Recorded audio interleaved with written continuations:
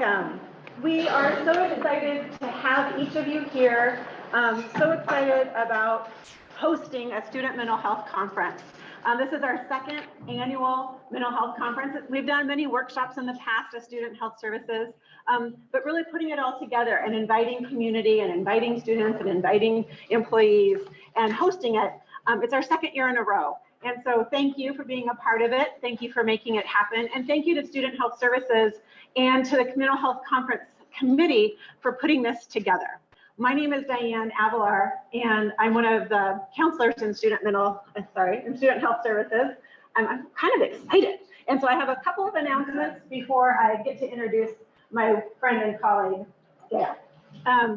First, just so that you take natural breaks, there are bathrooms just out the door and down the hall. We are also live on Zoom. And so we have this amazing owl that's, I guess, showing me out into the world and picking up our voice, but it will also pick up all of your voice. It's very voice sensitive.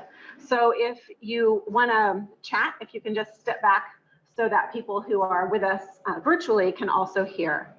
And I hope you enjoy some refreshments, you enjoy the bags, and that you enjoy this time together. We will be sharing the recordings next week sometime, and we will have more events today. So stay tuned for announcements. And again, thank you so much for being here. It's really important. And just a moment, one of our therapists last year died, who had been at Cabrillo for 12 years. And last year we dedicated the conference to her, and just want to hold a moment. It's been a year since her passing, and this is something that she and I always dreamed about. And so to have it in fruition and to have all of you be here and to have all of you be here in the virtual land is a real treat. So just thinking about Marianne Gardner today. And before I introduce Gail, just a second with that. So thank you. Compassion and action. And today I'd like to introduce Gail West, who for me exemplifies compassion. And so that's part of the reason we invited her to open the conference, because she is compassion in action. She exemplifies that.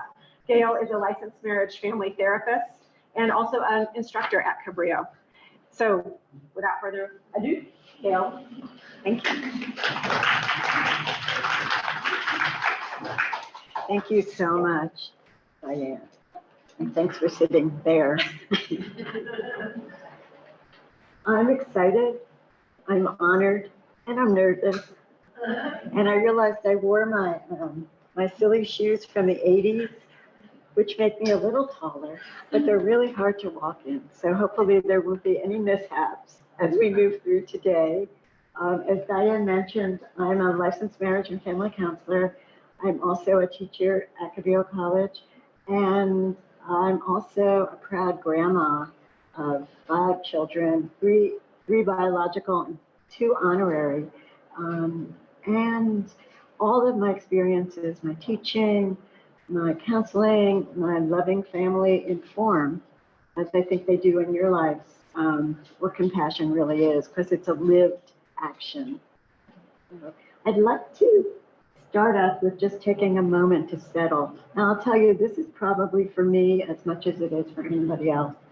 That I know sometimes when I'm coming from my house or driving or anything, I end up feeling like part of me hasn't come yet. I don't know if you all experience that, but I'm like, oh, am I here? You know. So just to give us a moment of settling in, I'm going to read a little meditation that's actually been adapted from Tara Brock.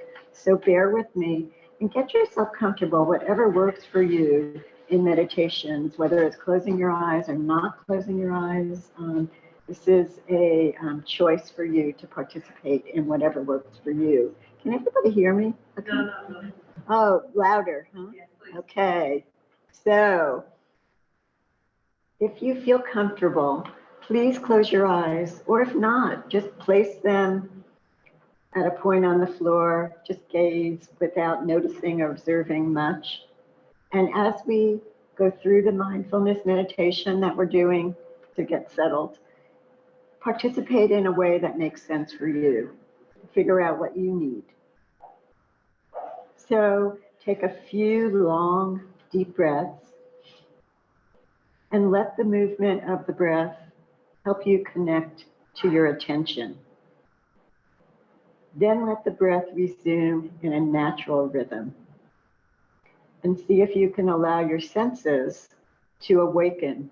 So you're listening maybe first to sounds around you, and then listening inward so that you're really listening to and feeling your body. And as you do, notice places in you that might want to let go just a little bit. Maybe there can be some loosening and softening in your shoulders. Maybe you can soften, relax, and unstretch your hands. Maybe you can find a way to relax deep down through your body and your belly. Feel the breath deep in your torso and become aware of sensations throughout your body, listening to and feeling the whole movement and the whole moment. Notice the area around your heart and see if you can feel your heart. And whatever mood is there, no need to change. Also, listening inwardly for whatever longing is speaking to you. Sensing your intention for being here, to learn and to take in exactly what is right for you. And sensing now the quality of presence that's right here. Noticing the difference between right now and perhaps when you first arrived. See if you can notice a quality of here-ness, an open and awake heart and mind. And as you feel ready, just begin to open your eyes slowly, quietly, peacefully, perhaps some gentle movement to awaken and feel really welcomed to our first activity. Thank you so much. So I'm going to be talking. I have a few activities in my pocket. I like people to ask questions and let me know what they're thinking. Sometimes I call on people like a teacher does. And I want you to be comfortable and relaxed. This is a discussion that we're all having. We're all in this together. We've been through quite a lot. And I've been deciding what I want to call this time of our life. Some days I wake up and I go, oh, it's post-pandemic trauma stress disorder. That's a lot of words and a lot of letters. But whatever it is for us, there's collective a sense, perhaps, of worry, fear, anticipation, anxiety. And then there's also personal, family, friendship losses. So we have a collective part of this, but we also have each our own individual way that we've been experiencing. And we still experience what's happening. And I like to say, and I hope it's true, and I hope we can make it more true, that we're all in this together. And this is really important.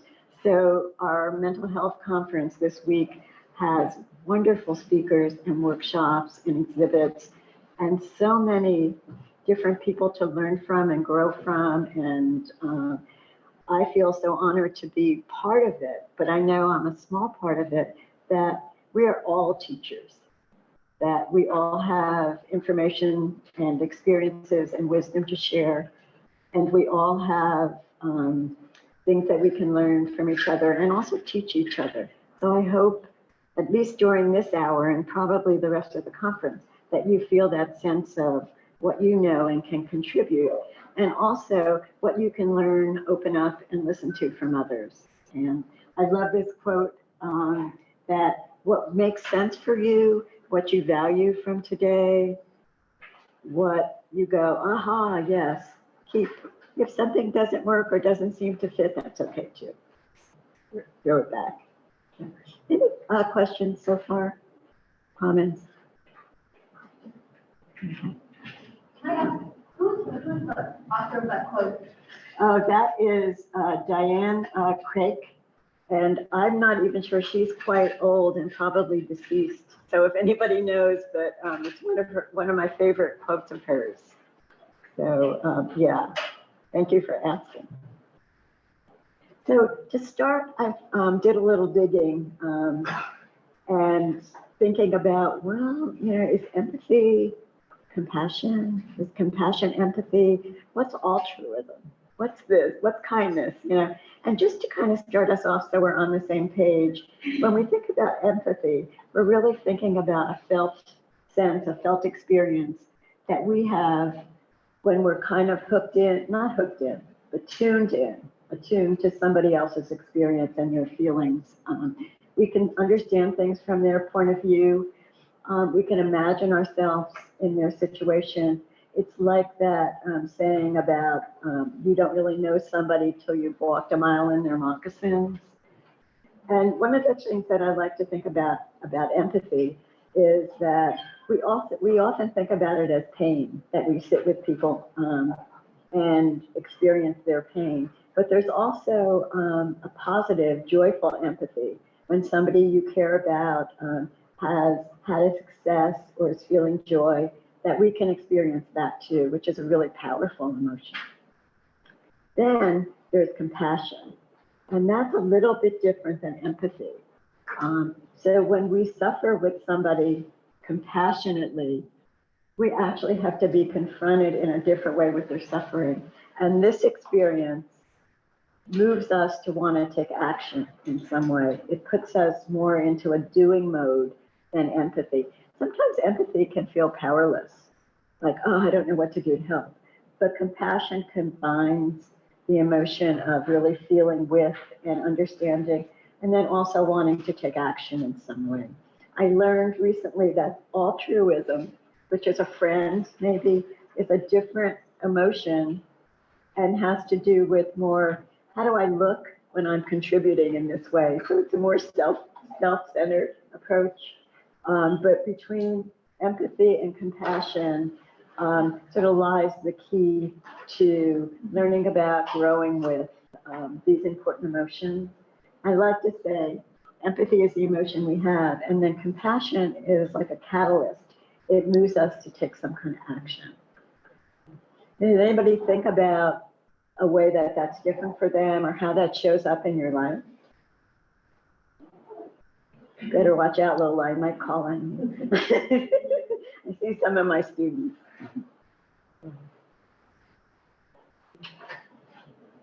I know when yeah, I see a hand. I feel like small children sometimes go through those two things pretty easily. Yeah, and oftentimes I think that's true, that our filters when we're kids aren't as, oh, what about this? Maybe I shouldn't do that, politically correct, whatever. So children can move more from almost an instinctual. Thank you, that's a great observation. Yeah, my 7-year-old grandson, he has a way of kind of approaching you, touching you and saying, are you okay? Yeah. And it gives you such emotion that at his young, tender age, he is trying to. Yeah, powerful. Thank you. So, breaking this down a little bit more, compassion has 4 aspects, 4 ways to kind of think about. And you might, as we're going through these, think about for you, how do you resonate with each one? Are some aspects of compassion easier than others? What do you think gets in the way? What works in terms of compassion? So the first is actually self-compassion.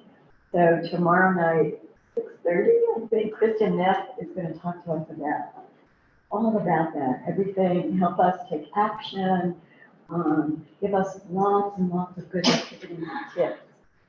And this is often a place that most of us have the most trouble. How do we feel for ourselves? How do we take care of?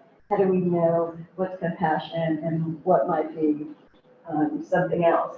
So it's like a really important one, and we also feel like we don't want to approach it like, I think culturally, I know for myself, doing self-care and taking care of yourself was not something that was admired when I was growing up. It was like, you're being selfish, or if you were positive about something that you were doing, it was felt like you were bragging or you were conceited. So we're really shifting about how we look at this concept of self-care and self-compassion. But it's really important, and it's really where the rest of our being able to move forward compassionately comes from. And I still go back to what the flight attendant says to me when I'm on the plane, and she reminds me about those oxygen masks, and that we have to put our own on first. And we really do have to do that with compassion. It has to start with us. Hard, but true. And then receiving compassion, and this is really interesting. How open are we when other people come towards us with kindness and compassion and caring? Do we kind of push them away? Like, oh, no, I'm fine, don't bother me, you're bothering me. Or do we thank them and gratefully and graciously accept? Where do we go with that kind of compassion? That's important. Can we accept compassion from them? I'm thinking about my Auntie Lil, a long time ago, not with us now, used to get horrendous headaches, really bad migraines. And when she got a migraine, her sisters, one of them, my mom, would come over with food and with quietness and with love and with all kinds of wonderful things. And she would abruptly and bitterly and really kind of cruelly push them away. No, leave me alone, I'm okay, I don't need this. So what does that say when we can't own and accept that sense that somebody wants to take care of us? Because the ability to accept compassion is actually a gift towards your person. You're giving them a gift to say, yes, thank you, I'll take that in. Any thoughts about that?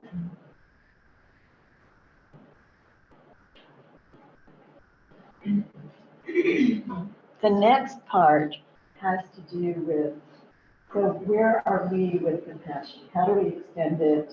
And usually we think first that this has to do with the people closest to us, right? Our children.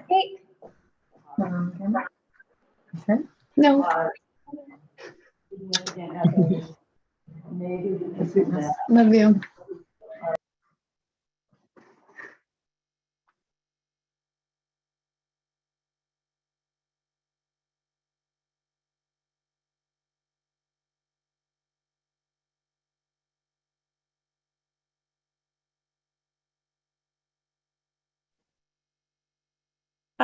We can't hear anything on Zoom. Can you guys turn on the microphone? Please.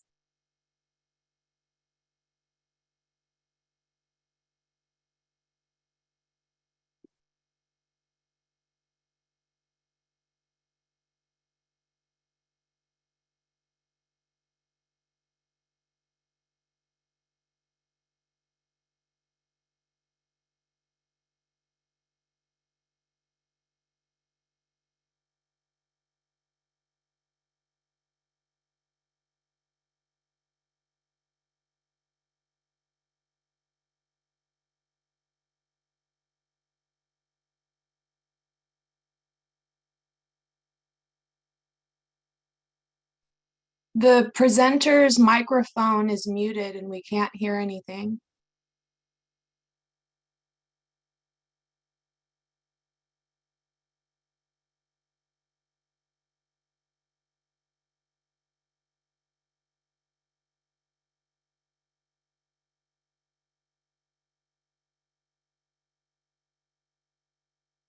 the people that we There, know. thank you. Welcome back, Sam, friend. Context for It might be people in another part of the world, as we hear about families struggling in Ukraine, as we hear about climate issues that are coming up all over the world, including our own community. Even though that might not be true for me, I can feel that sense of that suffering is so hard. And I can feel I want to take action in some way. So again, with compassion, not just empathy, we're using that sense of caring and being with to want to take some kind of action.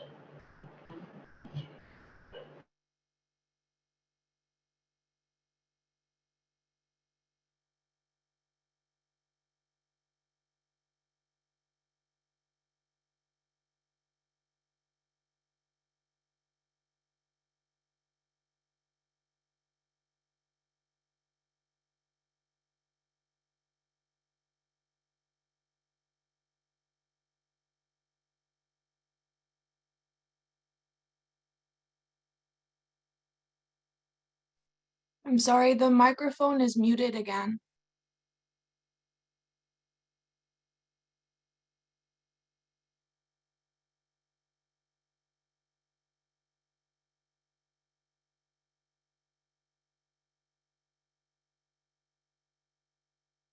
Been in my life. The last section reminds me of the Tibetan prayer flags, that the Tibetans believe that it's a prayer for not for ourselves, but for prayer for others and prayer for the world. And that when the wind hits those prayer flags, it's putting those prayers into motion and bringing them to life. And it's really a prayer for the entire planet, for all. How powerful. In a lot of cultures, you find that coming up, that sense of, anybody want to do that for me? Yeah. Our human compassion binds us the one to the other, not in pity or patronizing way, but as human beings who have learned how to turn our common suffering into hope for the future. Thank you so much. I feel like that also echoes what you were saying. And I also think that idea of Ubuntu, I don't know if I'm saying it wrong, but that sense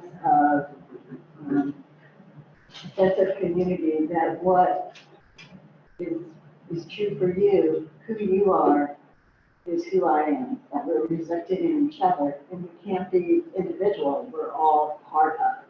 So we have this sense of community where we share and grow and suffer and heal. So what does any of this have to do with neuroplasticity? I wondered myself, but I had promised Claudia that I could do that. So I thought I could probably bring it. And one of the things I remembered is, and I love about learning about neuroplasticity, is the brain's ability to change and adapt due to our circumstances. So every time we have an experience, like being here, like going to a different class, like reading a book, like meeting your friend and having a discussion about something that's important to both of you, we're really changing the neural pathways in our brain. It's amazing, right?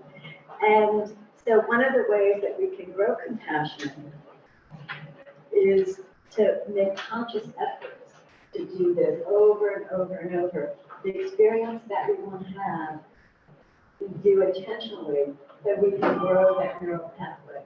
And I saw Shauna Shapiro once, who's a researcher at Santa Clara University, who does a lot of work on mindfulness and also on self-compassion.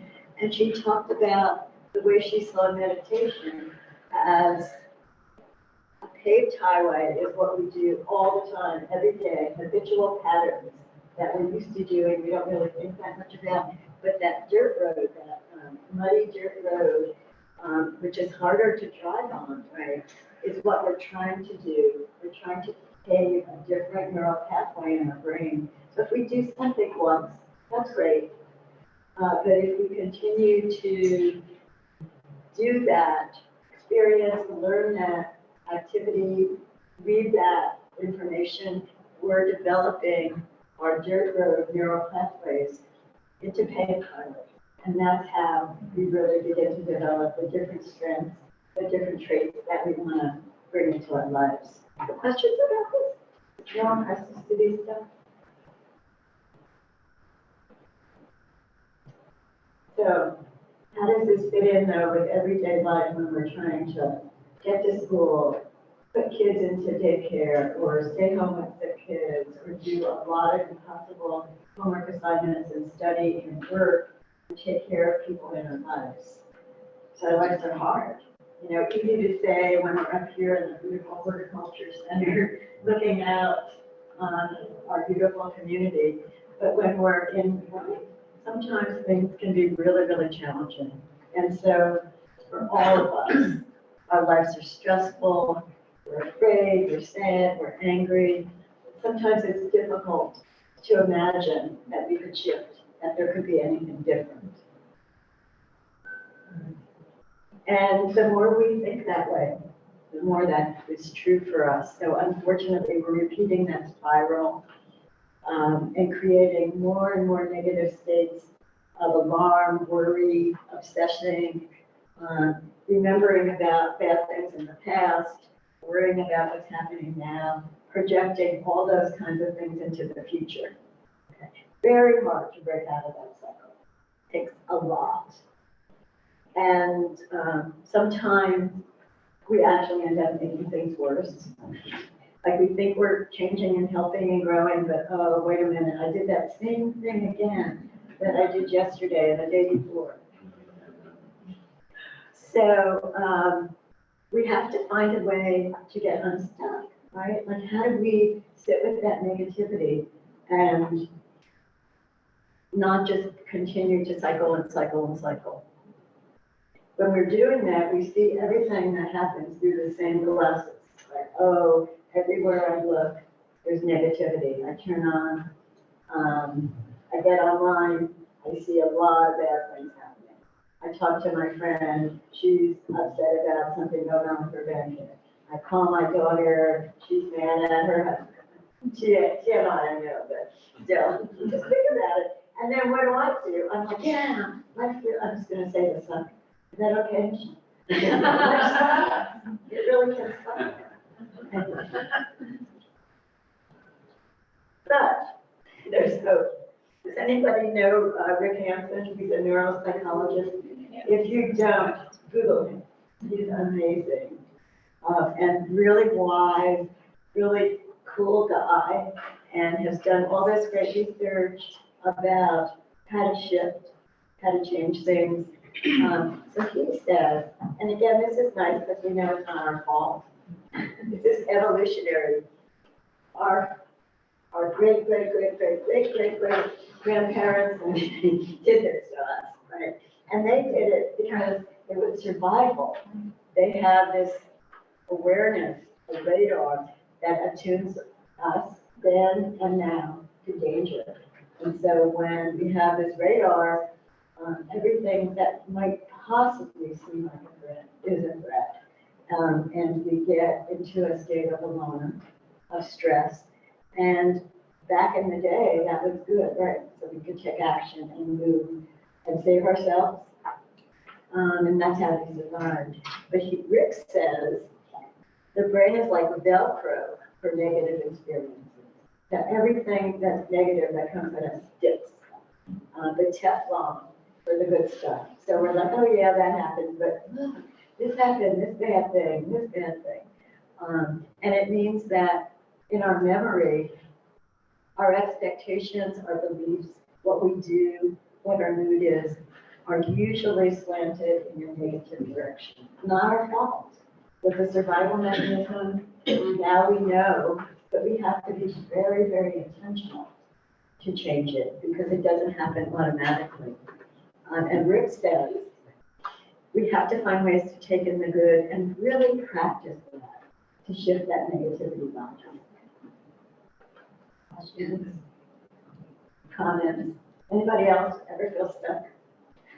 Yeah? Okay, good. It's not just me, right? Okay. That's good. Okay. So I don't know if this is how I can get this to work. Does it work? No, it probably doesn't. Okay, I have to go back. So when I clicked on that, I was like this cute video. And the video is the Sesame Street. I think you should get it on your computer. Can I do it? I'm gonna Okay. try. So, does anybody know, there was an old joke, even before my time, which is a long time ago, about how do you get to Carnegie Hall? Practice. Yeah, who said that? Very good. Okay, so then we're gonna have to skip. Thanks, Diane, you rock. No. Oh, I love this guy. Uh-oh, we can't hear him now. There. Do the audio. Yeah. At the bottom, no, Bottom right. on the video. On the video, see there's an audio button? Yeah. If only you knew what I see right now. I don't know. I'm just making a mess. On the video, you can do it. On the video, I I'm muted so it. glad I'm not over there doing that. If she's trying to play that thing, I got to play it on the video. Sorry, everyone.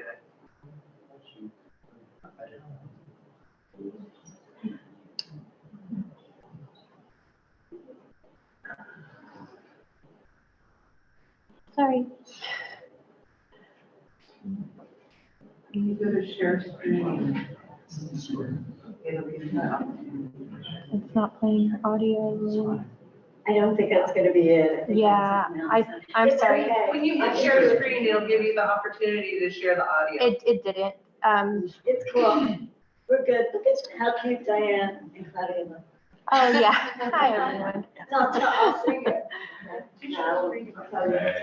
So the joke is, right, some people are hanging out on the sidewalk. Oh, okay, thank you. Half hour. Thank you. Couple people are hanging out. Where's it coming again? It's not showing sound for some reason. Let's go back to the board. We'll share the slides and all the links in the videos Yeah, after. I that's good. apologize. Why did you make such a big thing out of it? Because I wanted to tell a joke. I thought this would be a perfect time to tell a joke. People are walking down the street chatting, and this person approaches them with a vitamin. And he goes, "Can you tell me how to get to Carnegie Hall?" Okay, anybody know where Carnegie Hall is or anything about Carnegie Hall? Like, famous, big, New York City, okay? And the two people look at him and they go, "Practice, man, practice, practice." Okay, that's the whole joke.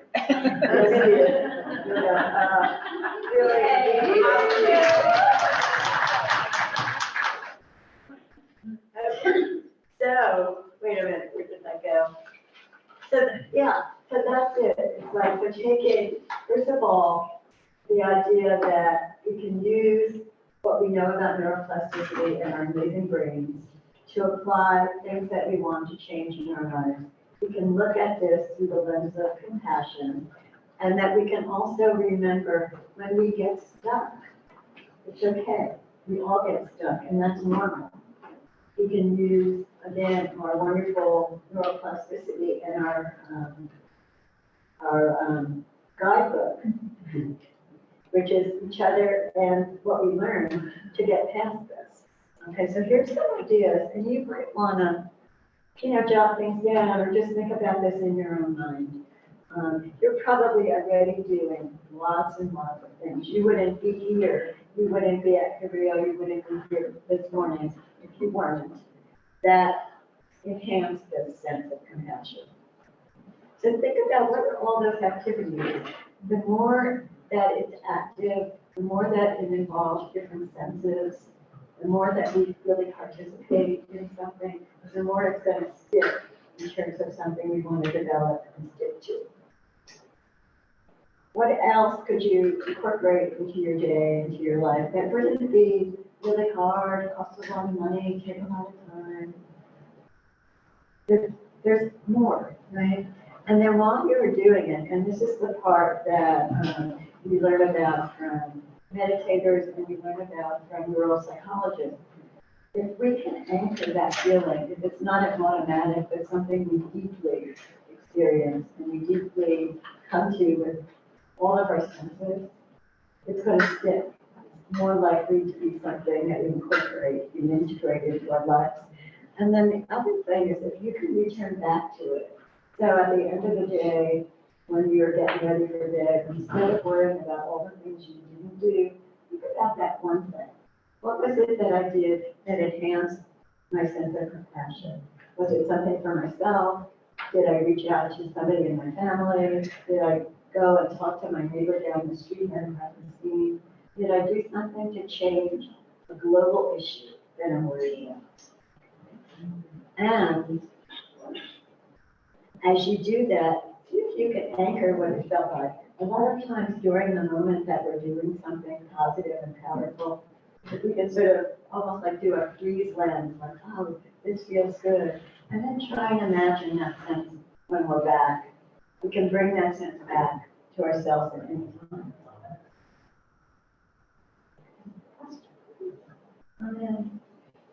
Who does this? And you're Diana. We started doing that. Great. We can do this.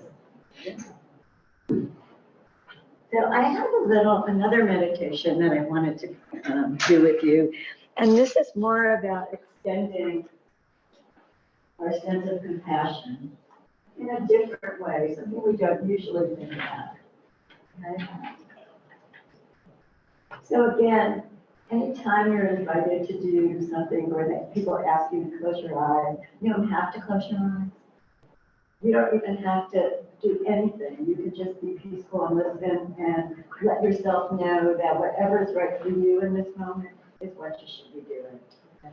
But I am going to invite people, if they'd like to close their eyes, or again, to allow their gaze to just glance at something that's not going to be real stimulating.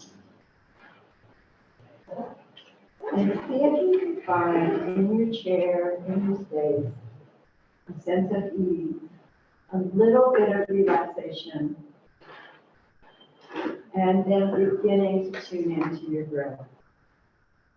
And I like to do that by taking a couple deep breaths. Helps me remember that maybe I wasn't breathing that much. So a couple of deep breaths. And then feeling that sense of groundedness. Notice your body sitting in the chair in a sense of grounded. If your feet are flat on the floor, you can feel the energy that comes up through the earth. Notice if there's tightness or tension around your shoulders or your jaw. Relaxing the muscles in your face. And any other place in your body that may feel it needs a loosening. Invite yourself, your body to relax. As you breathe, scanning through and noticing places of spaciousness and acceptance.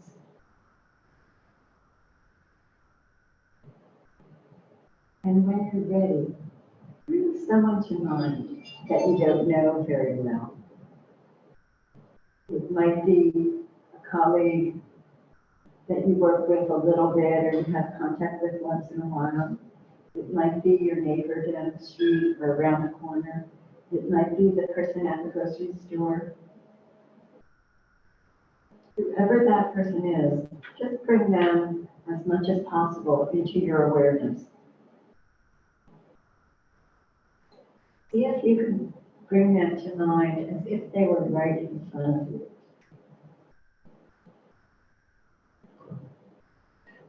And gazing at them in your mind, say to yourself, this person has a body and a mind just like me.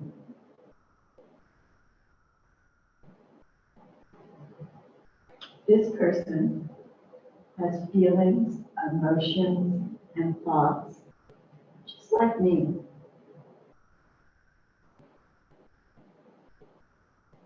This person has experienced sadness, disappointment, anger, hurt, confusion, just like me. This person has experienced physical and emotional pain and suffering, just like me.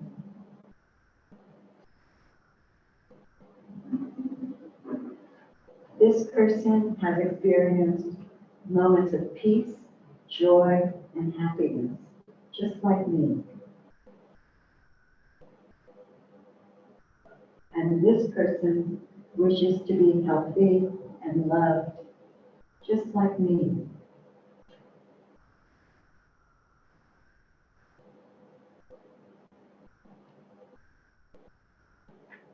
And take a moment to sense how you're feeling. What thoughts, feelings, sensations are coming up in your body. What's that like as you hold this person in awareness, just to notice?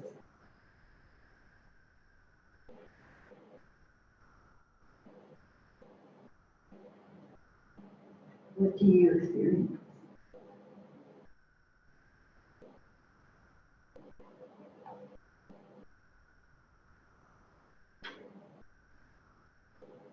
Holding this person in your mind, that image of their face, send them good wishes, wish them to be well and happy and healthy, and may they live with ease.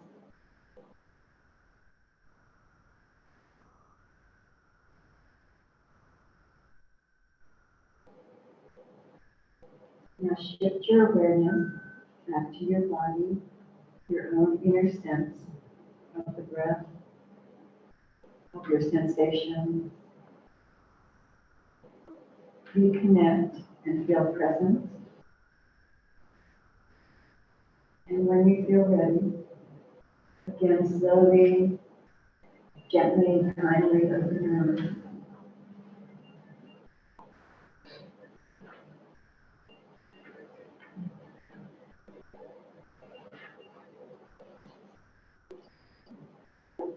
Notice some people are kind of stretching and moving their shoulders, which is really good to do. I'm going to do a quick into the yoga.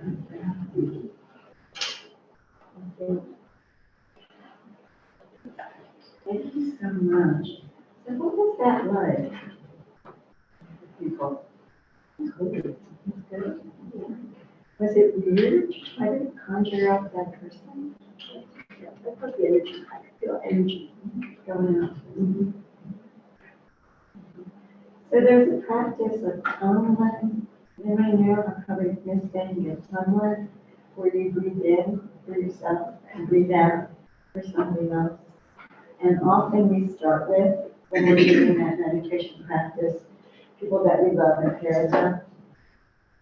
And then sometimes we shift to people that we don't know as well. And then sometimes we shift to people that we're having a hard time with. Can be very challenging when we get to that part of our practice. But can we extend that sense of compassion that we start with ourselves, extend to people that we care about, that we know and love, and then extend it even towards people that we may feel some differences with or some anger. And then, of course, as we know, the next step is, can we bring that into the world? Can we spread more of that compassion on the global level? So, anybody have accountability buddy? I have my daughter who calls me every morning and goes, "Mom, it's time to wake up." And I love it, but I don't. She's my accountability buddy for getting out of bed. I really like it most of the time. Okay, but we could have compassion accountability buddies where somebody that you know, that you feel safe with, that you feel maybe working on the same kinds of issues, can understand you when you're talking about this, won't blame you or shame you when you're not doing things perfect, but can help celebrate that and also model that for ourselves, right? It's like when I'm going to tell on Diana. Oh, no. No. Diane is a model for me. of how to be with students, how to go through life, how to be kind, how to process complicated emotional issues. She may not have known that, but now she knows.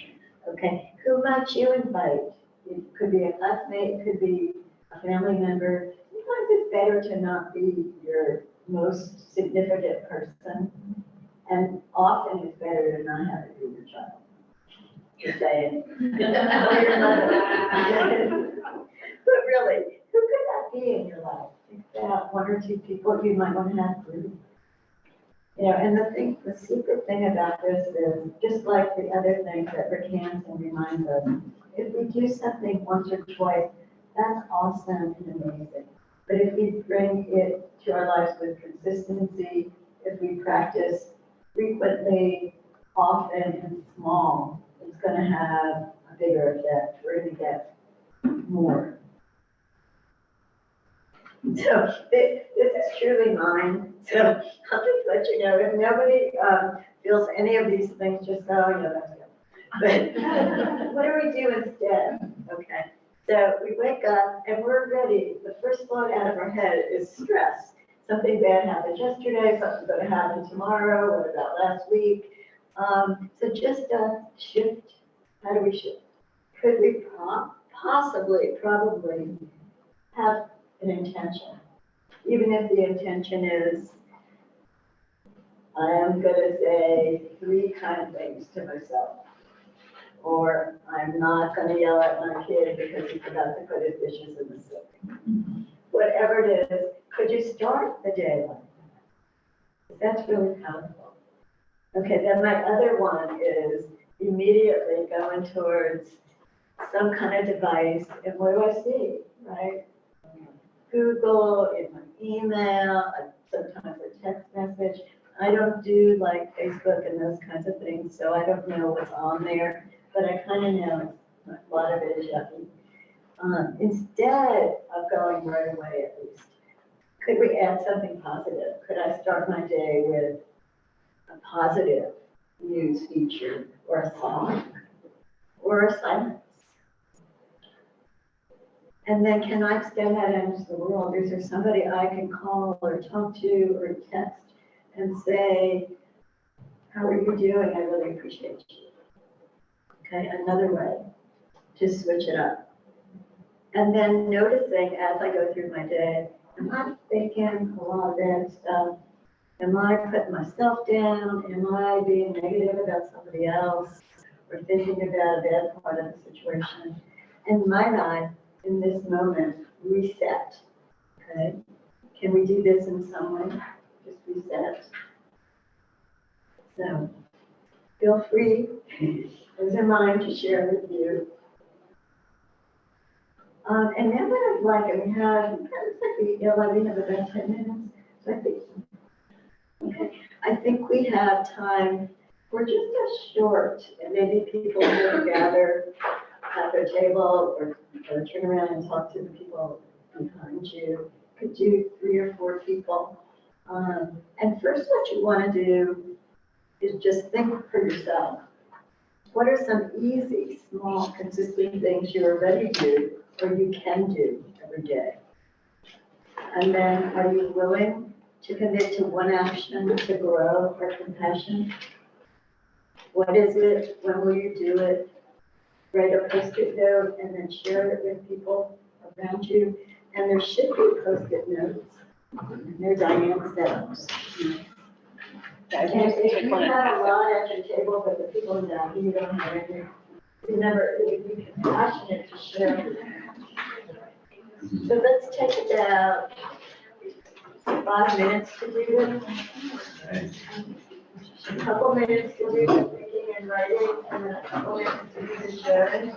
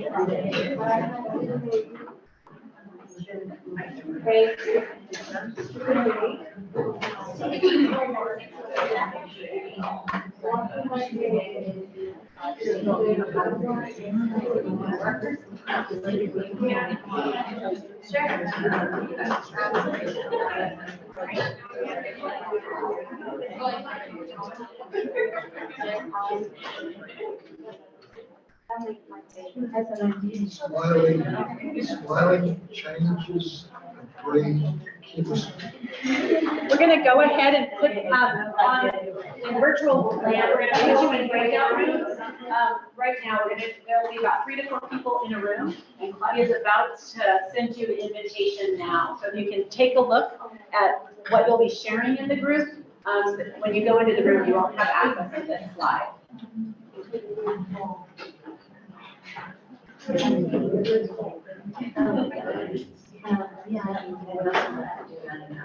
And you'll have about 3 minutes in the room. We'll let you know a minute before it's going to close.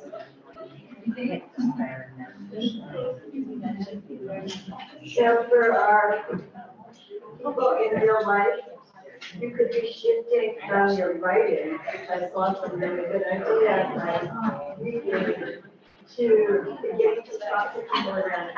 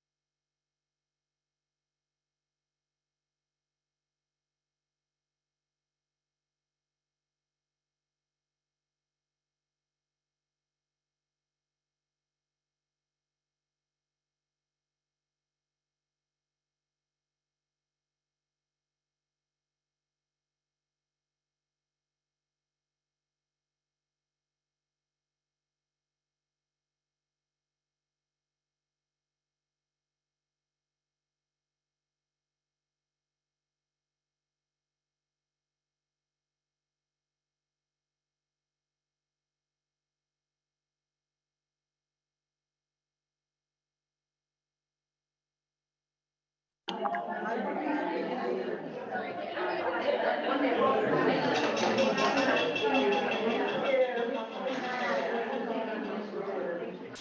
to have a reading class, I don't know if you still have it, but when someone raises their hand, someone else raises their hand, and then supposedly we quiet down, and we did it.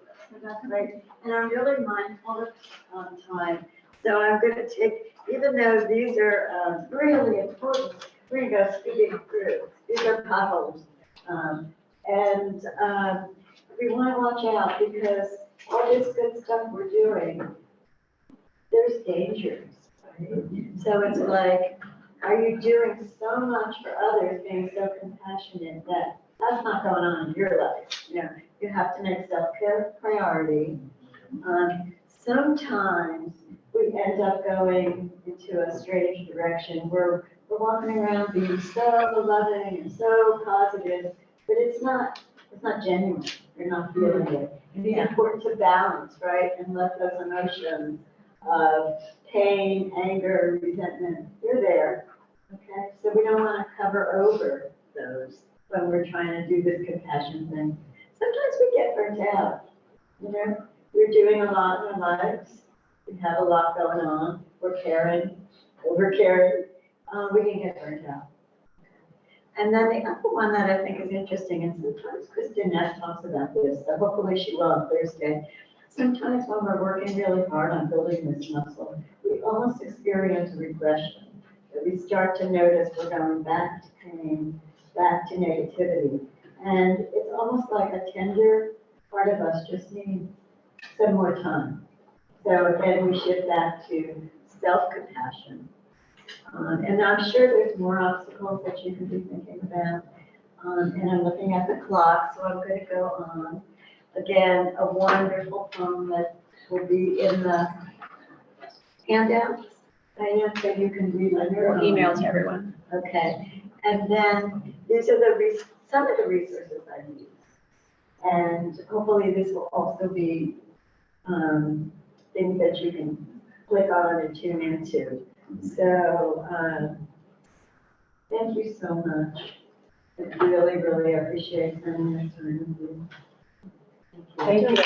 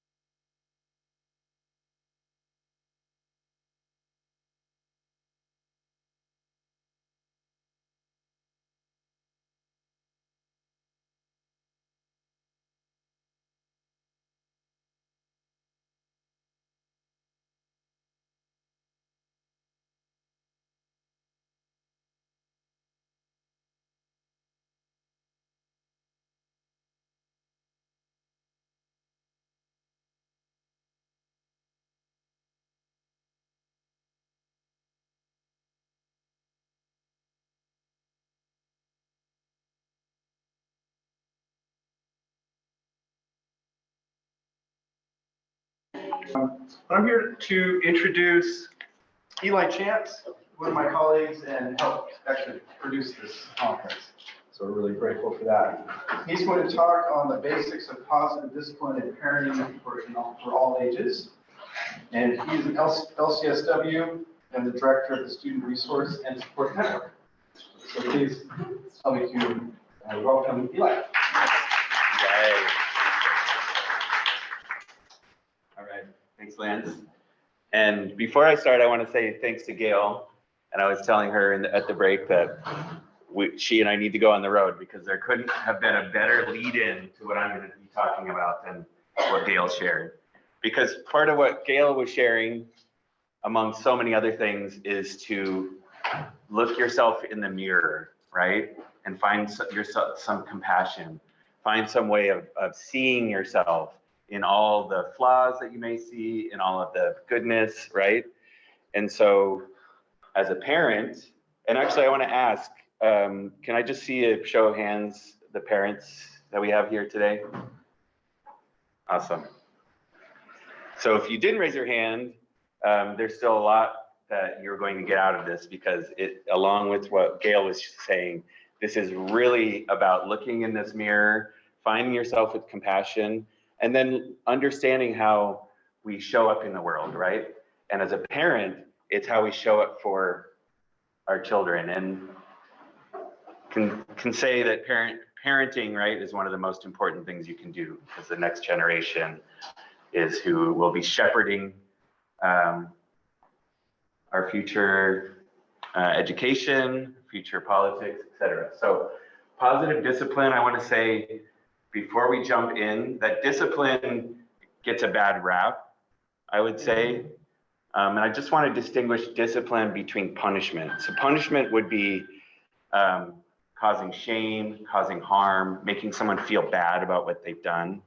And discipline is about teaching, it's about education, it's about guiding, it's about boundaries. So there's a big difference.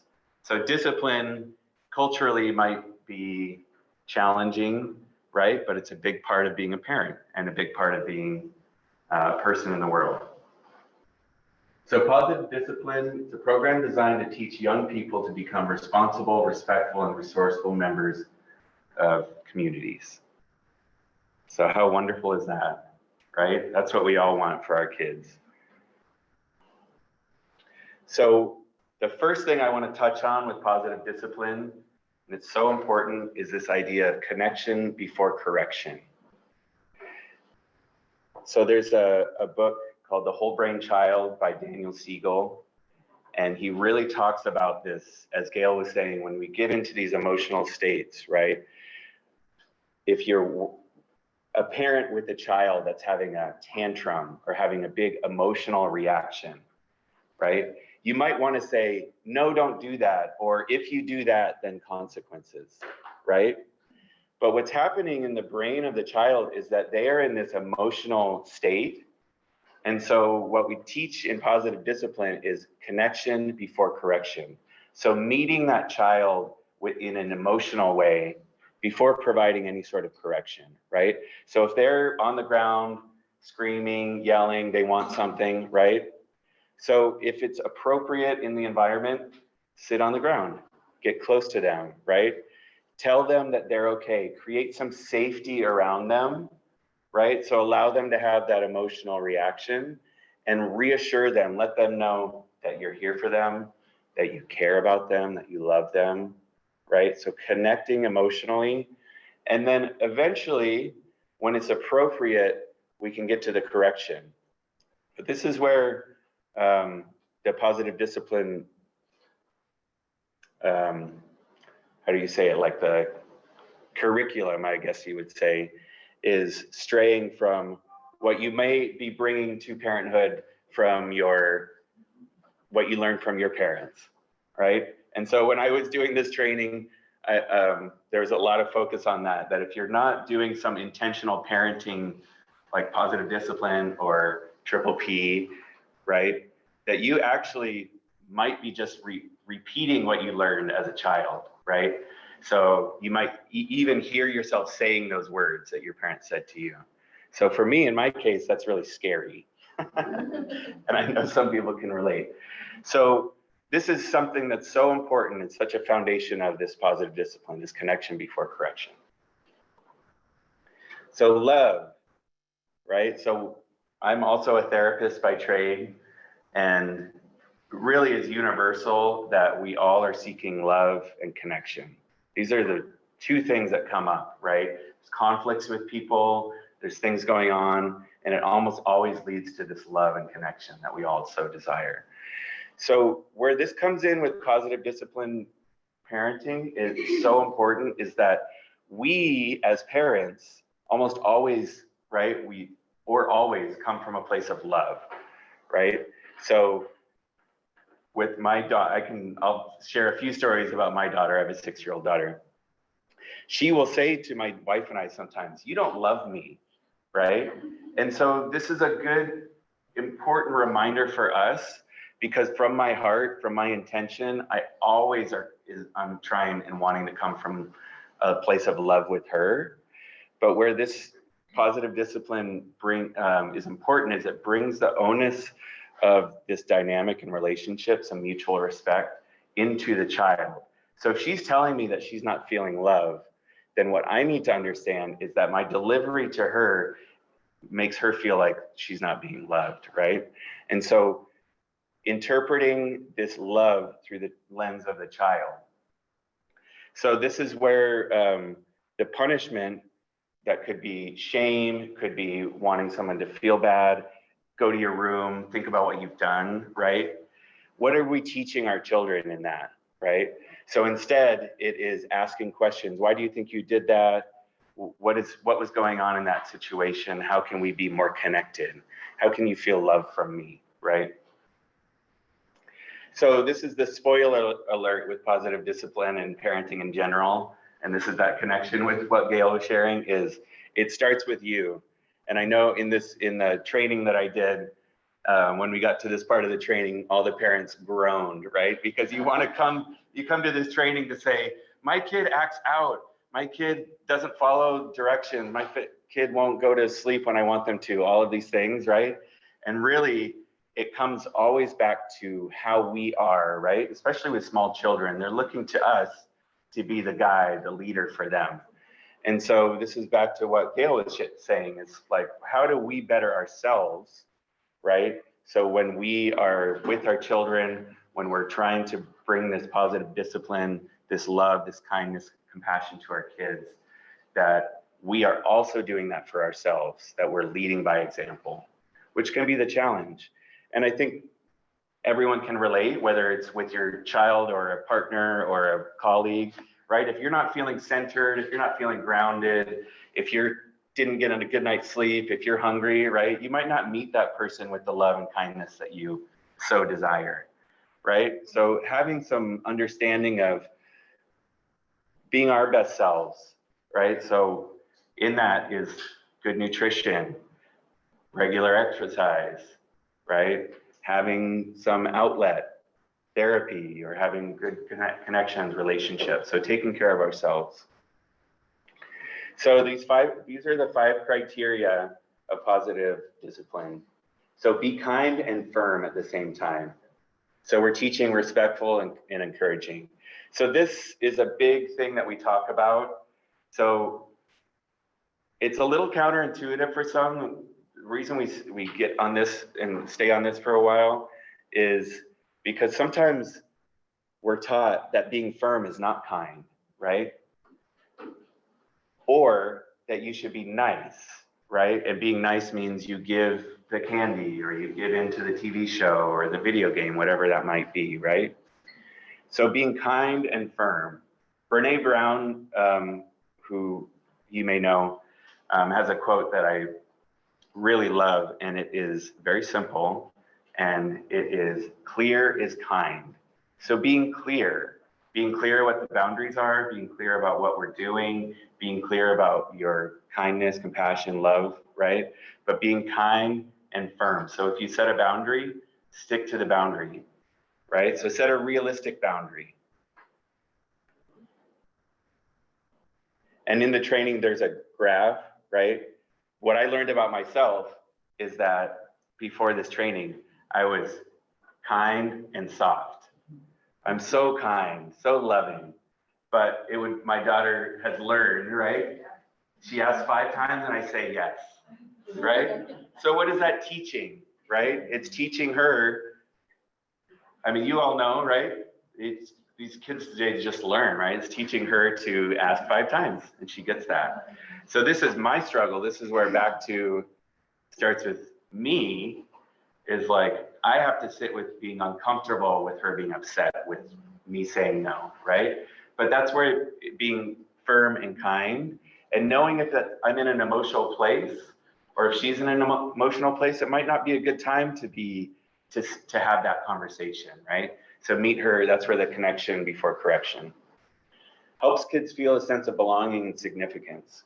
So we'll go into this more, but a lot of this involves dialogue, right? Ask a lot of questions for the child. What do you want? What did you think was the rule? What do you want to get out of this situation? Okay, you want this. Okay, let's talk about this. So there's a lot of dialogue, and part of it is just bringing your child or children into the conversation. And I think, bringing it to our day-to-day lives, right? Imagine if you had someone in your life that's constantly telling you what you can and can't do, right? And often it's not the thing that you want to be doing. And there's just inherent frustration, right? No one wants to be told what to do. And even if you're a child with a developing brain and there is a social norm that you listen to your parents, it's not easy, right? So having some space for that ease with the child and bringing them into the conversation. Part of one thing we'll talk about later is doing things like family meetings, right? So actually we do this with my daughter, asking her when something comes up and she's upset, we have a whiteboard, write it down. That's on the agenda for our Sunday night family meeting, right? So bringing her into that belonging significance. I just thought of a really funny story that I just want to tell about this positive discipline. I did this training at her school and I would bring her to the daycare at the school when I did this training. And about like a month after it was all done, she was really mad at me. And she said, remember when you did that class at my school, right? And it took me a minute. Oh, I was in class. Oh yeah, that training, parenting training. You need to go back to that. And I said, oh, really? Okay. What do you think I need to learn, right? And she said, I want to eat candy and watch movies. This is like the place that she wants this ownership, right? I want to do what I want to do. So this is the challenge, is like meeting her. Of course, she's not going to get movies and candy, but giving her some sense of belonging and understanding. So positive discipline versus punishment is effective in the long term. So punishment works in the short term, but it has negative long-term results. So part of looking back, as I said, if you think about what you learned as a child, right? Think about what your child is learning from you. And back to that idea of love, is we find connection and love in mysterious ways sometimes. So where punishment is effective in the short term is if you say, go to your room, that was inappropriate, right? Think about what you've done. They go to their room, they might cry, have whatever, but when they come out, you got to assert your authority, so to say, right? You nipped it in the bud. But in the short term, what is that person learning, right? That if you do something bad, you go by yourself into a room and think about what you've done, right? And chances are it's like, what's that little person thinking about how they are in the world? Are they loved? Is there connection? Is there shame behind what they've done, right?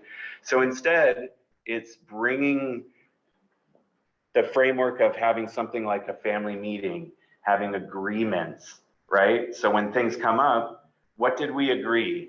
What did we say in the meeting? What do you want? So asking a lot of questions to the child without giving them the power, right? There's still a power dynamic, but bringing that. So what you're teaching is good attachment, good love, that it's not praise where you do something good and you earn something, that it is encouragement, that it's love and kindness. It teaches valuable social and life skills. So respect, concern for others, problem solving, accountability, contribution, cooperation. So engaging the children or the child in the conversation can foster all of those things, right? So my daughter, like I said, often, another thing she'll say to us when she's really mad is, why do you get to make all the rules? I love it, right? And when I was a kid, that was like, because I'm in charge, because I'm your dad, because I'm your mom, right? But what kind of messaging is that, right? So my wife and I, we do our best, right, to say, well, you can help make the rules, you can help have these decisions, but this is where having the space to meet that person with that connection first, right? I hear what you're saying. I love you.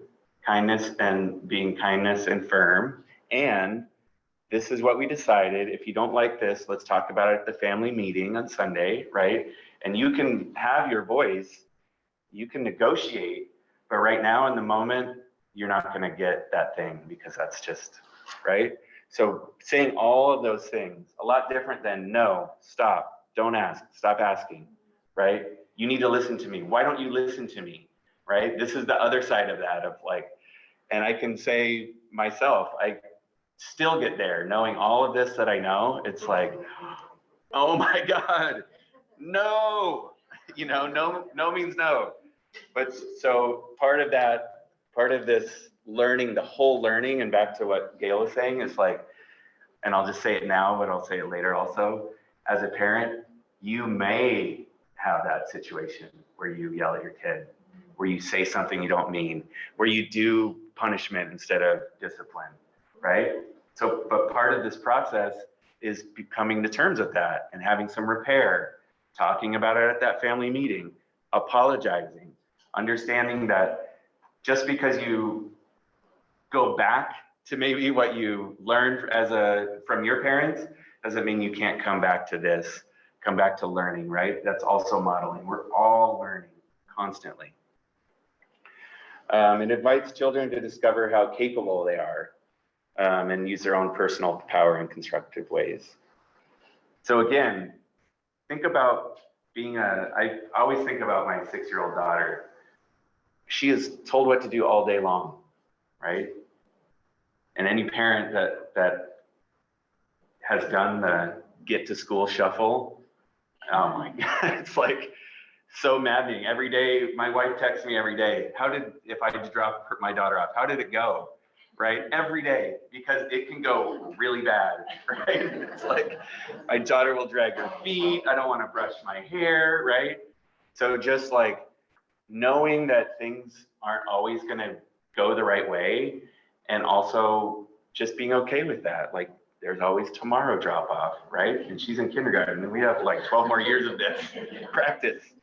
But what we're trying to teach her is without like derailing our routines too much, is that she's capable. She has a voice. She can say, right, these things.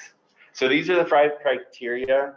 And as I said, where it really connects with, I love what you shared, is part of this is just like being a good person, right? You want to do this with all your relationships. You want to give everyone that you value in your life mutual respect. So there we go, mutual respect. So these are the tools and concepts. So giving mutual respect. And what does that mean, right? So this is part of that family meeting or those discussions, is you may need to define as a family what respect even means, right? So we did this, we asked my daughter what respect means, and it's like, you do what I tell you, you do what I want, right? It's so funny. So even defining the term, right? And then having that mutual respect. So we hear her, she hears us, and there's this conversation.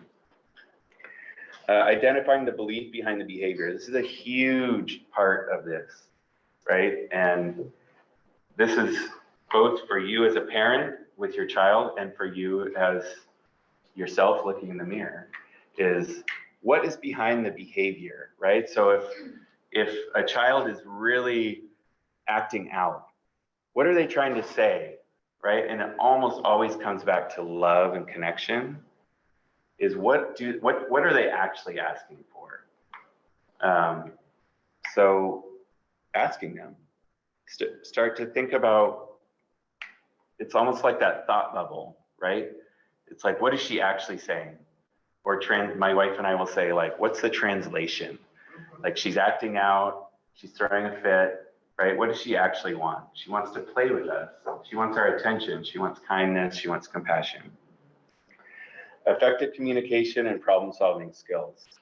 So this is important for everyone, right? This is part of living in the world, is just being able to communicate, ask for what your needs are, problem solve, understand that you will be disappointed in life, that you can communicate your needs, you can listen, right? Discipline that teaches. So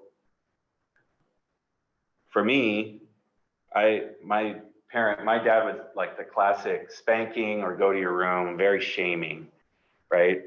That didn't really teach much, a lot of anger. That's what that taught me. And so I know that with my daughter, but when you're in those tense moments, you really have to have this tool bag, right? Of what you should do or what you could do to help teach.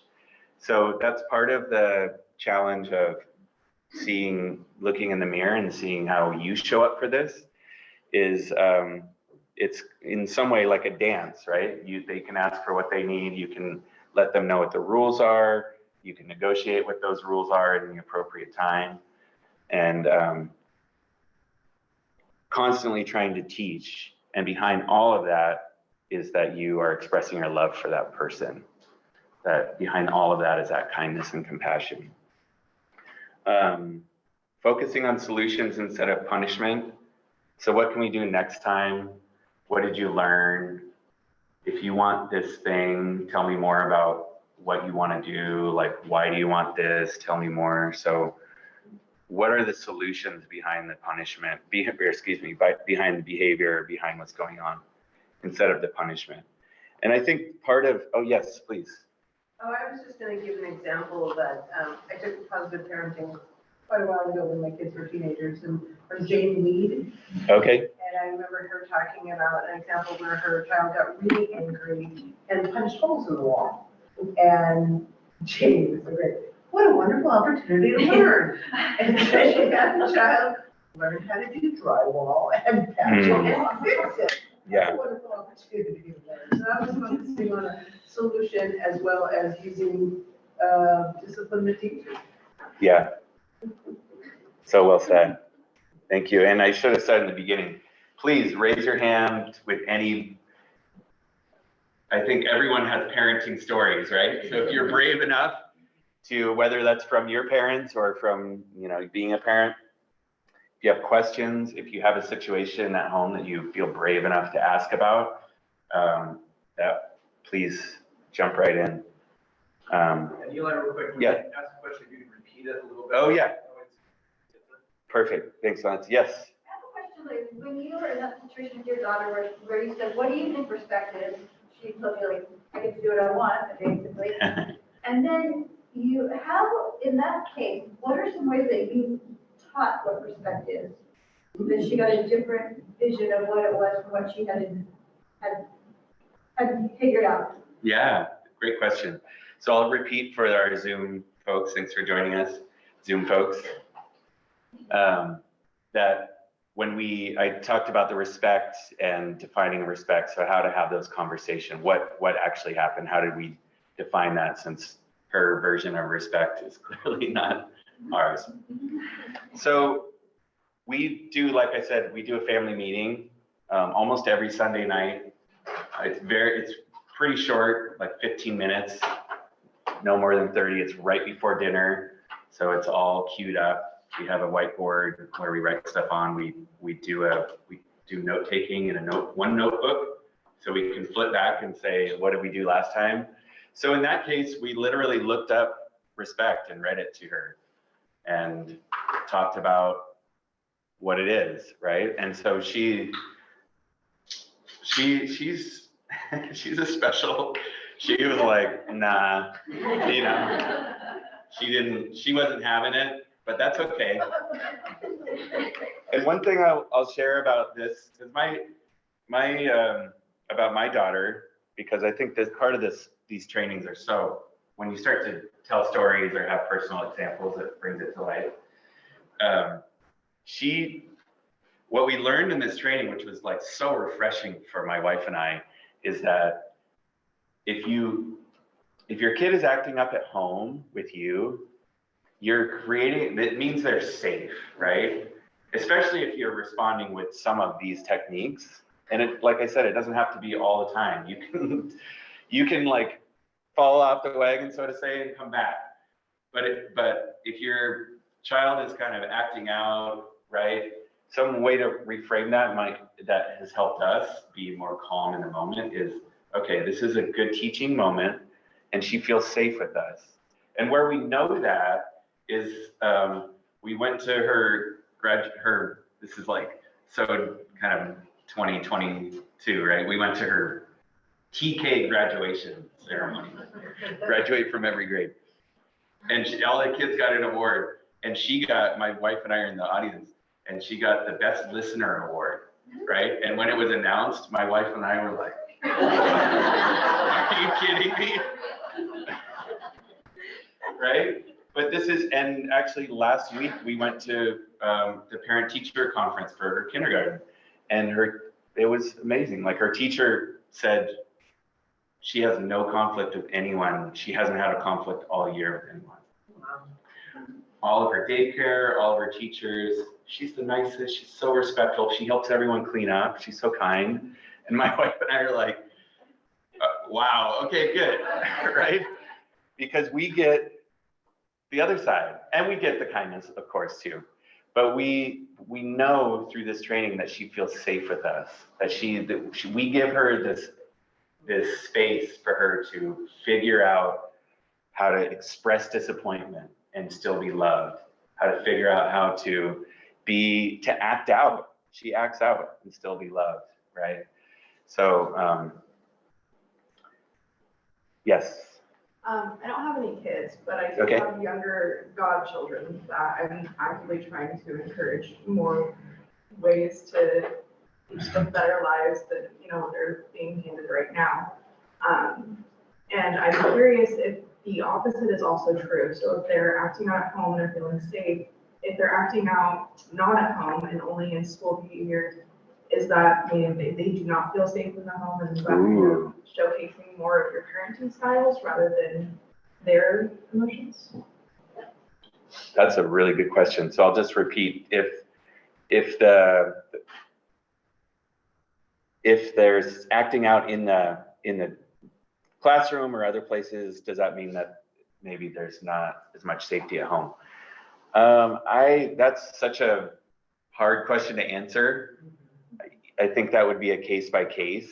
I wouldn't say that would be an intrinsic link, because some students or some children have the safety at home and still act out in the community or in school. But that's a good question. Thank you. Yeah. Thanks for asking. Yes.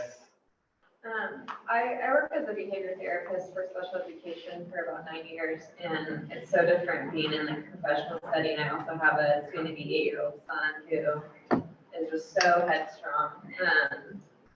But one thing I just wanted to bring up that I learned through working in elementary school is these books called My Little Squad of Emotion. I don't know if you've heard of them, but there's this whole book series for elementary school age kids, and they put color with like a dot to like every emotion. So you have your sadness spot, or your anxiety, worry, anger. And I feel like with my son, that's really helped identify his son's feelings. Like, your worry spot is really big right now. Yeah. So what are you feeling? What is that? What is the reaction because of that? And how do we shrink that? Amazing. And then something else that, because kids are so insightful, last summer, he was at summer camp, and I was, picking him up and I'm watching, and he's one of those, that if you tell him what to do, and he's gonna know why you're telling him. If he doesn't agree with the why, he's just not gonna do it. And so I was like noticing that they're doing this group activity. He was all, I'm not gonna do this, I don't believe in it. And so I was trying to talk to him about, oh, you need to like participate with the group, like even if you don't want to. And he said, he's like, it sounds like you're asking me to not be me. Oh, And yeah. I was like, that's a really interesting perspective. And it brought this whole conversation with him at 7 years old. Like, well, there's a lot of times, like, I like to be me in certain areas, but I also have to put certain parts of me on the shelf to show up in a certain setting. And so I just think that once you start opening up the conversation, they're participating and they really give you some insight. And I've never thought about that when we are telling these kids, you need to do this, you need to do that, you need to do that. They're like, but that's not me. Yeah. So. Beautiful. Yeah. What a great example. And I think it's also, as a parent, it's also like, I hear you, that you feel that way. And sometimes and you still have to do. Right, yeah, like I told him that you have to put that part on the shelf. Yep. If you don't want to participate, and you have to participate. Yeah, exactly. And then I you think, can bring that back at a Yep. better time, but you're in a group setting, you can't. Anyways, it was just, like you said, kind but firm, Yep. I guess. and that's such a beautiful example, because what you're doing is you're creating the safety for you to have that conversation.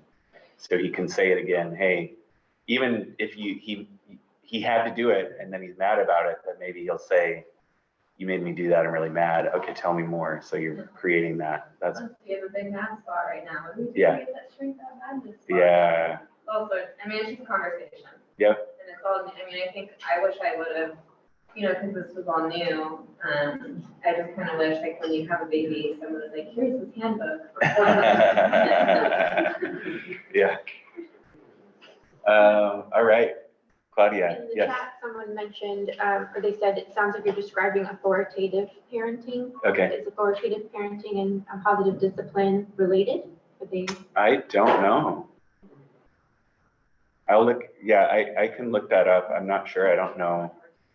I don't think so. They are, just because as a new parent, I've Okay. researched all this stuff. Okay, great. I want to say that they are very similar, if not Great. kind of interchangeable, but yeah. Okay. Great. We'll find out for you, Shana, online. Thanks, Chanel. I saw a couple more hands. Yes, in the back. It's funny and interesting how you mentioned that when we are parenting our kids, we are also dealing with a generational bias. Yep. Our parents or their parents have taught us. So after the 467, but why, Mom? You want to say, because I said so. Yep. Or you're done when I say you're done. Yep. So there's this very cool saying in my native tongue, I'll try to translate it. It is, the best favor we could do as trees with axe marks is not to pass those marks to our seeds. So every time there is a why, in my mind, I'm thinking, am I leaving a mark? I'm not leaving a mark. I'm not going to leave a mark. Then Good for you. because.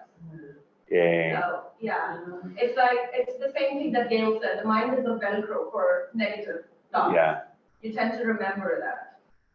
So that's just what I try to do. Great example. And I think I want to just highlight part of what you're saying is it's a practice. This is all a practice. You can learn this and relearn it and you just have to continue to practice. So thank you. I wanted to add to what she was mentioning about, not feeling safe, the safety at home and why they possibly act out at school. Yeah. I had so my son is 13 now, he's joined middle school just this last year, right? Like he's in 7th grade right now. And so, in 6th grade, he was still in elementary. So before I was trying to do my research, like, okay, because we live right behind a middle school that you could just walk, but I was hearing all these bad things about the school, right? And I'm like, I don't want to go, I don't know if I should go there. So I had to do this whole inter-district thing. So he can go to another school that, has better reviews or has better numbers. And at the time I was working at a medical clinic, and a patient that I knew from working at the district, when I was in school, I was like, hey, can I just ask your opinion on what do you think of this school? And she's like, because I told her, I'm thinking of this, I hear bad things, and I hear good things about that one, but logistically, you know, it's like, makes more sense for my son to go to the one right in front of our house. Yeah. But I just hear so many bad things, like, what do you think? She said, you know what, I don't think it matters. She's like, the parent involvement is what matters. So if you're there and you care, you talk to the teachers, you go in there, introduce yourself, like your involvement is what matters, no matter what the route you say, as long as you're involved with your son's like education and whose teachers are. So like that first, I mean, I'm already doing this in elementary because I'm very involved in their site council. I was president there for 2 years. Yeah. But I like emailed every single one of the teachers, because it's 6 teachers now, right? I emailed every single one, hi, I'm a mom, and you need to let me know. But it was cool for her to say, like, it does not matter what's going on, like, as long as there's parent involvement, and you show them that you care for their education and you're willing to support them, I think that's what's gonna make the difference. Like, don't care about the bad things. Thank you. Well said. Thank you. Awesome. All right. So last one on this slide, so important, is encouragement instead of praise. So this was another, when I learned about positive discipline, this was another shocker for me, because I grew up in a house of praise or shame. If you do well, then you're praised and you get rewards. If you don't do well, then you get punished, right? So encouragement is so different. Encouragement is not to say, good job, you did a great job. It is, how do you feel like you did? I'm so proud of the effort that you made, right? It's not tied to an outcome. And so this is really where this praise versus encouragement is connected intrinsically to love, to that idea of love. So kids will learn how to be loved if they do well, right? This is that achievement. If I do well in sports, then I'm appreciated, I'm loved, right? If I do well in school, I'm appreciated and loved.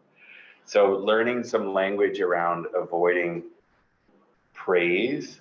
And so an example for me and my wife is I always would call my daughter, my beautiful daughter, you're so beautiful, right? And so, you know, what's wrong with that, really, right? But that in learning this is that praise, right? So I'm like reinforcing for her that beauty is an important thing, right?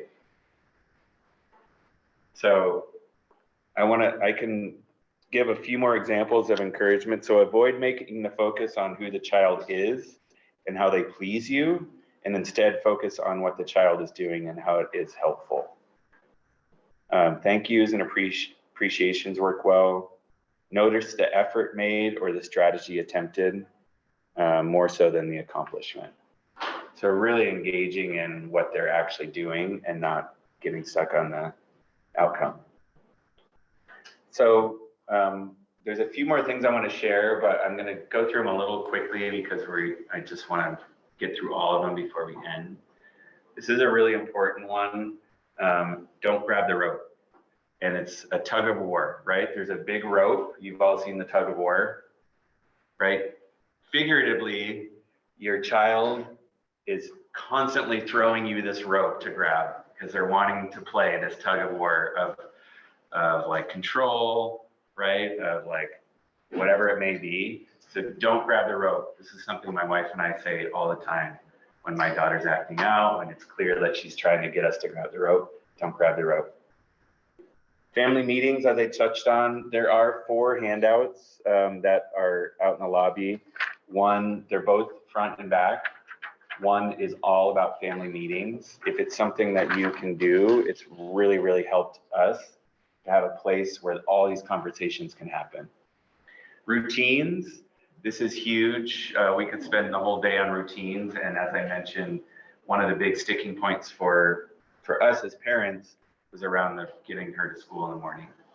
Man, like now we have this routine all timed out, and we try to follow that, right? But this is good for everyone, having a bedtime, having a brush your teeth, get your pajamas on, in the morning, wake up at this time, have your breakfast, brush your teeth, do your hair, like all of that.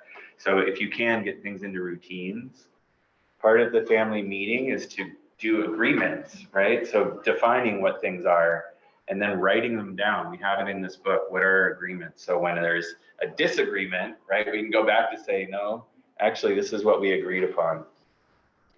And then this is a really big one also, because we're all so busy, is making time for connection, right? Actually going to the park together intentionally, get off your phone and be present, right? So making time for that connection.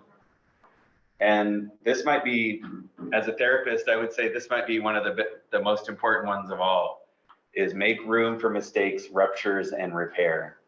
So that's for yourself and for your child and for everyone involved, is we are going to make mistakes. We are going to, say the wrong thing, right? So what's so important in all of this is to be kind with yourself, with your child, with your partner when those mistakes happen. Maybe put it on that list for the family meeting, come back to it and talk about it, right? Not when they're in this maybe emotional reaction tantrum, but later. Hey, remember when this happened? Let's talk about that. Remember when you yelled at us? Yelled at me, right? Let's talk about that.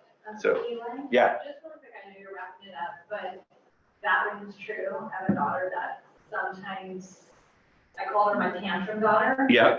And she's 20 now, and I still, when she's heated or anything, this goes from age 5 all the way up. I had to wait until bedtime after bath, after everything, and she was laying in bed silently. Yep. And I would go in and I would discuss it and just reaffirm that I love her. And that still works till this day with her. I cannot talk to her during or even around anything. So. I love it. I love it. When the walls are down. When the walls are down. Right before bed, right? Yeah, that's like I perfect. don't do anything negative, so she doesn't go to sleep when upset. It's just to kind of offer that love. And, And this is part of that teaching, right? All of these are teachable moments for your child and for yourself. But that repair in relationships in general, but especially parent-child and these dynamics, talk about it. What happened? Where were you coming from? Ask them what they were feeling. It's really important. So this is the main, so Jane Nelson is the founder of Positive Discipline. This is the main book that she wrote. I highly recommend it. It's available everywhere. There's a lot of online resources. Like I said, I have these 4 handouts. We have this, we're lucky in Santa Cruz to have this agency. It's called Positive Discipline Community Resources. They create these. There's a lot more on their website, but I have 4 to hand out today. One is family meetings, routines, encouragement, and then punishment versus discipline. So these alone are a lot of really great resources, and there's a lot more online. 2 websites, positivediscipline.com and positivediscipline.org.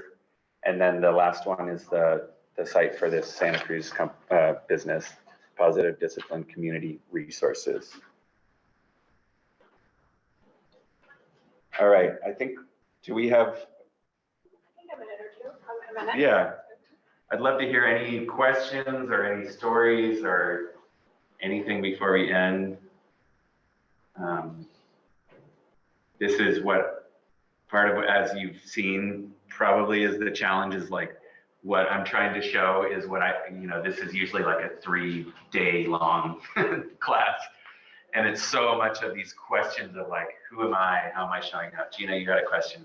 I wish I would have had this when my kids were younger, but I see how some of this still can apply. Yep. I have 20, 22, and 21, and a 16. So I think this is wonderful. Thank you. Yay. Yep. And just kind of on that, and I was gonna, I think it applies to every, like you said, every relationship, right? Not just the parenting one, but like the coaching one, or the leadership one, or just the being, to some degree peers, right? Just talking and checking in and like that, setting aside time. Our family meeting is about setting aside time to talk and reviewing and all those things. So thank you for that. Like, even if we don't have kids, it could show up in our life. Yeah. At work. staff meetings. Exactly, right? Yeah. I know we have this, one of my favorite quotes, it's kind of a cliche, but from John Kabat-Zinn is, wherever you go, there you are, right? So we want to go on vacation, right? Because we'll be happier. We want to go and do this because things will be different. And really, we're just who we are, right? So this is so important in learning about, like you're saying, like in relationships in general. How are we showing up? How are we showing up for ourselves, for our family, for our children? And I just, yeah, for ourselves. And I just want to say thank you. It's so grateful to be part of this conference, grateful to share this. This has really changed my whole parenting life. So I'm happy to share it with others. So. Thank you. Yep.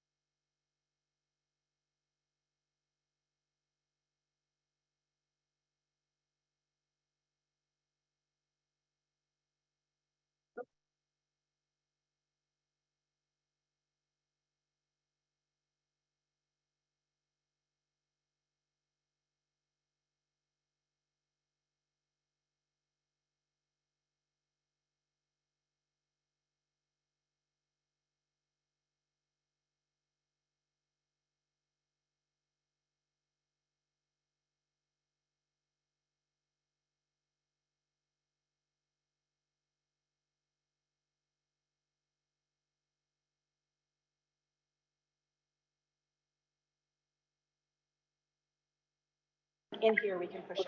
We'll be starting shortly.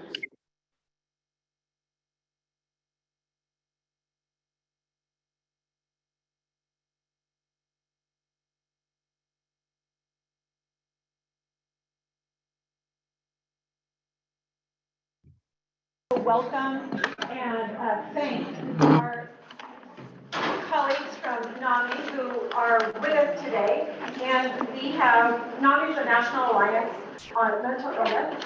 And with us are Leslie Nielsen. Okay.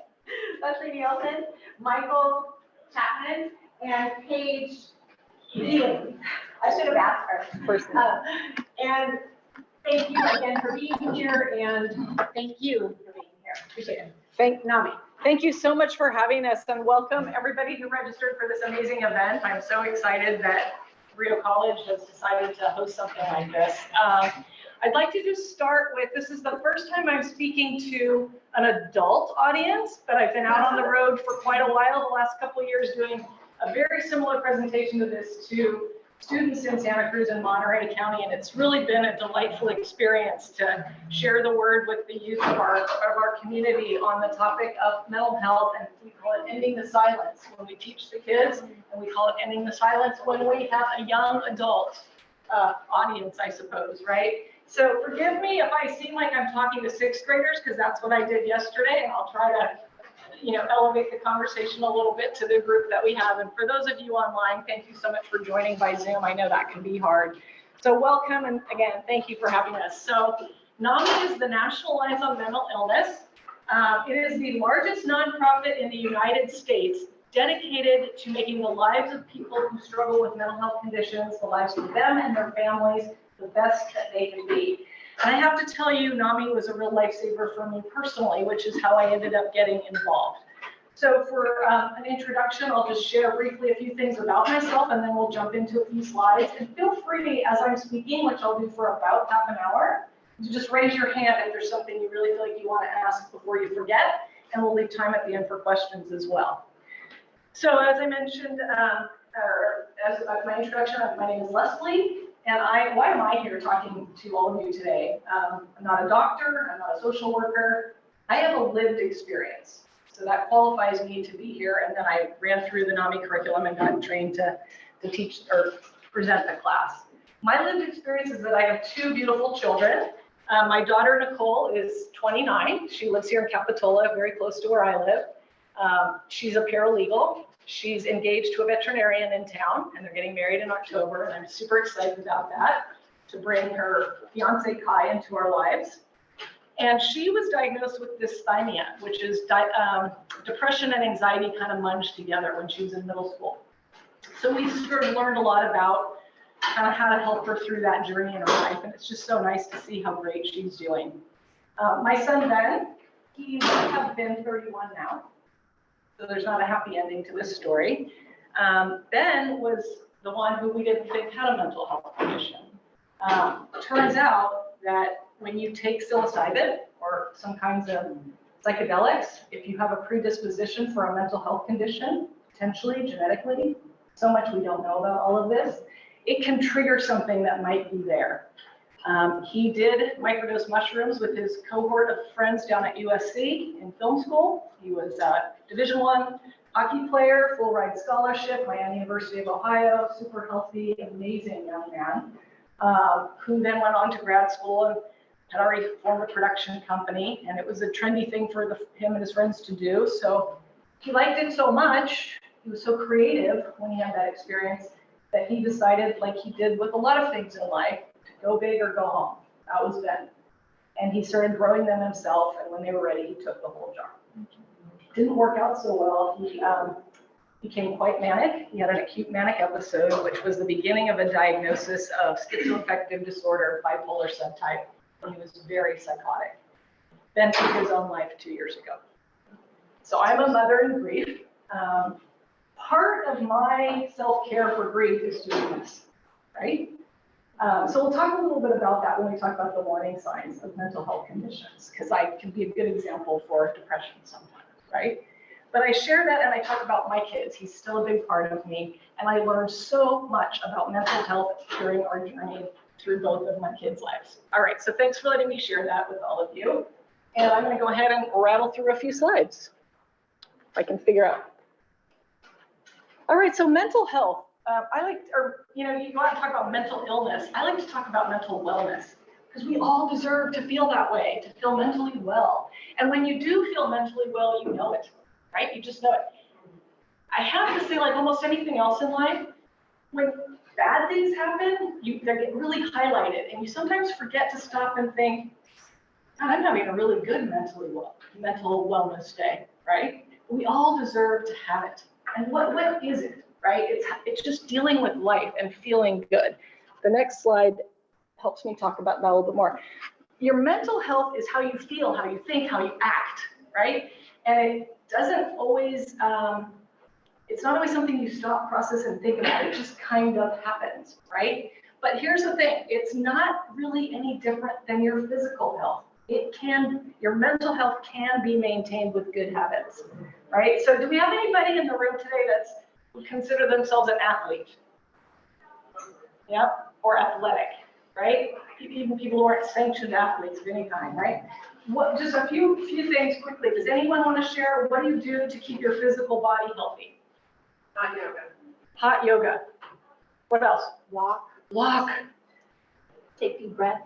Take deep breaths. How about hydrating, eating well, sleeping well? Right? There's all these things we've learned to do that help our physical body be in its best shape that it needs to be for that physical condition to thrive. Your brain is just part of your body, so mental health conditions are medical conditions. They're just a little bit harder to see, right? And we used to say, still do, when you have family members or loved ones with mental health conditions, it's not your casserole illness, right? People see your kid broke his arm, they often want to bring you food. People hear that your kid is struggling with depression or anxiety or something like that. They don't typically understand what that really means for your family, right? So we try to share when we go out and talk about ending the silence and talking about mental health. We try to talk about how important it is to treat brain disorders or mental health conditions very similar to how we treat physical conditions. Learn how to take care of them, right? They're common and they are treatable. Yes, question? Would you mind if I took a picture of the slide? Is that okay? Yeah, that's completely okay. Absolutely. A picture of the slide. And I won't change it till you say you're done. All right. Here's what mental health conditions are not. They are not anybody's fault. And I will tell you, I feel blessed to have understood this before my tragic situation, because I can only imagine the blame that people put on themselves. And of course, I have days where I wonder if I could have done something different to prevent this outcome. But I don't really blame myself. I don't blame Ben, and I don't blame his dad, who I don't even like, right? I really don't. It doesn't do anybody any good to find blame or shame in mental health. It is nothing to be ashamed of.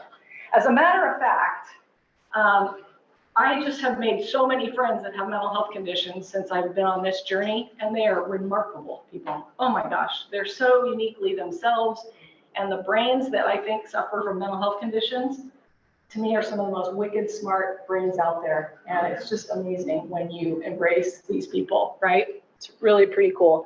And you'll see on a slide later a few examples of why, you know, it doesn't have to be a death sentence for success. You can absolutely be successful in life with a mental health condition. Are you done with your photo? All right. The next couple of slides have warning signs. The curriculum that I'm sharing today was created by NAMI. And by design, they've used some adjectives in the materials, kind of by design, like drastic, severe. And I think why that's really important is because when we're trying to diagnose or identify whether someone we care about or love has a mental health condition, there's just regular life too, right? Stuff that happens. So here's where I use the example of my situation. Probably wouldn't be a huge surprise to a lot of people that I have days where I feel pretty depressed and I kind of don't want to get up or do anything.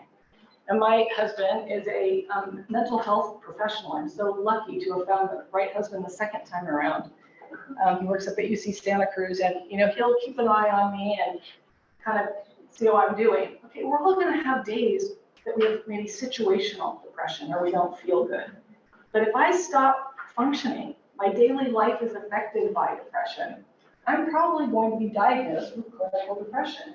It's common, it's treatable. We'll know what the warning signs are and I'll get the help that I need, right? So it's threading the needle between things you see that are kind of normal, wonky behavior and behavior that's consistent enough that it's affecting someone's daily life. So we try to share what a few of those things are.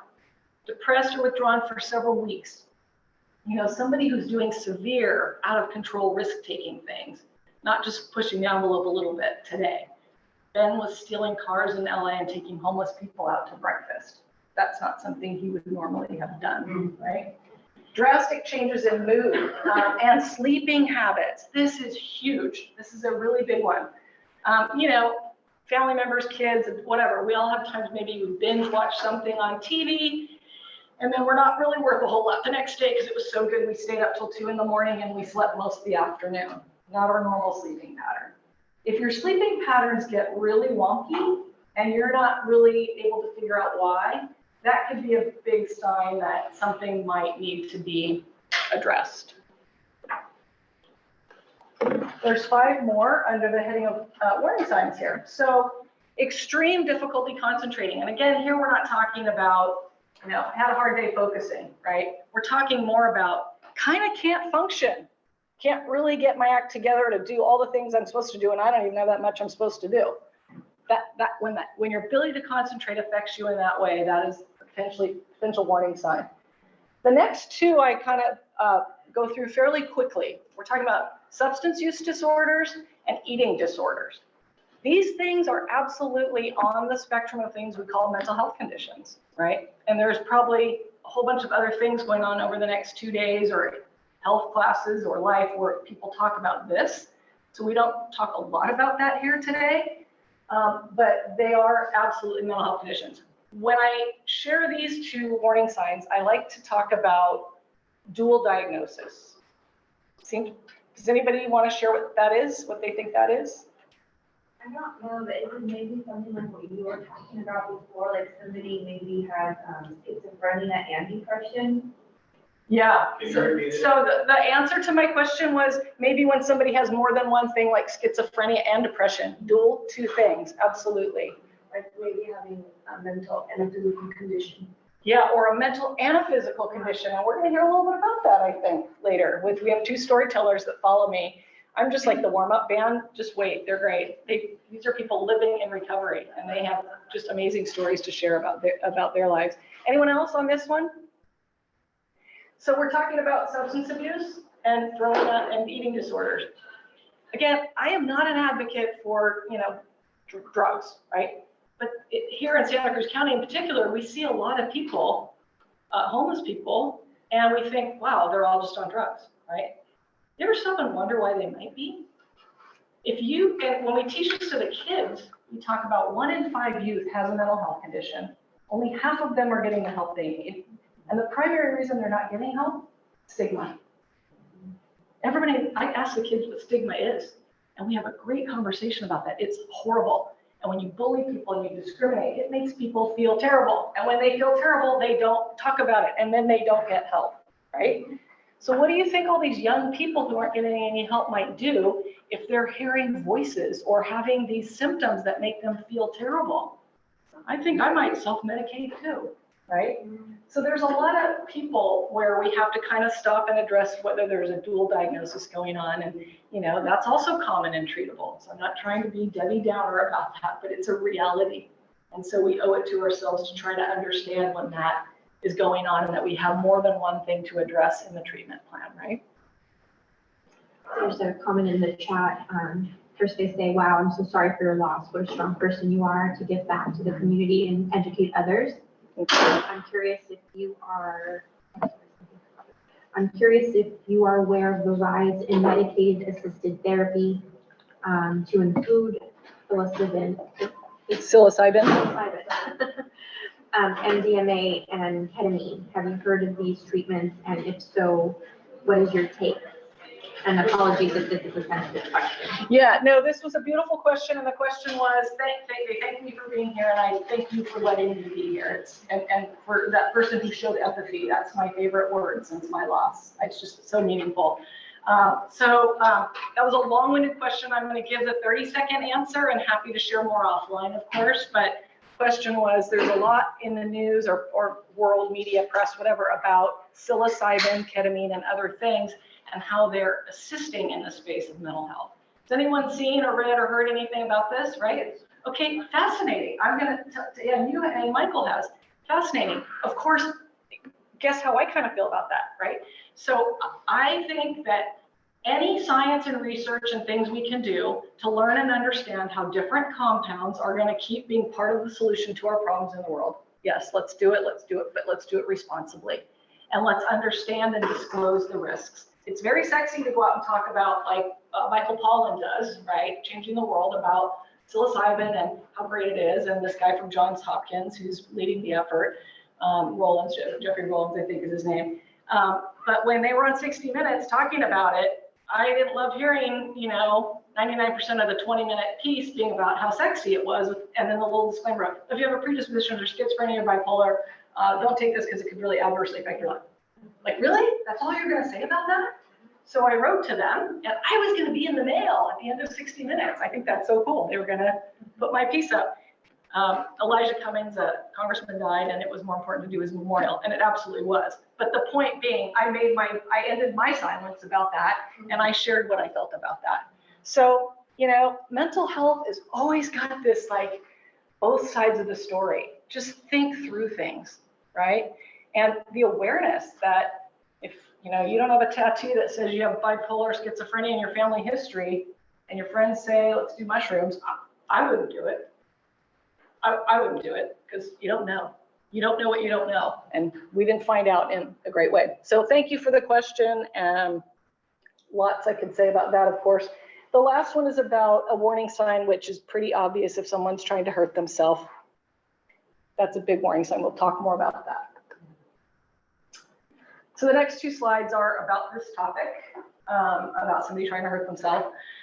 The warning signs are pretty obvious. And, a lot of these seem very dire, and they are. There are also people who make the choice to exit this life who do it when they're at their best. Because and so people are like, oh my God, they're not depressed anymore. And that's when they do it. Because that's when they're organized enough to do it. And oftentimes in the case of people with religious delusions, sometimes they're excited about going somewhere else. They're not always sad trying to leave a bad place. So I always like to just clarify that. When people are Googling how to take your life or scribbling pictures with ropes or different things like that, that is clearly a concern. Would anybody care if I was gone? Just talking in a way that shows despair, problematic, right? feeling hopeless, desperate, trapped, giving away possessions. Ben gave away a lot of very expensive film equipment to people he didn't even know he was gonna have them make some really cool movies for him. So they do strange things. He was psychotic, which means you're out of touch with reality. I think in this audience, people know that definition. It made a lot of the effort to care for him different than if you were dealing with someone that was in my reality, right? And then just behaving recklessly, right? These are all signs. So here's the thing about suicide. I didn't know this, and I'm old. I didn't know this until my son got sick and I took NAMI's family to family class. I got into that class. His acute manic episode was October. I was in the class by January. Knowledge is power. I'm gonna learn everything I can about the situation with my son so I can save him, right? The best thing I ever did, which is why I say NAMI saved my life. So they said, when you think someone is at risk, ask them. I said, you can't do that. You can't ask somebody if they're thinking of taking their life. He said, no, to the contrary, science says that we should. People want to talk about it, and you can save lives by asking, right? Okay, I'm going to have this talk really fast now because I'm going to give you guys at least 25 minutes to cover the story. So here's the thing. You ask, but you can't leave them alone if they tell you, yep, thinking about it, and I've even thought of how I will do it. Now you can't leave them alone. You put yourself in a position to have to do something. I had a young man who, my son was a hockey player. A hockey player called and said, a friend of mine is doing all the same things Ben was doing, acting the same way Ben was. I'm really worried about him. I said, well, ask him. He goes, oh, I can't, because if he says he is, I don't know what I would do. I couldn't deal with it. Well, guess what? How great that he had that self-awareness. Then he should just go talk to some other trusted adult that could help that person. You don't have to put this monkey on your back, so to speak. But you do have to decide if you're going to be a helpful friend, family member, that if and when you do, you have put yourself in a position, you now have a responsibility to do something, right? So does anyone know the suicide hotline number? 988. I love that because it's the same as 273 talk, but they get 3 to 5 times as many calls now that they made it easy to call. And the thing I love to share as well is that you can text that number, you can call that number, and it does not link to those people that might come that you don't want to see. The police won't show up because you call 988. That's really important because a lot of people who have mental health conditions, they've been down a lot of journeys, and when they find themselves at risk again, they're like, oh, I can't go back to jail, I can't go back to the treatment center, so they don't call, right? You should still call. Question in the back. Do you know, does that 988 number link to a local providers or local? I believe it does, and I've met a lot of people who are working on the hotline here in the county, and there's a lot of them, and they're very qualified. So I do believe it's local so that they can further help you with the local resources. Is that what you understand as well? Okay, great question. And they're live people, not bots. Oh, right. They're real. Yeah, they're real people. They're not bots. Thank you for sharing that. I forget to say that. That's great. The question was, is it a local group of people, right? There's things you can do, ways you can talk to them. I have in my phone, I have a first name suicide, last name hotline, and it's there. I'm like, well, someone says yes to that question. Let's call together, right? There's a lot of things you can do. Had a young man drive himself to Dominican Hospital because he knew he was at risk. He was 27. He didn't really want to go, but he knew that he could do that. Okay, so what you can do for yourself, just know what your resources are. I think the couple of days in this session that you're here, all the things in the bags, there's just so many resources. I do appreciate and understand how hard it is to get help sometimes. But we have to stay tenacious and use the ability to, research and learn what our resources are. And we hope that NAMI can be one of the many ways that you find helpful to do that. And then I believe so strongly in managing stress and understanding self-care and what it is that you can do to really reset your expectations if you feel like you're struggling with any of these things. I think Paige is going to share a little bit with you about resetting her expectations and saying, my friends didn't understand, but oh well, I had to do what I had to do. I had to set my boundaries, take the class, pass, fail. Don't worry if I get an A. You're still in school. It's awesome, right? Reset your expectations. Stress is evil and bad. And then there's a million ways we can all just help each other. And I love that the momentum around the topic of mental health is getting so much traction. I asked the kids, how many of you know, well, let me ask you, all of you, how many, and people on the phone, I'm sorry, but I'm going to assume the same ratio. How many of you know someone with a mental health condition? In reverse, is there anyone in here who does not know somebody with a mental health condition? Couple of hands go up, two out of this huge audience. This is not what would have happened if they asked me when I was in school. So this is fantastic that we're saying, yep, I do, and that we're talking about it. I don't want the pendulum to swing too far where it becomes, fascinating, sexy, and interesting to talk about it, and television shows make it seem like it's fun to have a mental health condition. That's not good, right? So let's figure out, as a group of good humans, good people, what can we do? How can we help?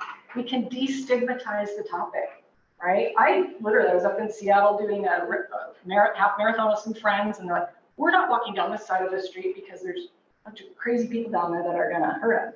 I go, you don't have to, but I'm walking down that side of the street because I don't feel like they're gonna hurt me and I don't think they're crazy, right? And there's a lot of things you can do to start the discussion about using different language to talk about people that have these conditions, right? And just educate yourself like you're doing today. Thank you for being here. And it's what I did, right? And just avoid judgment. And I think we're born with empathy. I don't know, but it's amazing how many adults have lost it. I had people who just stopped talking to me after my son died. And the first time I would run into them, I was like, I just didn't know what to say. I'm sorry for your loss. It's just not that hard, right? And empathy is not that hard. So don't lose that and just be a good human, help with destigmatizing and help, accepting people with these conditions, right? All of these people, I'm sure you recognize tons of them. And when I have lots of time, we talk about all of them and what their conditions are, and it's a nice time filler for the 90-minute freshman class, right? But all of these people have mental health conditions. And they're, quite successful. Lady Gaga, my daughter loves her, so I went to see her in Vegas with my daughter. She's a big advocate for mental health. She suffers from depression, and I just love when she's out doing her thing and talking about it. So I won't go into all of this. I have too much fun with this slide, and then we run over time. All right, so they're medical conditions, right? It's just a different part of your body, albeit quite complicated. Not totally sure how many neurons, but somewhere in the billions of neurons in your brain. And we're still learning and trying to understand it. So a fascinating piece on 60 Minutes the other night about AI, and I thought, I wonder if that could speed up the process to learn more about what the neurons are doing, because we're never going to get there, at the human pace on figuring it out. It's nobody's fault, right? And the most beautiful part is you do not have to go it alone. And I will tell you, I've been observing an aha moment about all these beautiful people I meet that have struggled with mental health conditions. At what point did they go from struggling to being in recovery and living beautiful lives? And it seems to be the common theme is that once I got into a support group or started talking to other people who understood me, shared my world, and I didn't feel alone, then I knew I was the only one that was going to be able to make the changes I needed to make to be in recovery. But when they feel alone, they do not make progress. So it's so much about understanding that you're not alone and that it's not a shameful thing, right? Recovery is possible and there is hope. And I just, thank you so much for letting me share that. I do think, so there's the NAMI Santa Cruz thing. So I think 25 minutes is going to be enough time to hear from two amazing people in recovery that have mental health conditions and are up here bravely sharing their stories. So Michael, you're up first, and the mic is somewhere.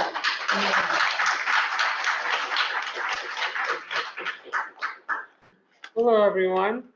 Hello. My name is Michael Chapman. I'm 28 years old, and I currently live at home. I enjoy going to the gym regularly. I play ping pong, basketball, do weights, And a good thing for me that's helped me over the years is going to the beach and just swimming in the ocean, no wetsuit or anything, because the cold water just it does something for me. I'm really into horror movies, actually. I collect horror movies. I got hundreds of horror movies, and yes, I'm gonna see Evil Dead Rise tomorrow. My favorite movie is Evil Dead 2. Have you guys seen that one? And my favorite TV shows are Big Mouth, The Mighty Boosh, and The Simpsons. And also, I'm really into music. I've made 4 Halloween albums. I'm kind of obsessed with Halloween, where I take like the, you know, like the John Carpenter's Halloween theme. Instead of doing piano in 2 hands, I just do one guitar on one hand, bass on one hand, and add drums. So that's always been fun. And I play piano, bass, drums, and a little bit of ukulele. And I've done a little bit of my own stuff, not too much though. And my favorite places to go are definitely the ocean and the forest. So before I began experiencing symptoms of my mental health issues, I was a very happy kid with good grades and many friends. 5th grade is when I began having my early warning signs. I had severe depression and anxiety. And I didn't want to go to school. I pretty much stayed home the whole school year. And I was always had this fear of people yelling at me or getting upset with me.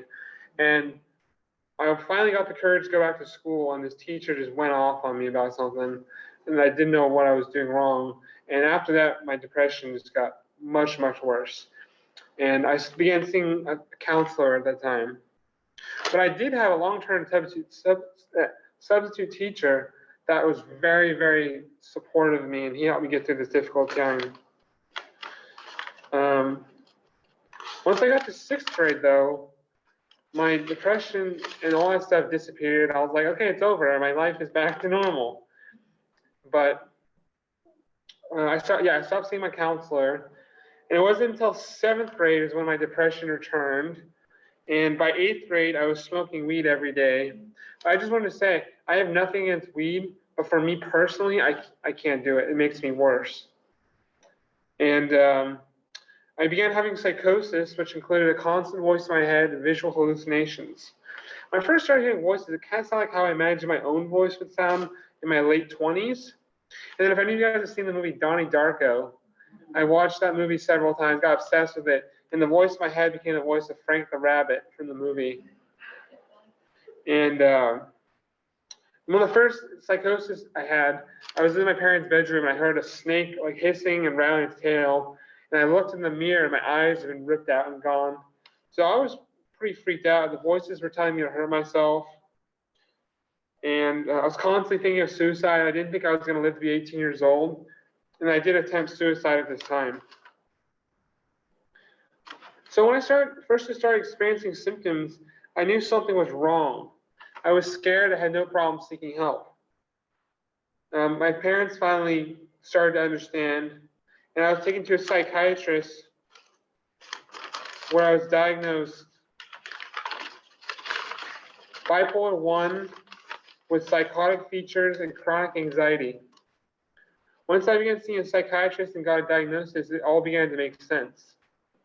And once I found the right medication, my psychosis mostly stopped. My parents began taking NAMI classes and began to understand more about my illness. During this time, many of my friends were very supportive, and this was important in my recovery. Other friends and students felt awkward and would not even talk to me and disappeared from my social life. I tried to go back to regular high school, but it was too difficult to handle for me. But I was eventually able to enroll in a charter high school, which was awesome, and I got bullied a little bit in high school, but once I went to the charter school, no bullying, and the teachers really care about you, and I highly recommend that to anyone that has a loved one that's in school to go to a charter school. And I was able to graduate. So yeah, I have a great relationship with my family. I've experienced a lot of anxiety during this pandemic. I have a lot of bad dreams and nightmares from it. But once the gyms opened back up, I started going to the gym every day, or not every day, but a lot. And then, even though I struggle with mental health each day, having friends and family support me help to help me feel better. And that's it.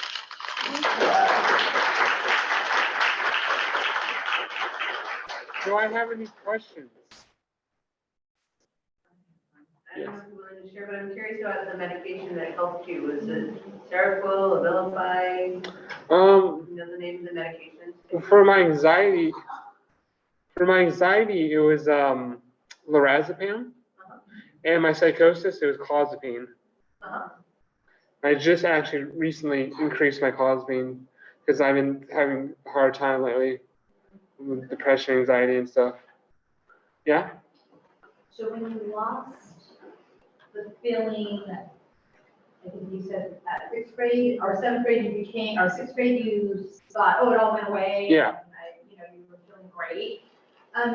Before that, and when it came back, were there ever traumatic things that happened in your life, or anything that you connected with, or it was just you were feeling great and then depression set in?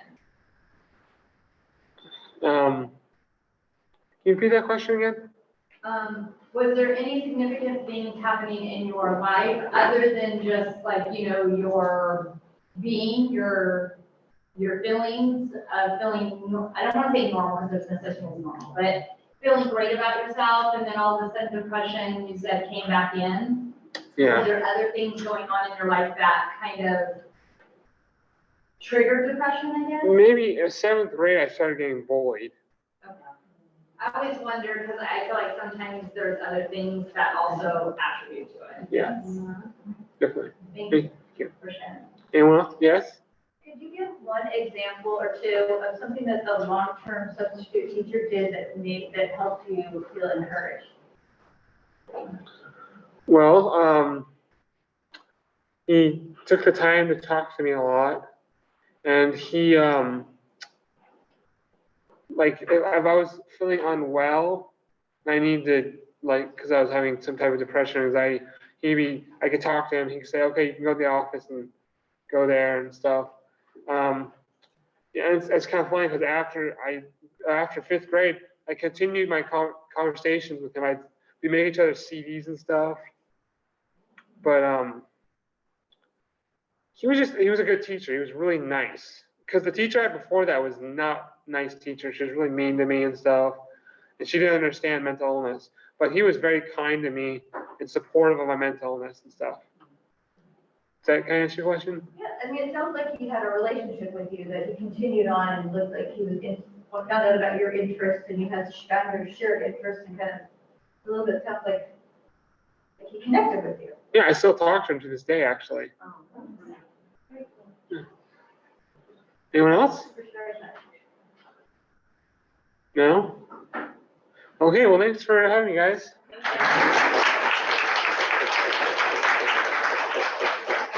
I have not heard Michael's story before. That was the first time for me. That was really special. Thanks for coming and doing that. And I've heard Paige's story a handful of times, and I can't wait to hear it again. She's amazing. So you're up. Thank you. Thank you. Hello, everyone. My name is Paige, as Leslie said. I volunteer at NAMI. I'm also a UCSC student. I'm 20 years old. I'm from Santa Barbara. I am an ocean swimmer. That's like my biggest passion probably is ocean swimming, which I actually didn't know that Michael also swam in the ocean, which is super cool. And I am a writer. I write a lot in my free time. I like to hike. I like to do yoga. I like to read. But yeah, I am here to share a little bit about my story of what it's been like for me to navigate living with a mental health condition, what my journey has been, what my recovery process has been, and just to share a little bit about what I have learned. And I first started struggling with my mental health when I was around 11 or 12. I didn't know what it was at the time, but I now know it was my first depressive episode, which is, depression is very common. I'm sure many of you have experienced it. If you haven't, for me, it manifested as just like this huge weight on me and feeling like completely numb and not caring about anything and just not wanting to socialize and crying all the time for no reason and just like having a lot of difficulty doing very basic things like talking to people, going to class, that kind of thing. And it was really confusing because I was in 7th grade and my life was pretty great, you know, like everything was going pretty well, and yet I still just like felt terrible.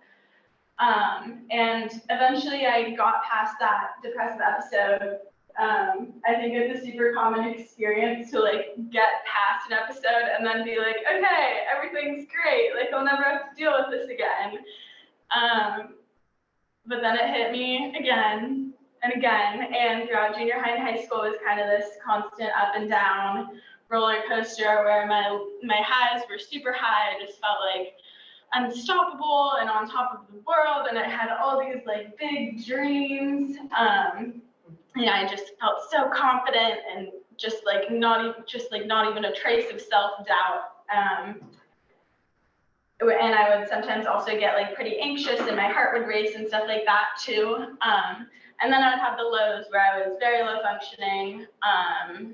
Sometimes I would have trouble speaking to people and like moving, doing very basic things. I struggled with suicidal thoughts in high school a lot, but I was able to get through it. It wasn't pretty, but I managed. I got a therapist who's awesome, who I still go to today. Everyone should go to therapy, in my opinion, even if you don't have a mental health condition. And so through therapy, eating healthy, sleeping 8 hours a night, meditating, yoga, just everything, all of the self-care things. I wanted to try them all because I just didn't want to feel that way. And so I was doing everything in my power to be okay.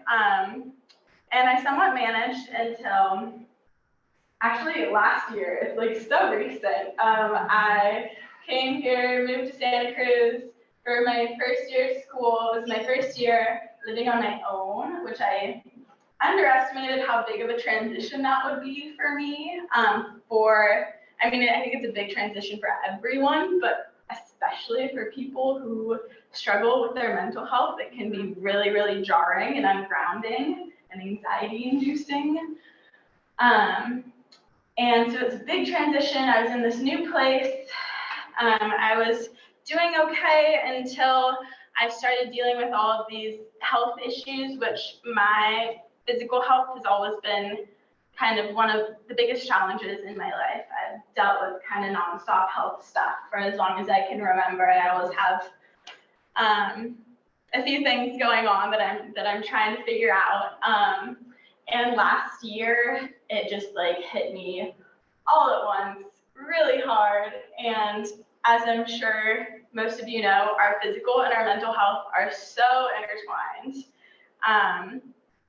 And, you know, I was in a place where I was having so much anxiety about my health. I was so scared about what was happening to me. I was struggling to get diagnosed with what I was going through. I was on all these different medications, having all these different symptoms. I was just in constant pain, constant discomfort.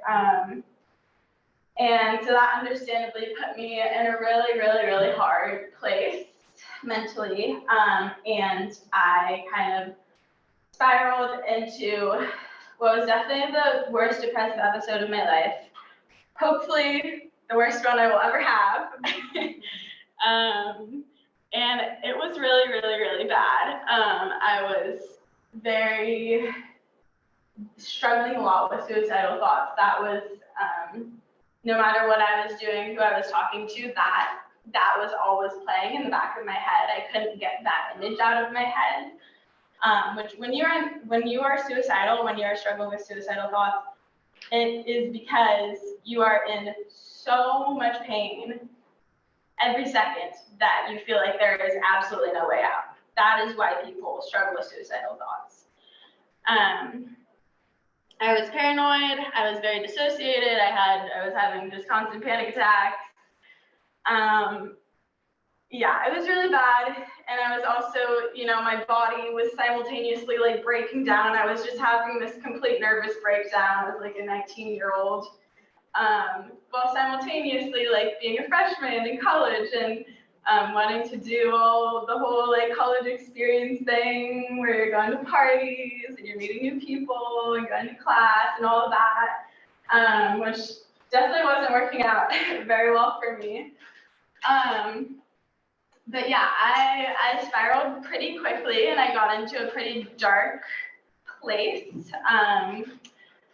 Finally realized that I needed to make some kind of change if I was gonna survive it. So I went to go see a psychiatrist for the first time, which I had been so resistant to going on medication for so long, which I now realize is just a reflection of my own internalized stigma, because I have a chronic physical illness that I've always taken medication for that I've never really had any trouble with.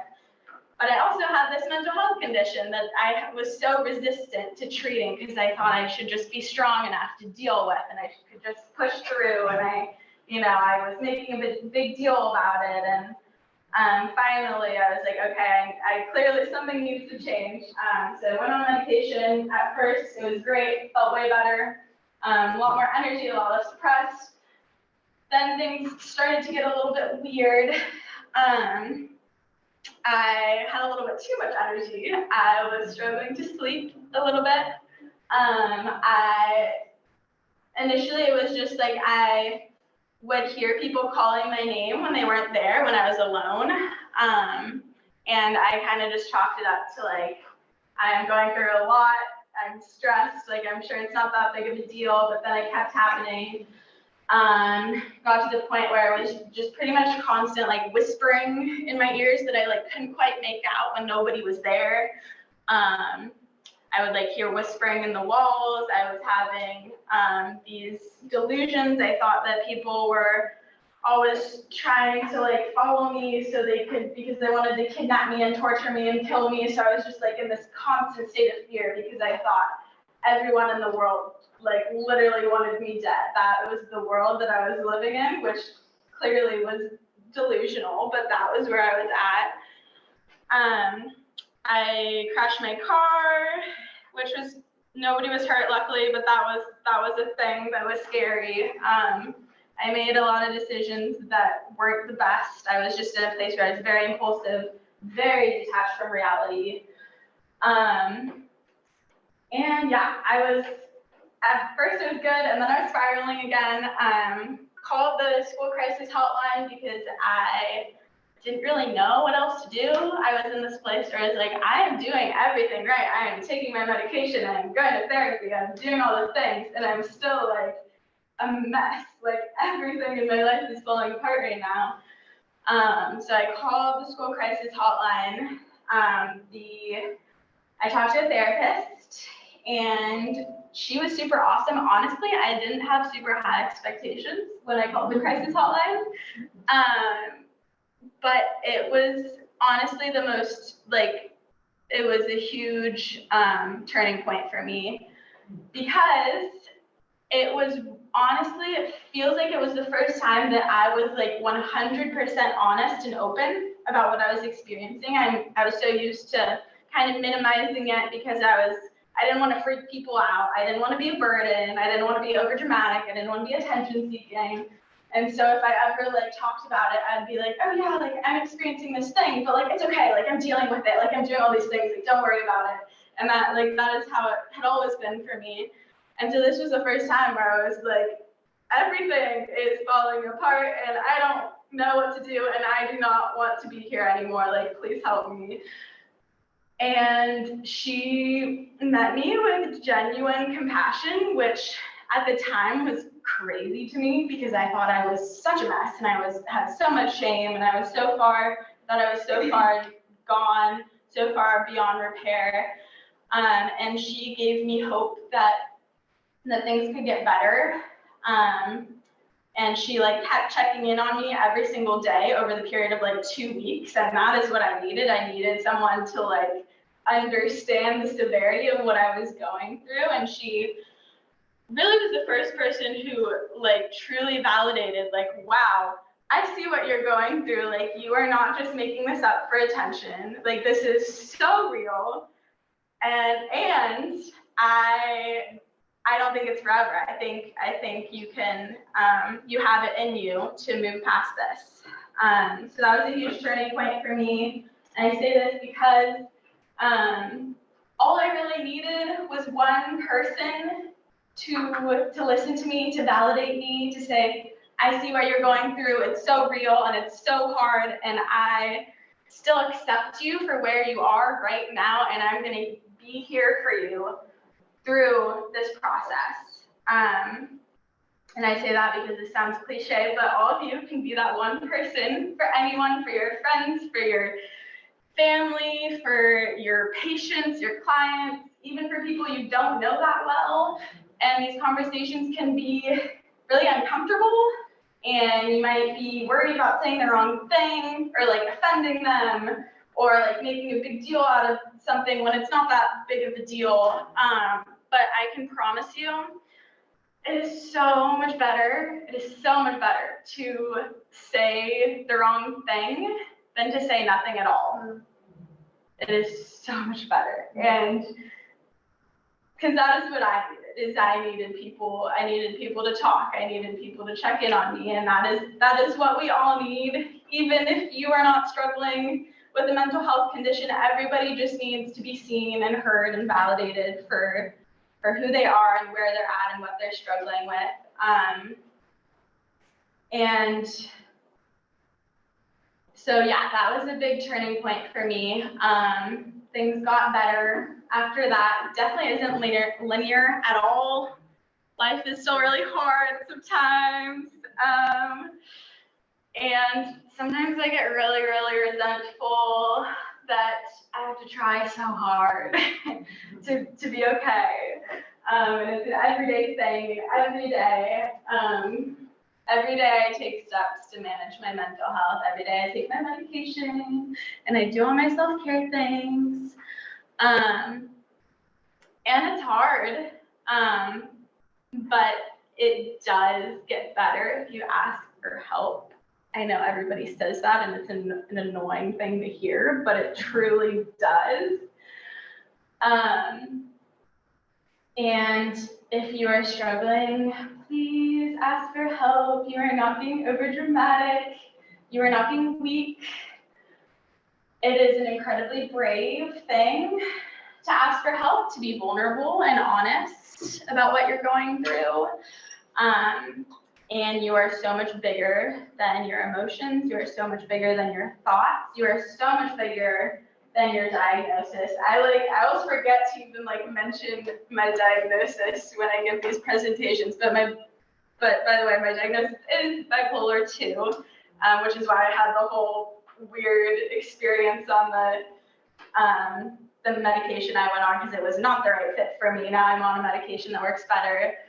But you're so much bigger than all of that, and you can totally move past it. And it's possible to hold on to hope even when you can't see the light at the end of the tunnel, even when it feels like everything in your life is falling apart and nothing makes sense anymore. And yeah, now I'm in a place where I'm in a super great place. Things aren't always easy, as I was saying, but I am a psych student at UCSC. I'm graduating a year early, going to grad school to study clinical psychology because I want to become a clinical psychologist and thank you, and hopefully help some people who are going through a lot of the same things that I have been through. I also work at NAMI, and I am a peer support specialist, which just means that I use my lived experience with a mental health condition to help people who are navigating similar struggles. So in that sense, what I've gone through truly has been my superpower, and I would not wish it on anyone ever, and I would never want to romanticize it. It's a terrible, horrible thing to go through, but ultimately I am grateful for it because it's going to allow me to help people on a level that I would not be able to otherwise. And it has allowed me to cultivate so much more compassion, so much more empathy, so much more self-awareness. And yeah, and if there's someone in your life who you think may be struggling, please check in, They want you to check in, I promise. And in NAMI, we talk about expecting a better future in a realistic way, which I think is such a good way to frame things because I tend to get a little unrealistic. And so it's not super realistic for me to think that I'm going to be happy all the time. It's not realistic for anyone to think that because we are humans. Happiness is a fleeting state of being. It's not realistic for me to think I'm never gonna have mood swings, I'm never gonna have depressive episodes again, but it is realistic for me to know that I can create some good out of this, that I can create meaning out of what I've been through, that I'm capable of staying hopeful and having faith in my journey, even when it feels so hard. And it is realistic that it is possible for me to lead a life that feels fulfilling and rich and meaningful, even while living with a mental health condition. Thank you.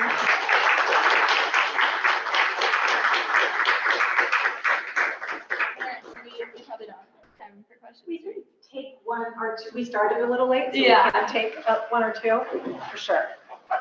And I'll to Zoom or to anyone in the room. Are there questions? Aaron? You go. Oh. I'm just curious if you have a sense of during that time where the therapist on the crisis line for you, what they did to help that your regular therapist wasn't able to be for you, or what the difference was. Yeah, my normal therapist is amazing. Honestly, it was not about her at all. It was about me, and like it was this situation where I had been with her for 3 years, and I just admire her so much and look up to her so much, and we have just like I've grown so much, and I was like, I don't want her to see me, like, it felt like I was regressing, and I didn't want her, I was so ashamed, and I didn't want her to see that, so it felt a lot easier for me to dump it all on someone who didn't know me, you know? Thank you. That was a great question. Yeah. Do we have time for another question or two for any of the three of us, or anything at all that's on your mind? I just want to say, I totally forgot to mention this, but I did go to the mental hospital 4 times during that time. About 2 weeks each then. Yeah, I mean, it's interesting to hear these people's journeys and to see their superpowers now, and how much hope that they give all of us to move on. We really appreciate that. We have another question. Thanks for sharing your story and your journey, and congratulations on your graduation coming up too. Yeah. That's great. But I'm wondering, what accommodations or modifications did you get educationally from UC Santa Cruz? What was helpful, and maybe what would you like to recommend to students that are needing accommodations or modifications? The question for those on the phone was, what modifications has UC Santa Cruz made to help Paige in her journey? That's summarizing the question. Yeah, honestly, I only got accommodations very recently. Throughout all of my whole academic career, I would go through states of like very high productivity and then like absolutely no productivity, and I thought that was like normal, which it isn't. And so recently I got accommodations where I had extensions, so I can, if I'm going through an episode, I can turn stuff in later, and I also get extra time on tests and stuff like that. I was going to say something else, but I forgot. Overall accessibility center help you with that, or like? Yeah, no, they're super helpful. I am on medication now. I still go through stuff, but I'm for the most part stable. So that, like, those accommodations definitely like feel good, and I feel like I'm super confident in my ability to deal with academic stuff. When I was in a place where I was like so low functioning, it's like I don't really know what accommodations could be put in place for me to deal with that. You know, that's like a whole different thing. Thank you. That's a perfect segue into our next workshop, actually. Perfect. So thank you so much.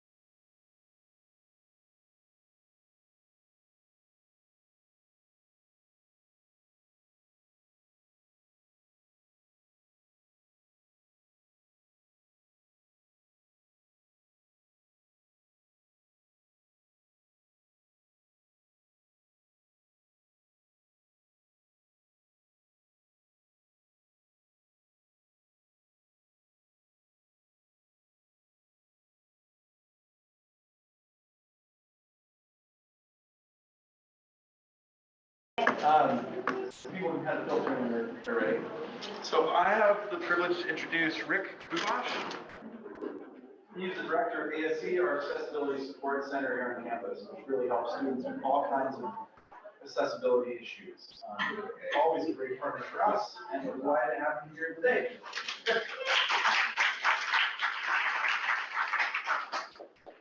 Thank you, Lance, and thank you to all of you for being here, and then to the health services for putting this on. This is really amazing. I see people from Monterey here. I see people from the nursing program here, which is really great.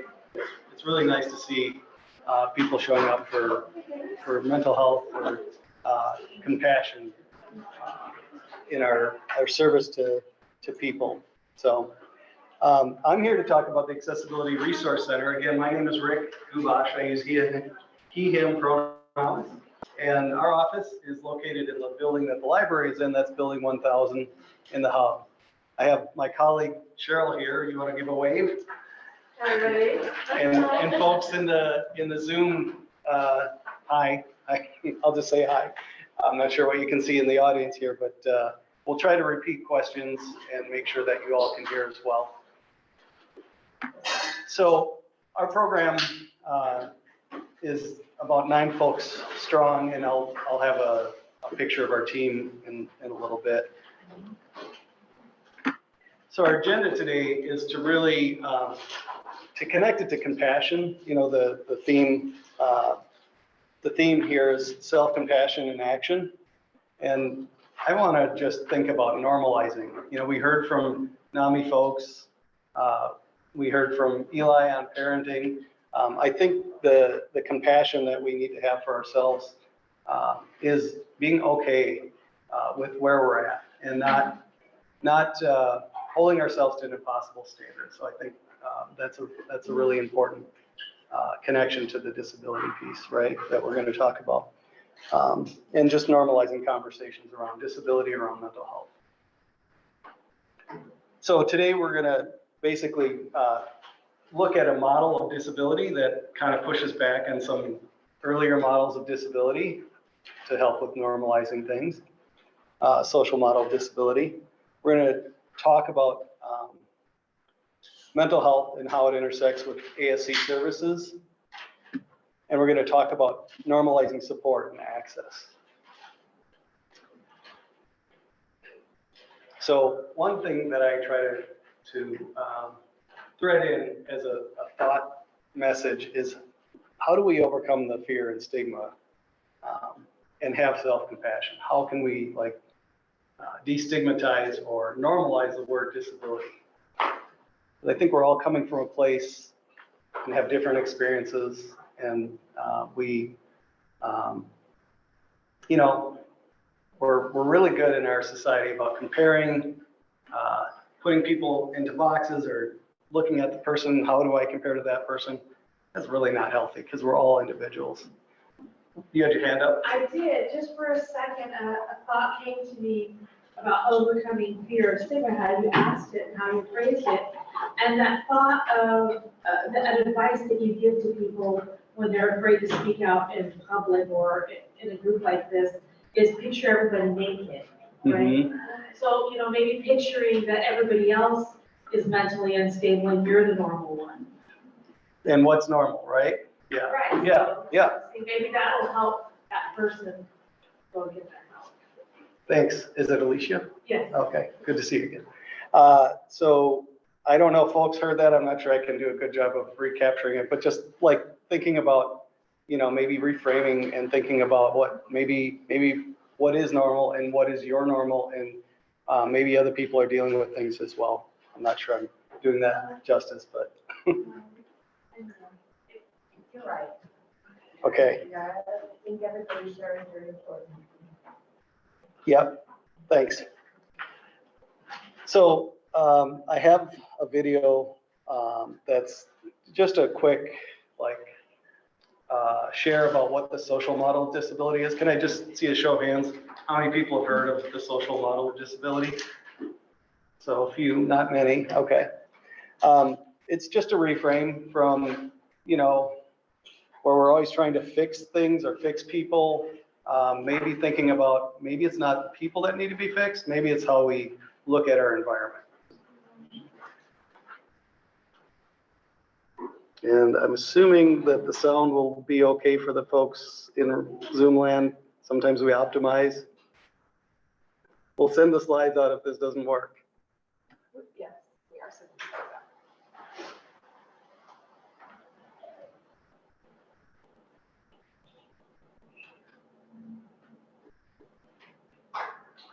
Okay.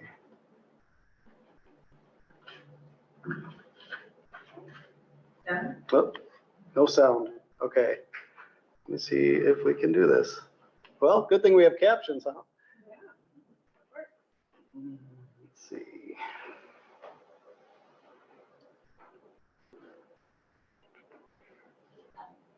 Just escape for a second. And I know this is dangerous because I might not be able to get back to where I was. All right, so there it is. Let's see if that changes anything. Are you on Zoom? Click the sound, little sound icon. Do that again. And then go to the left of the bar, all the way to the left. There you go, put that. Oh, let's see if that works. And then on the bottom right, you can open this, that, not that, the, what you're showing, the video. Well, we're gonna just kind of like let it scroll through, and I'll just kind of talk a little bit about what they're. Oh, here we go.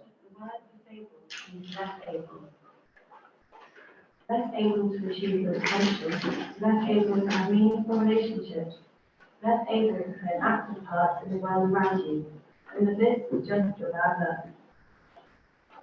Without days of youth, the responsibility is overcoming the living barriers and hands to living impairment. This idea is changing. The more modern social model of disability says that a person doesn't have a disability, that they are disabled. They're disabled by society. Okay. It is the attitude of physical barriers imposed on them by society that prevents them from achieving their potential. The scope looked by disabled people and their allies to help them take action against discrimination and to empower people to find solutions, remove barriers, and campaign together for equality and human rights. It showed how people with lots of different impairments face many of the same problems. These disabling barriers include prejudiced opinions and attitudes, restricted access, and people being systematically excluded. The social model looks at the ways that society can be planned and organised in order to provide accessibility, independence, and opportunity in a way that enables people to help them disable them. What do we learn from the social model of disability is that disability is a social construct created by social barriers, barriers which can be eliminated. We learn that it is the responsibility of government, public spaces, businesses, and individual people to make the changes, to increase the access, and build a more equal society, where everyone has the opportunity to reach their full potential.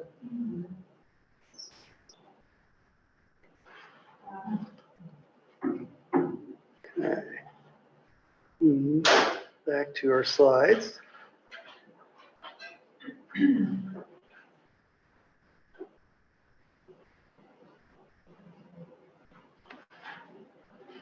Okay, what do I got going on here?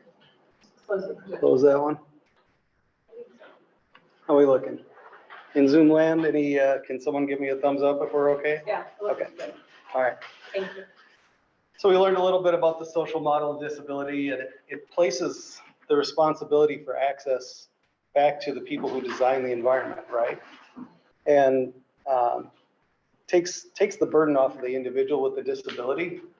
So if we can design an environment that's more welcoming, more inclusive, with fewer barriers, more people can participate. recenters the problem in the environment, not on the individual.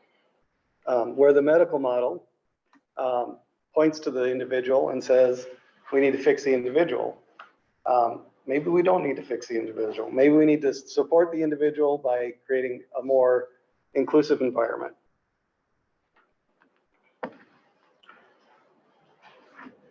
Any quick questions about that before we move on?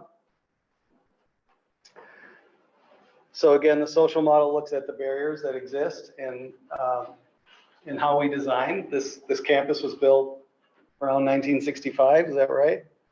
And so before there were like laws that said education had to be accessible. In 1973, the Rehabilitation Act said that we needed to make educational facilities accessible. In 1990, we passed the Americans with Disabilities Act. In 2008, we had to fix the Americans with Disabilities Act because the courts kind of messed up the idea of what is a disability and who should be covered. So, that's a way of like shifting the responsibility back to say we need to be more inclusive. We need to address barriers. Any questions at this point? So examples of the social model of disability, we use them every day. In the picture that we're looking at, we see in the center a red curb cut, a little ramp on the sidewalk. The wheelchair is pictured in front of that ramp. People are moving objects on a two-wheeled cart and using that ramp. Folks are pushing strollers and using that two-wheeled ramp, or that ramp, excuse me. We see access, right? This represents access. And so that's a very tangible example of how we can remove barriers and plan for people with disabilities.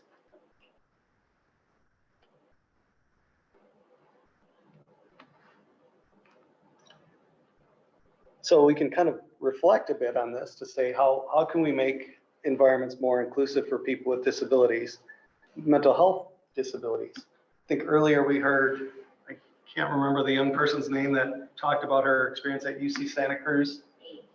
Paige talked about having extensions on assignments.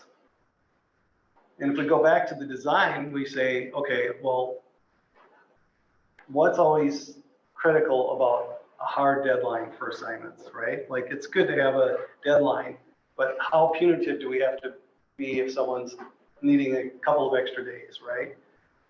So Paige had to go through a meeting with the Disability Resource Center at UC Santa Cruz to get those accommodations. And we could actually step back and say, well, did she have to?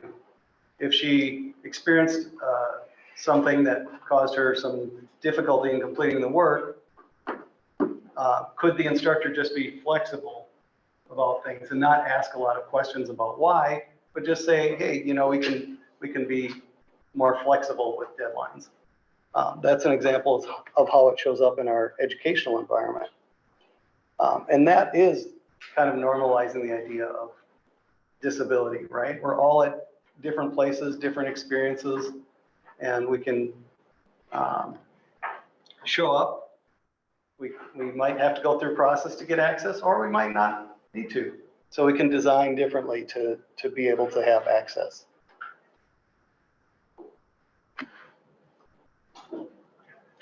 So flexible attendance policies, more time allowed on exams. Maybe it doesn't need to be restricted. I think in the nursing program, some of the exams, some of our programs have like exams where you need to take it between 8 a.m. and midnight, but you can take it any time between there and there's no time limit. That's an example of removing barriers as well.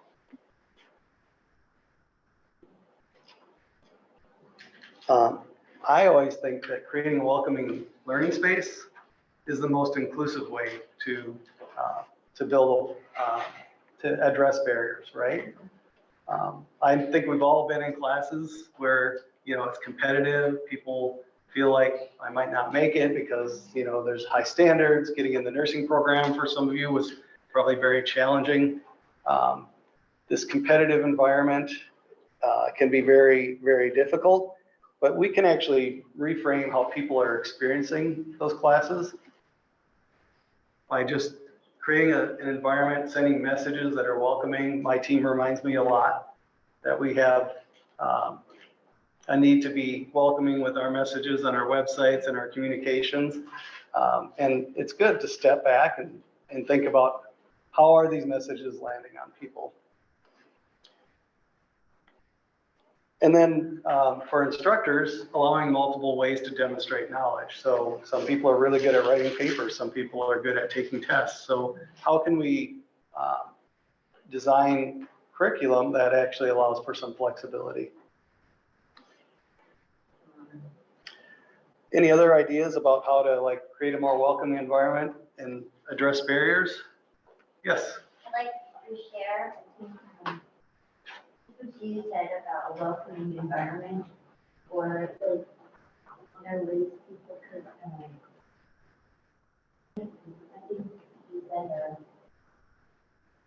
communicate to you if they're, like coming to me or something like that, or whoever who like can't like say it out, can you write it down and like in a thought or in some way, something like that. Different ways to participate in a classroom, offering different options. Yeah. Good idea. Thank you. I think signage is very important, to offer welcoming signage that demonstrates inclusivity, that demonstrates acceptance of all different So for the folks in the Zoom, welcoming signage that makes people feel welcome, helps them feel that they know where they're supposed to be, right? I think that's always challenging on most campuses, is trying to find good signage, right? And that's part of creating that welcoming environment. Thanks. Okay. I have a question. Yes. When you're talking about flexible policies, do you have like a couple of good selling points for instructors that might say, I'm willing to have flexible policies, but where does it cross the line to lowering the standards? Mm-hmm. Like you have a good couple of good selling points for like, where's that fine line between, maintaining a standard and being like wary of people abusing the flexibility, perhaps. Mm-hmm. I don't know if the folks in Zoom land could hear, but the question was about where's the line between, could you say it again? It was, well, I think what you're saying is like having flexible policies so that someone could have an extension and make it really easy so that you get it. Mm-hmm. Versus lowering the standards, like, well, if everybody's going to say to me, hey, I need an extra 2 weeks, or 80% of the class is going to say that, like, how do people feel like they maintain their integrity as an instructor by maintaining a certain level of standard? Like, yeah. What do you have to sell that? Kind of like that, like, how do we sell that idea? Mm-hmm. It's an interesting idea. So if we are concerned that, if an instructor is concerned that if they're being too flexible, it might lower standards. What our team usually talks about is, well, tell me more about the standards. What is the need for this assignment to be turned in at this time? Is there a direct connection to the essentiality of the assignment being turned in? For example, you could think of examples of that where, let's say you have to turn in a writing assignment to your group that's going to give group feedback, and that's part of the design of the course, right? So in those situations, it actually might, what we call, fundamentally alter the essential parts of the course that are intended to help with student learning. And so we actually are, I consider us shepherds of the interactive process, which really looks at, are we changing the standards, right? So sometimes the ASC has to take that neutral spot and say, okay, the student is asking for this. How might that change their learning experience? Or how might that change how that plays out between the student who needs the accommodation and what the other students need to learn? So what we usually do is ask about, well, tell me more about how this is essential.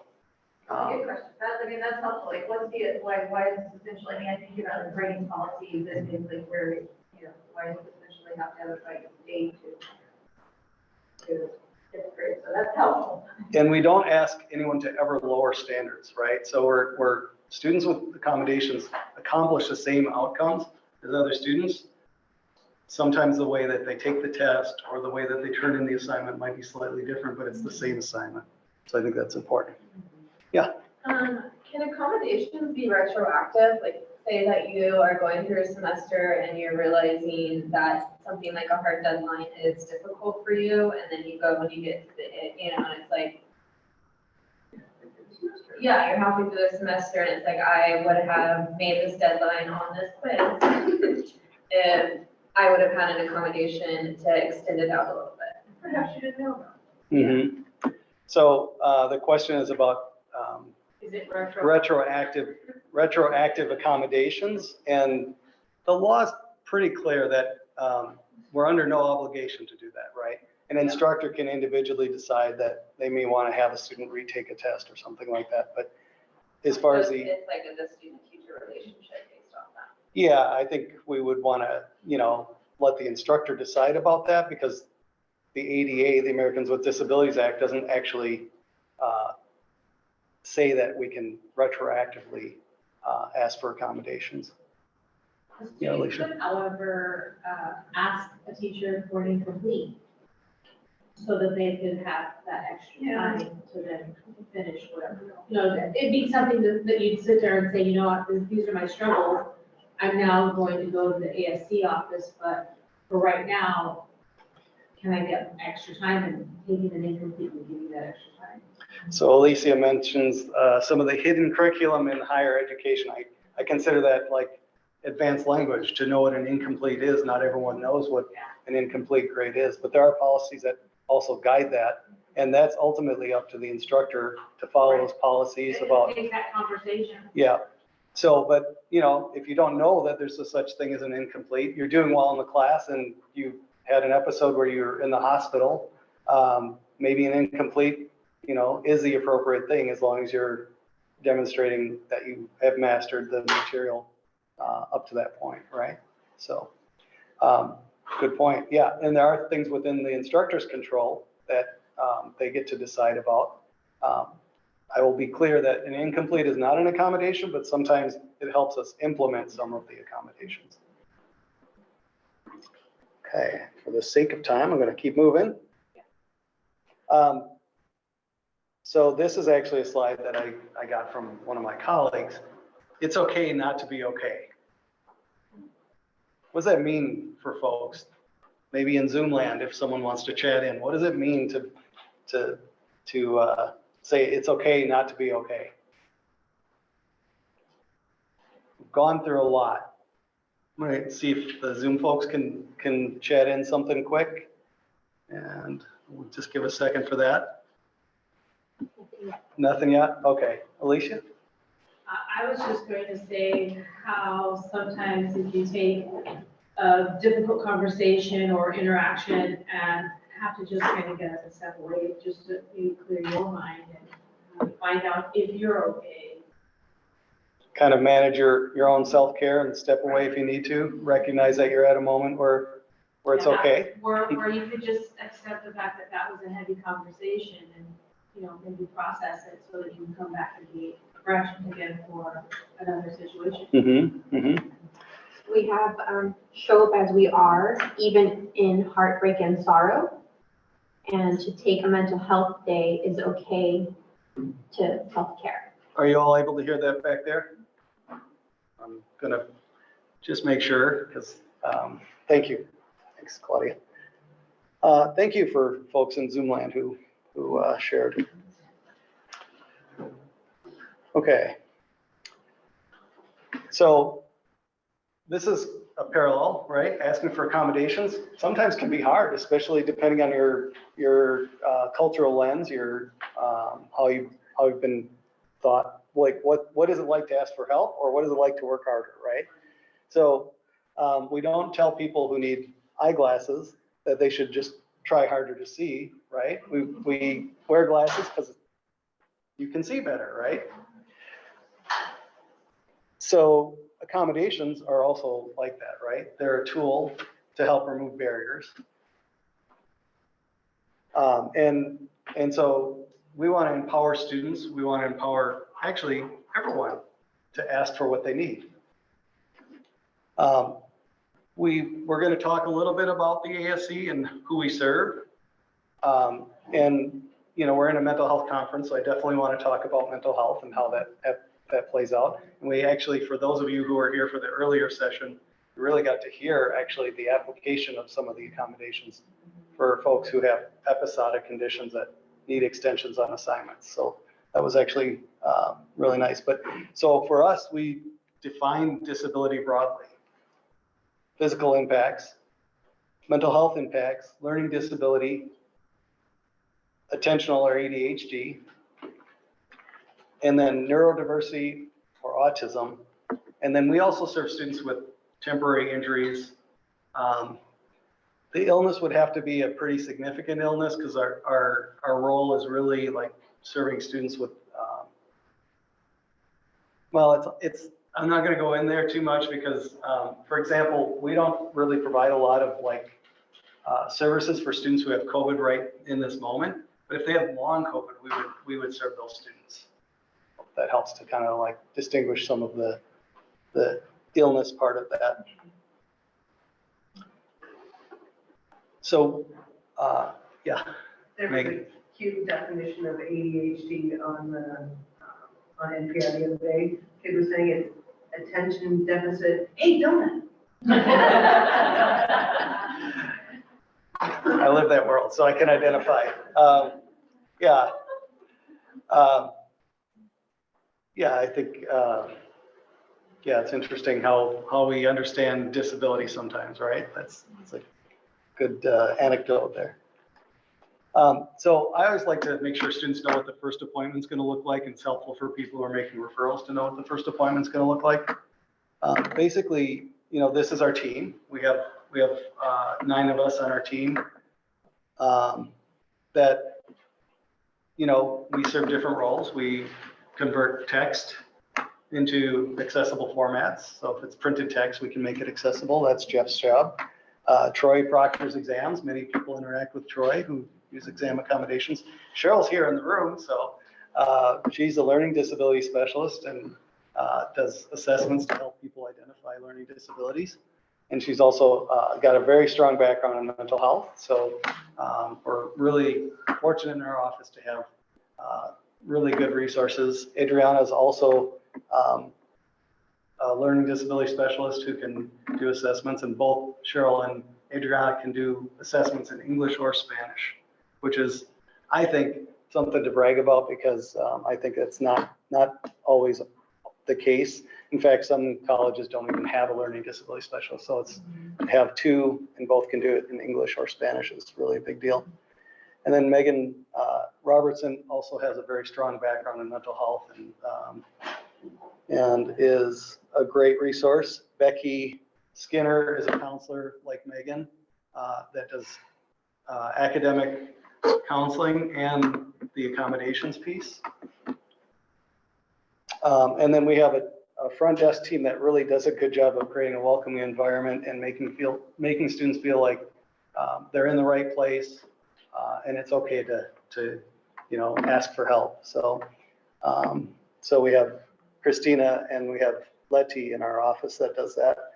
And That is not Letty's picture. no, Letty's a little camera shy, so we're gonna honor her need for that. So I think we've covered everyone.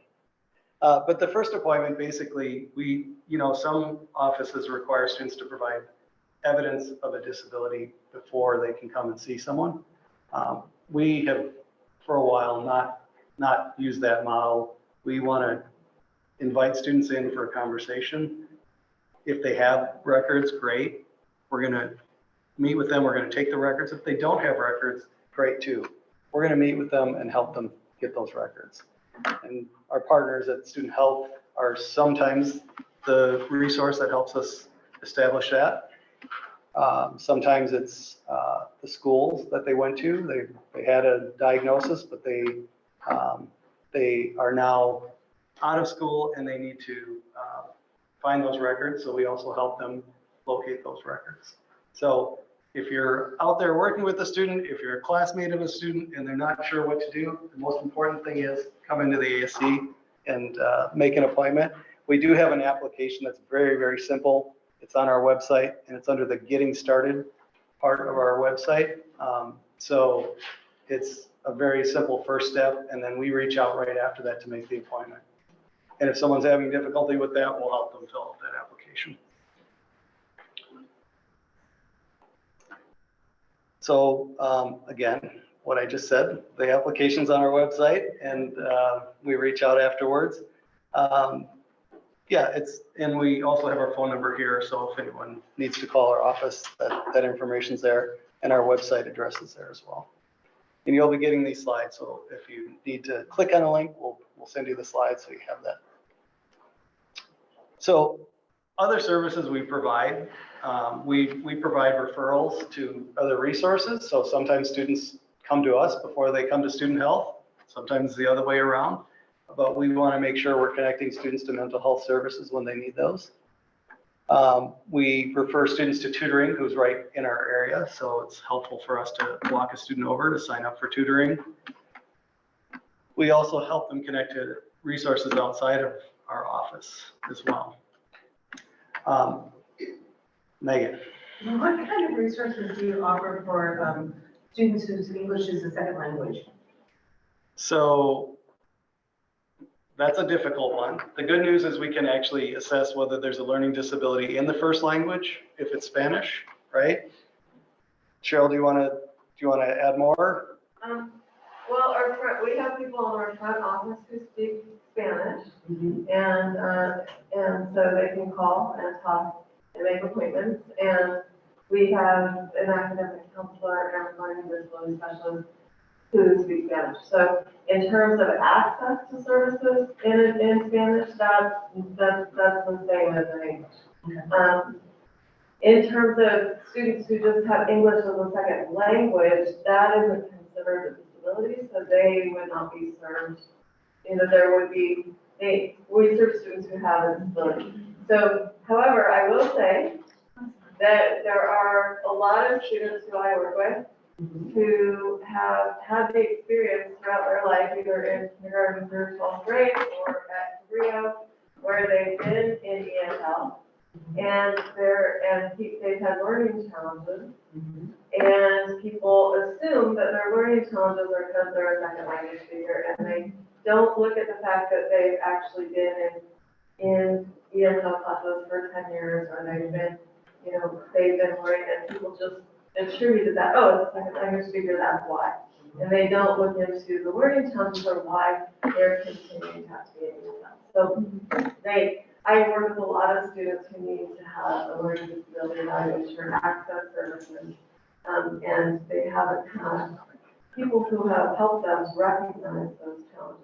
And so we work with those students a lot. So students don't have to have a history of having a disability to access our services. They can, if they're just having learning struggles, it's great to refer them to us, and we're good at figuring out, is this a mental health issue? Is this a learning disability issue? Are they having a mental health issue because they had a learning issue that was never identified, and so they developed anxiety and depression because they can't, have success? And so we kind of try to pull those things apart and figure out how to do that. Thank you. So I don't know if the folks in Zoom land could hear all that, but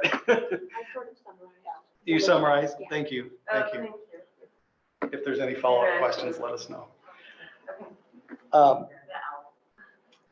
Yeah, so any other questions? We're actually at the point now for the questions. So hoping and really encouraging people in the Zoom to go ahead and ask questions. We'll do our best to answer those questions as well. There's a question up here in the front.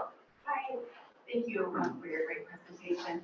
How do you address students that are in the school district special education program and, when they're coming to Cabrillo and accessing services, and maybe they didn't get a graduation diploma, but they got a certificate that they're interested in being a medical assistant or participating in your culinary program or your horticulture program? How do you assess them so that they're, ready to participate in the community college life, after like a post-secondary program or a special education program in the school district when they come to Cabrillo. So let's define some of those terms for folks because they may be new terms. So post-secondary refers to students who kind of reached age 18, but they're going to continue services with the school district until age 22. Is that right? Yes, perfect. Yeah, okay. So those students are receiving additional services to help them make that transition beyond the school. And sometimes they're prepared and sometimes they're not prepared to jump into college level classes. Is that an accurate reflection? Right, and one doesn't really know if they haven't had the chance to participate in something in an inclusive community life, whether it's physical education or your culinary program or your horticulture program, so to speak, gardening. Yeah, so our counselors would probably, my best description of that would be our counselors would meet with the student to look at what they want to do, what they have accomplished, and what they're ready for based on like records that we receive, and help them come up with a plan that would meet their needs. I'm not sure, is that what you mean by assessment, sort of that like assess the situation? Well, when you've been in the public school system and you've had accommodations and you participated in, band, choir, science classes, and then you come to a college level where, you're used to the assessments, the standards that a professor might set, or, whatever the standards of the college curriculum is. And all of a sudden, you can't take that, horticulture class, or I'm not saying that anybody said you can't, but just so to speak, because, the records, right? The record review as far as, so what do you do? Because not everybody is transferring to Berkeley or to Fresno State. They live in the community, and that's a whole part of your regional center clients, for example, that are, wanting to access a unique life and, maybe even live on campus, so to speak. But I know I'm opening up a whole can of worms. So again, what's the accommodations of, like, I'll narrow it down.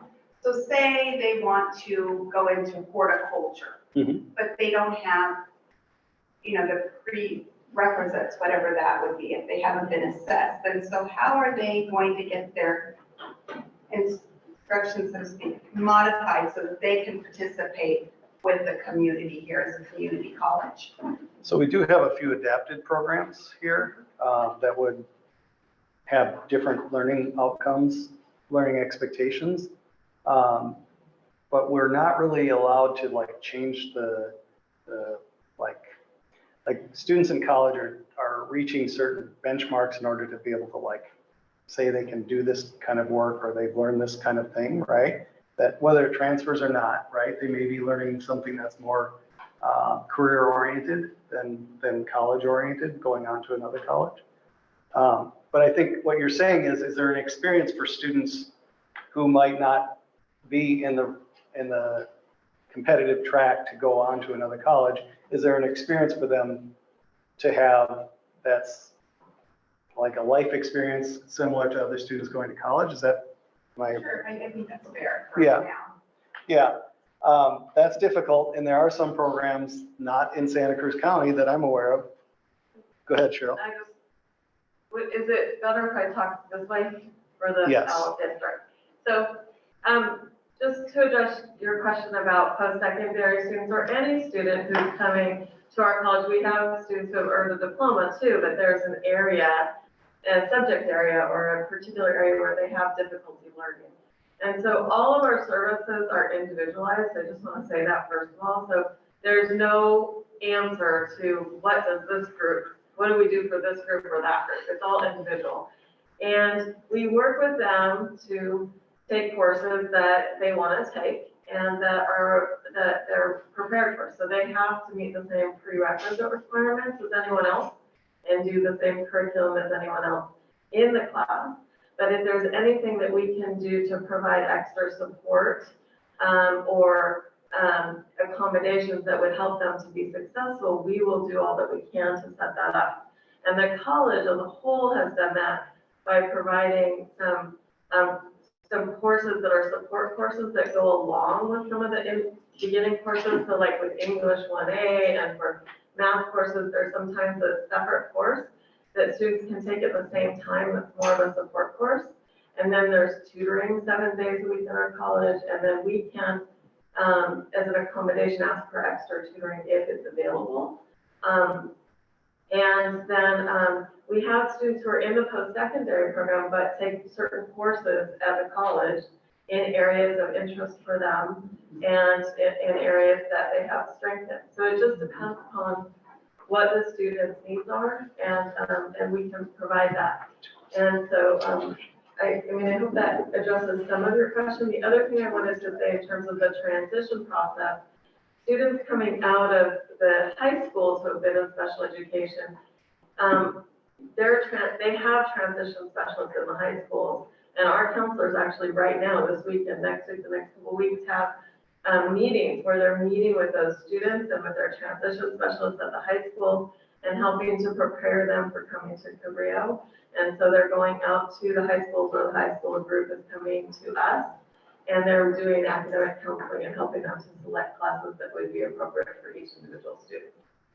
And we have and we have a couple of questions in the chat, and then I'm told this is like the 2-minute warning. So go ahead, Claudia. So we have 2 questions, and I don't know if you'll be able to answer both of these. So maybe if we can't, we can put it in the slides and then send it out to everybody. Sure. But one is, what is the process to be tested for learning disabilities? The other one is a history of substance use disorder considered a disability? The latter one's a little easier to answer for me. A history of substance abuse disorder usually has a coexisting condition. And so the coexisting condition would be like if someone was actively using, they wouldn't be eligible. But if they're in recovery, most likely we'd be able to find eligibility. So they would just meet with us and we kind of talk through that. Do you want to? We're out of time, so I'll just say for a learning disability evaluation, it is a time-consuming process. They have to meet with us a number of times, and we do an evaluation for cognitive, a whole bunch of different areas to evaluate their strengths and their weaknesses, is what I'll say. And we have an orientation.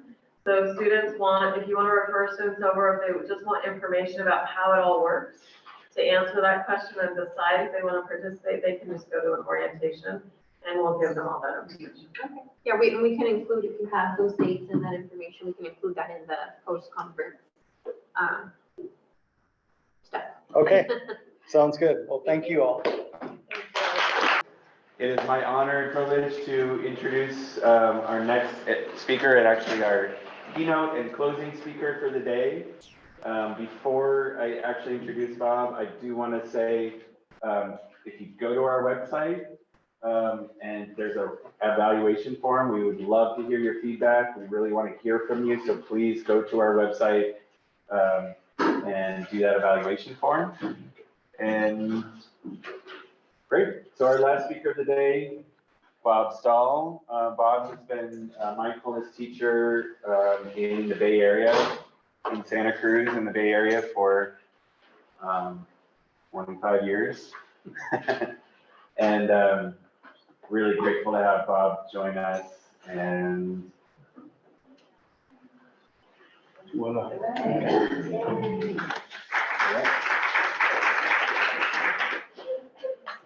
So thank you very much. You all hear me back there? Try to project my voice. And if you can't hear me too well, I'm gonna do my best and come on up. Nobody likes to get too close up. You're welcome to come closer. And yeah, I want to thank Cabrillo College and particularly the Student Health Center that has invited me to come, as well as Eli. And thank you so much for having me come. And I was very touched with the theme of this conference about cultivating compassion. I actually wrote down some of the wording. This year's conference goal is to cultivate compassion in ourselves, our immediate circles, and our greater communities to promote healing, health, and wellness. And that's very inspiring and so deeply needed in this world that has a lot of strife and concern and pain. And it does begin, I believe, right here. There's an old folk song that sings, "Let there be peace on earth, let it begin with me." And perhaps as we begin with me, with each of us individually, that can have an impact collectively. And that impact collectively can actually develop an impact systemically. And so it's coming from the individual to the collective to the systemic, all begins right here at home, and how we meet stress, pain, illness, life challenges within ourselves and with each other. So it's an honor to be here. I'd like to just begin with a short meditation to sit, to settle, to become present. So coming into a position, you don't have to sit like a pretzel. Actually, our definition of a meditation posture is two things. Number one, to be comfortable, and number two, to be awake. Maybe we're meeting after lunch, that might be a challenge, but just feeling in your body, whether you want to sit, some of you want to lie down, you can, maybe just a few minutes, or you could stand, but a position that you can be comfortable and awake. So this is a time of a little bit of silence that we're dropping into. And we just can begin by just acknowledging this time that we're entering into some silence. And then just like a meteorologist often will look at the various instruments, go outside and report the weather as it's being experienced. A mindfulness meditation practitioner can be like an internal meteorologist and reporting the interior weather conditions of the body and mind. This body lives, of course, within its five senses, sights and sounds and smells and tastes and what we feel. And then there's the mind with its thoughts and emotions interacting with these senses in of itself as well. So perhaps a few moments just to check in with yourself. And what is the weather system within you, physically, mentally, emotionally? We live within these worlds of our bodies, senses, our thoughts and emotions. So sometimes just to pause, to check in, and just acknowledging whatever you're feeling, just like a meteorologist. Well, today it's 66 degrees and the wind's coming from the southwest. It's the way that it is. So checking in with your own body and mind and acknowledging the way that it is physically right now, mentally, emotionally, and nothing that you have to fix or change or analyze, just to acknowledge this is what's so in the body and in the mind. We'll sit for a few moments in the silence, just letting things may just bubble up, they surface, and just acknowledging whatever's present in your body and in your mind.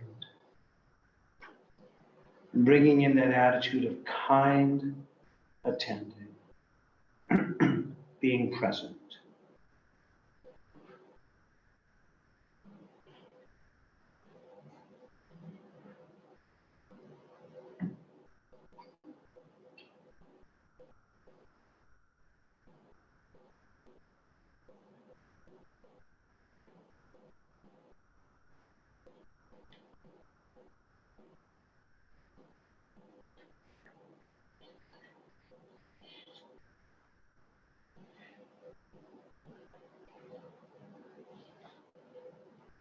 And just allowing, just whatever's here, giving it space. Things come, things go. As if you're sitting in the midst of the life stream and just whatever is coming downstream, grasping at nothing and resisting nothing, just letting it be. Letting things run their course in your body and in your mind, kindly attending and being present.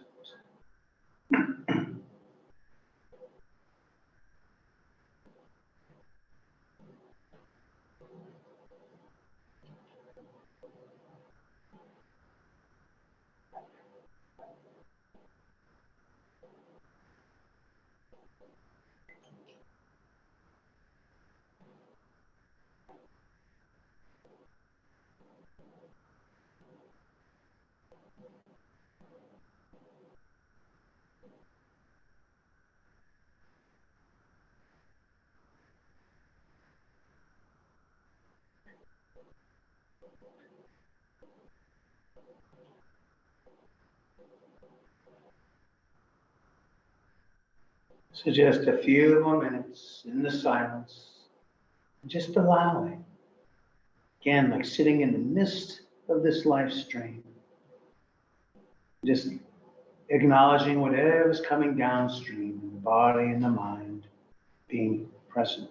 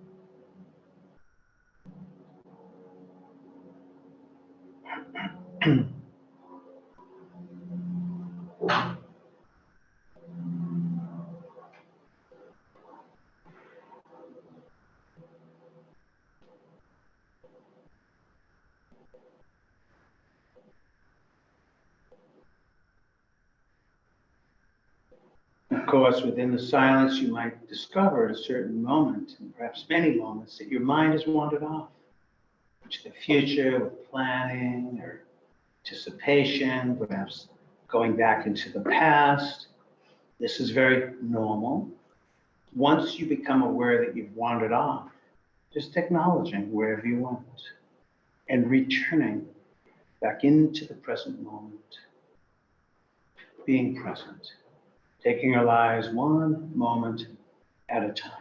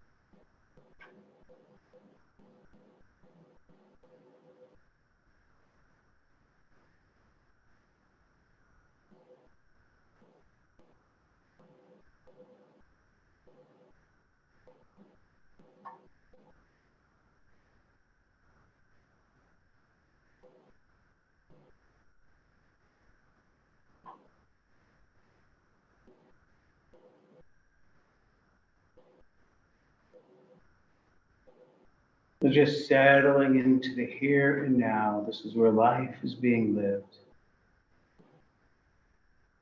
And just being present to whatever's here as it comes and goes.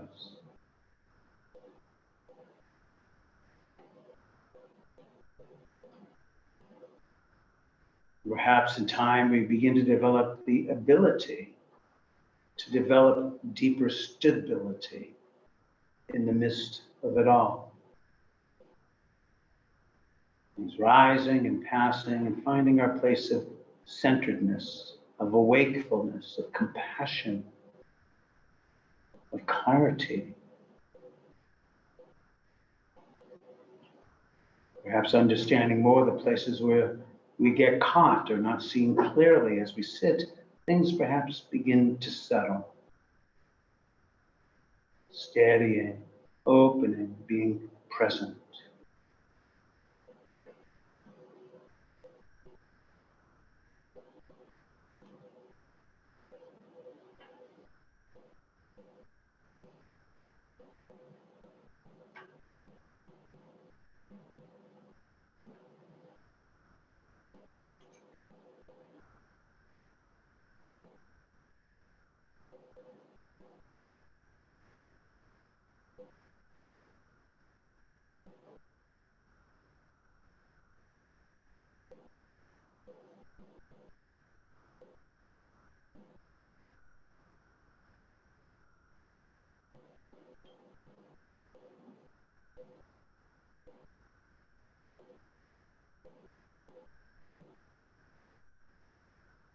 And so as we come towards the end of this sit, I'd like to offer you one of my favorite poems. I have many favorite poems, and this certainly is one of them. And it's written by a Chilean poet, actually Nobel Prize winner in literature, Pablo Neruda.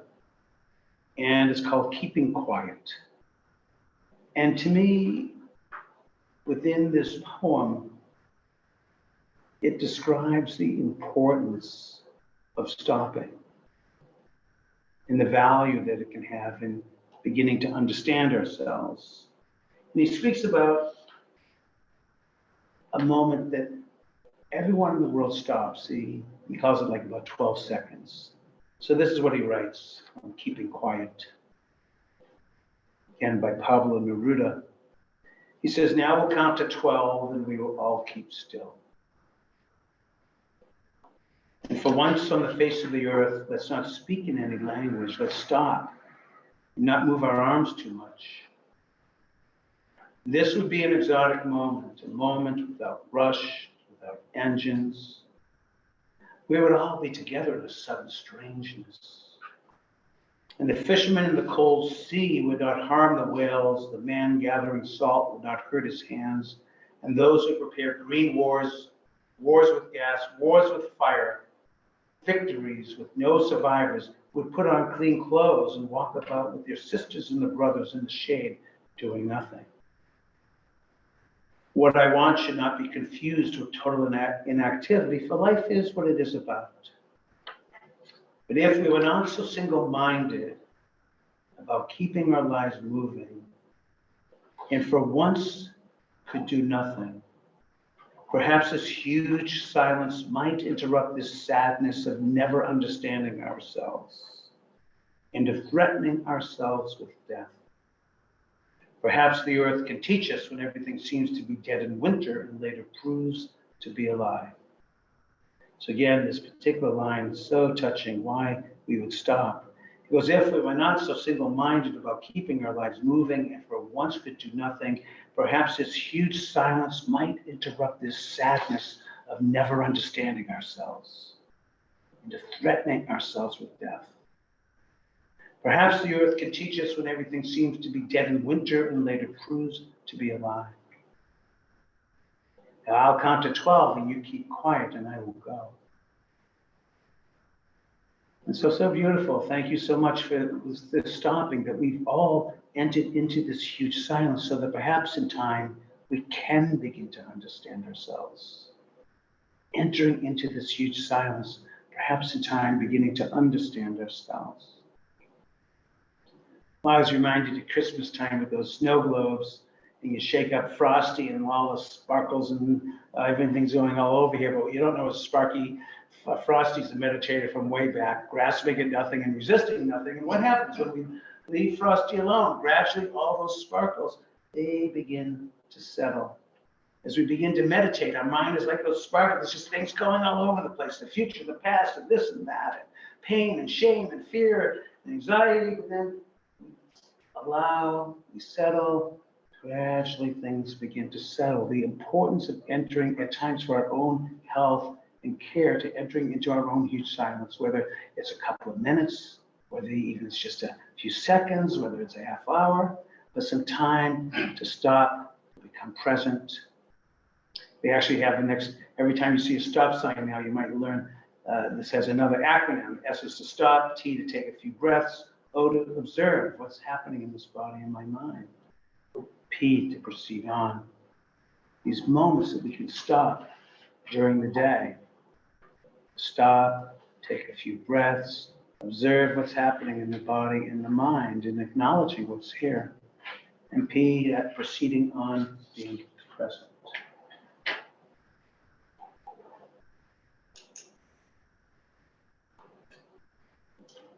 You can appreciate us sitting here right now, and I can just feel, just even in this room, how we got quiet. Thank you so much for your willingness to get quiet together. Sometimes we don't acknowledge so much dormancy. Here we are in the horticultural center. There's probably an understanding of dormancy in plant growth. Yes, it's very important to have the seed, the earth, the water, the sunlight, but also the darkness of the night is also a contributing factor in growth. And so this is a part of dormancy, that we can take time for ourselves to stop, to be present, to feel into our hearts, feel into our lives, can be very helpful.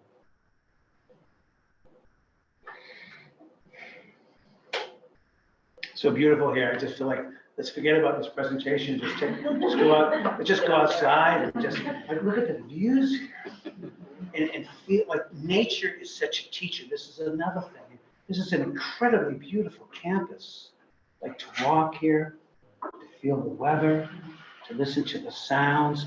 Nature is a profound teacher that is very nourishing as well for our hearts. And it's teaching us about change through the seasons, through each day, things coming, things going. And perhaps this teaching of change can help invite us to learn how to go with the flow of life rather than fighting it. Often we talk about in stress reduction that another definition of stress is when we're resisting whatever is here.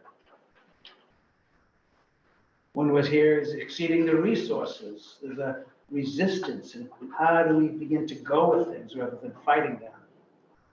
There's a poet, Diana Falls, that says, resist and the tides will sweep you off your feet. Resist and the tides will sweep you off your feet.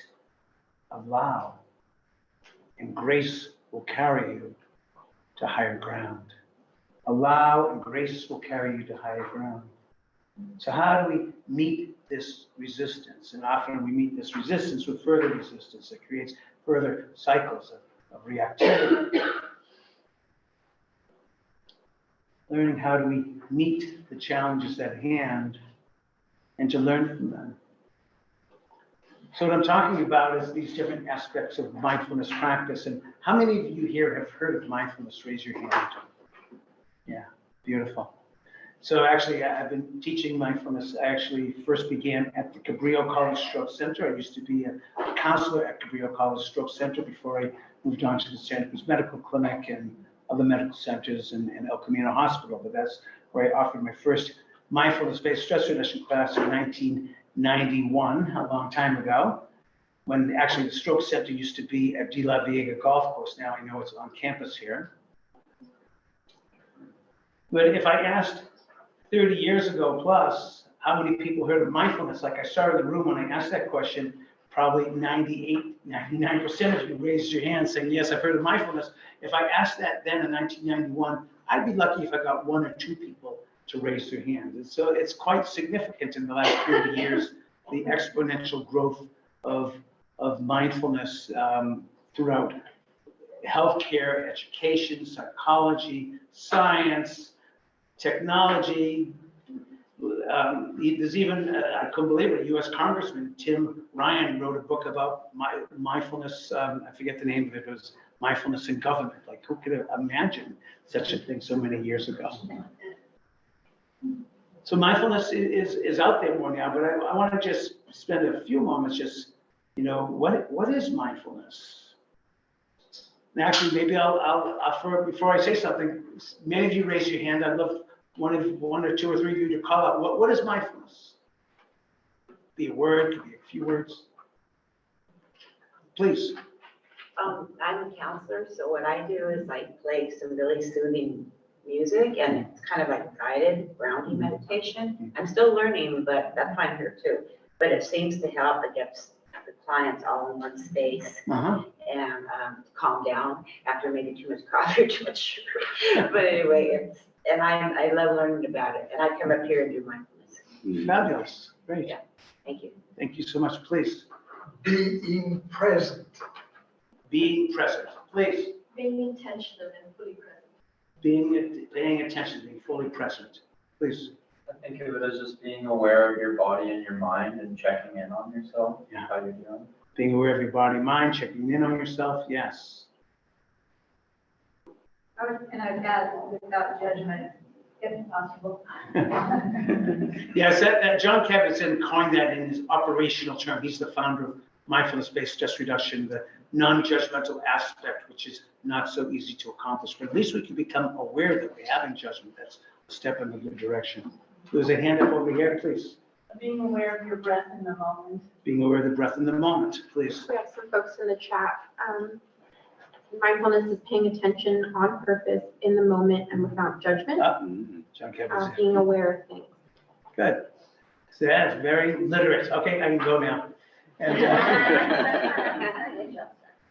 so this is beautiful. And again, like 30 years ago, we would not have had something like this. People would have been very stumped. But yes, so everything that everyone has said are qualities and aspects of mindfulness. And, you know, mindfulness, how mindfulness became much more popular in our everyday world is through the work of, I just have to name, is John Kabat-Zinn, who founded mindfulness-based stress reduction at the University of Massachusetts Medical Center.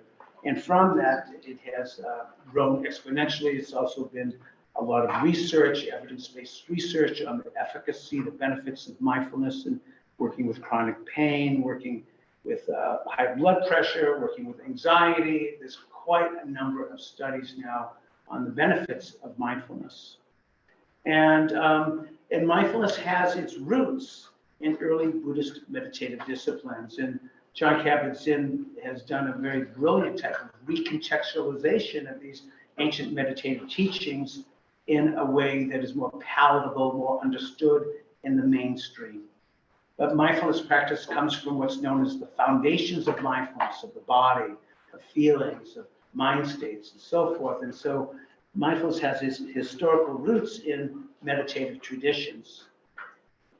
But when you hear that meditative traditions, it doesn't mean just only sitting, because mindfulness practice we consider to be a way of life.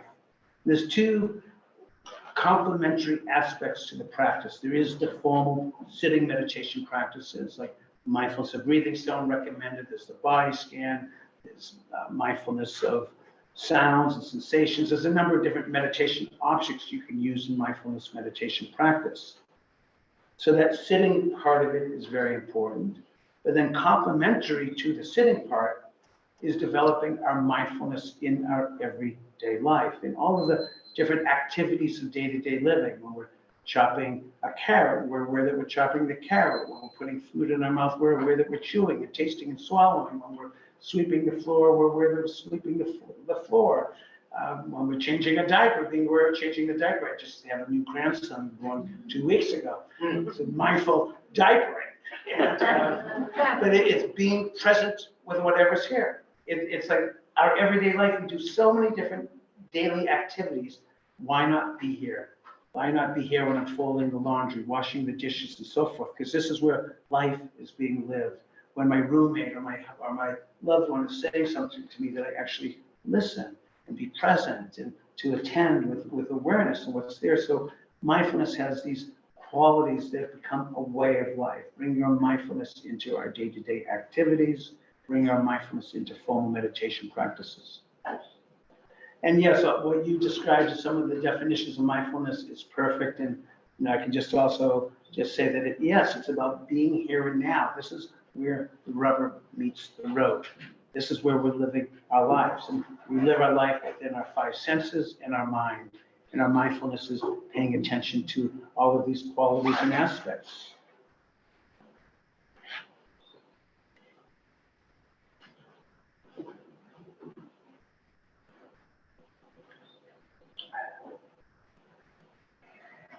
So I want to speak about, since there is an understanding of mindfulness, and I think a good question to explores how is this practice of mindfulness helpful in working with stress, challenges? How does it help to support growing greater wisdom, greater compassion? And so I want to speak about the importance of how mindfulness can play such a significant role in this.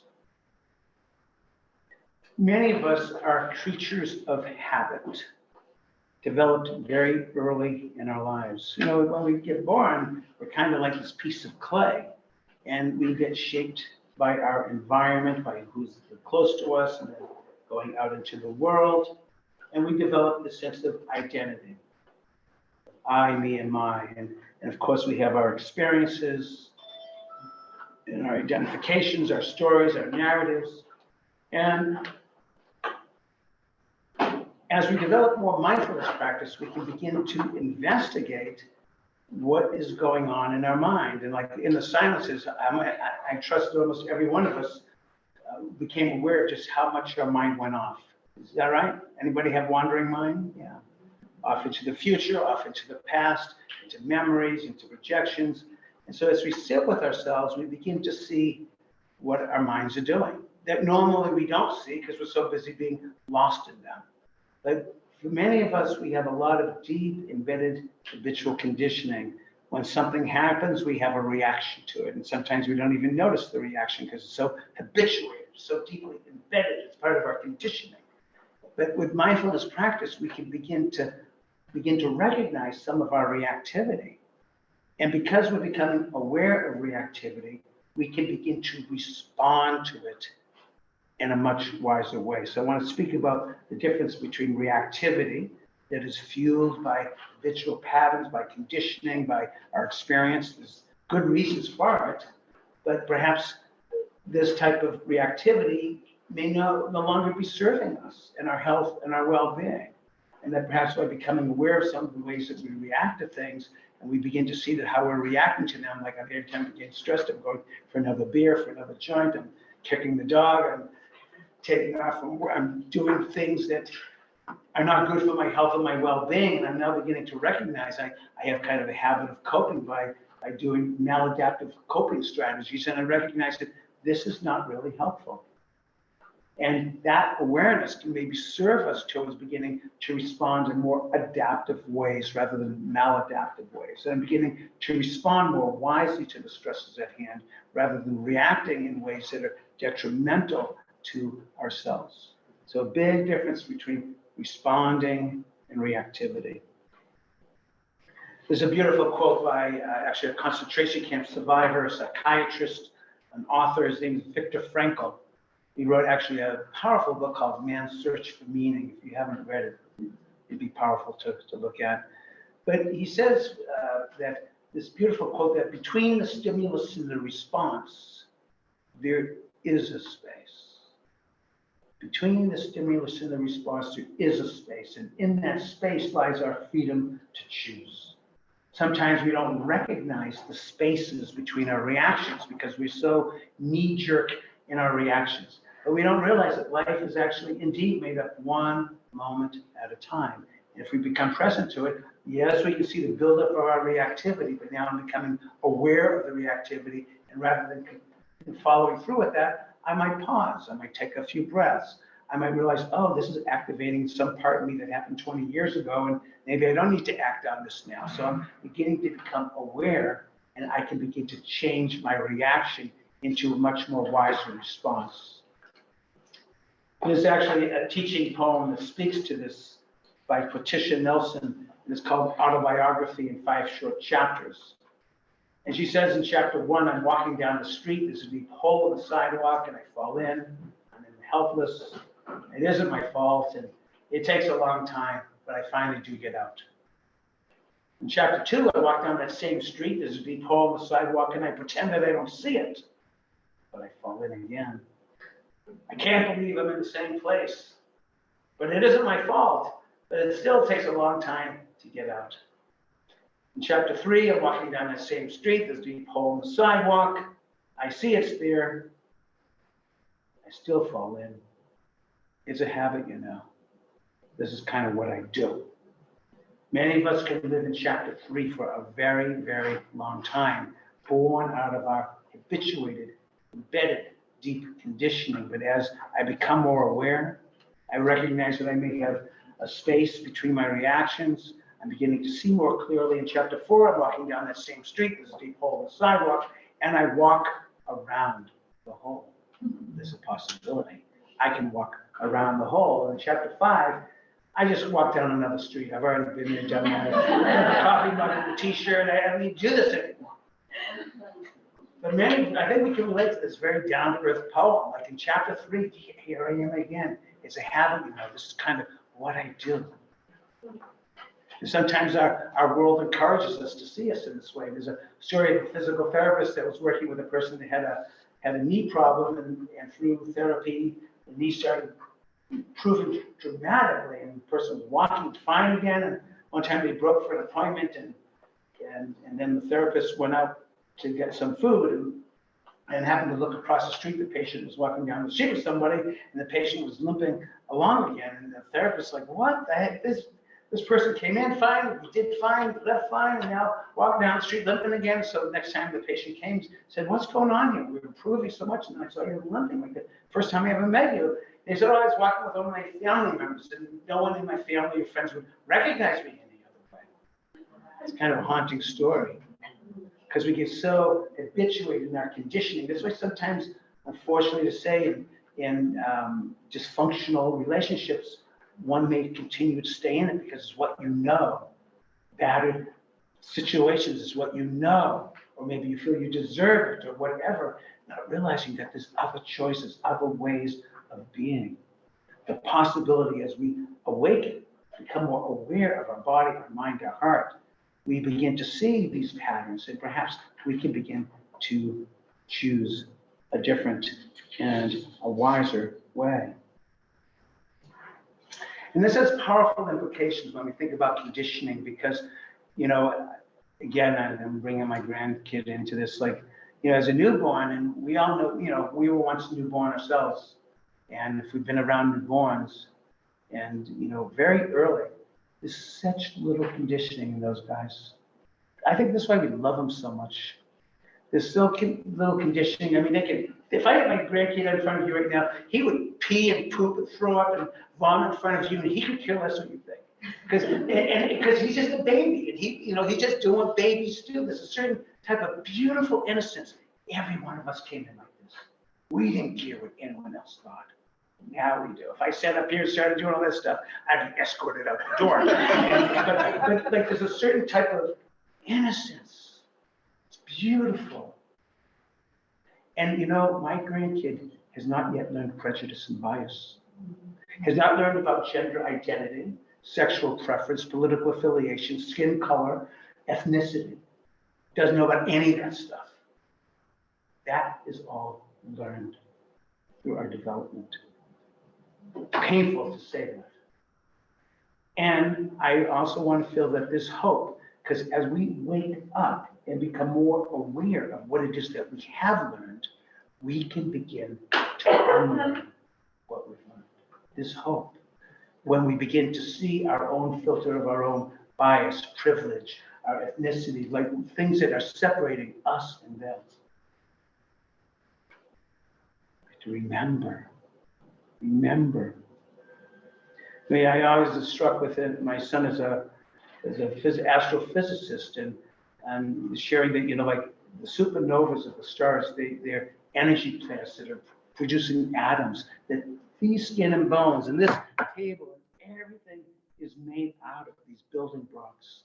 That's why Albert Einstein once said that separation is an optical delusion of our consciousness. But because of this biased consciousness that has happened, we create so much separation between ourselves, each other, the world. But actually, from the physical standpoint, it's an illusion, because we're all made of these atoms. But what happened with our conditioning? It becomes so embedded. Like, the kids in the Arab and Jewish world, they didn't grow up hating Arabs. The Arabs didn't grow up hating the Jews. They learned this. We learn this. very sad. But if we recognize again what it is that we have learned, we potentially can begin to unlearn, which gives us hope. And part of that is a very vulnerable place in our practice to begin to see our own biases, our own ways that we separate from one another in all the different ways. And perhaps in time, as we understand more, we can appreciate the rainbow of humanity and also of this world, of everything. So this mindfulness practice, I think, is, this offers a possibility for us to begin to see our stories, our narratives, our biases, and potentially we can begin through seeing them and understanding them, begin to heal from them. And again, this individual, collective, and also the systemic, which is so important, but it begins with us and with all of us and the systems that we're in.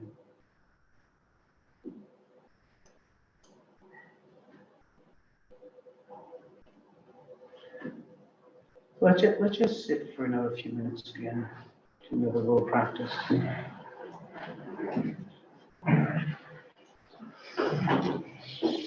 Again, in a kind way, awake, present.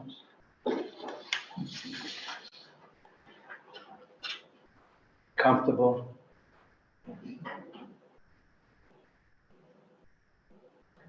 And just sensing perhaps at first into this breathing body. And just breathing normally and naturally.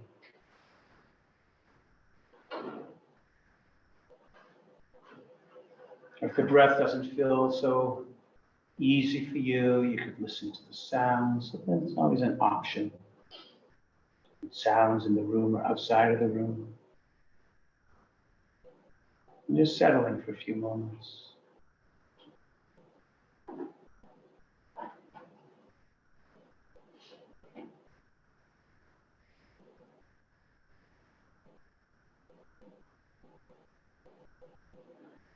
And as you're breathing in and out, if that's what you're focusing on, it's helpful to recognize, and again, wonderful to be in the horticulture area, that it's part of the plant world that helps to give us oxygen. So a sense of connection with us and the plant world. And our very exhalations, carbon dioxide, also supports the nourishment of the plant world. So there's a reciprocal connection, interconnection. Ourselves and this plant world. So feeling a sense of connection and interconnection.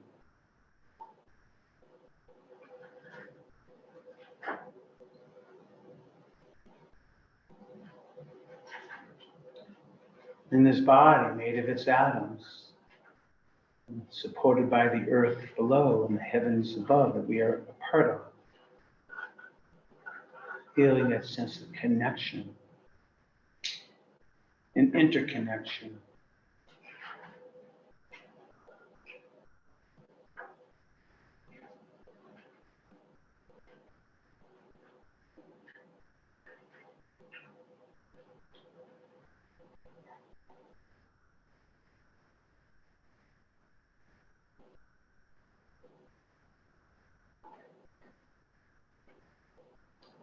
This is a mindful practice of remembering, and actually the Buddhist term for mindfulness, meditation I should say, which is called bhavana, that's Pali. It means to remember. Remember to come back into the moment. But remembering our connection, the earth that we are upon, the heavens above, the air that we're breathing, a gift from the plant world, our exhalation, our gift back to them. That we are part of the family of things. Remember.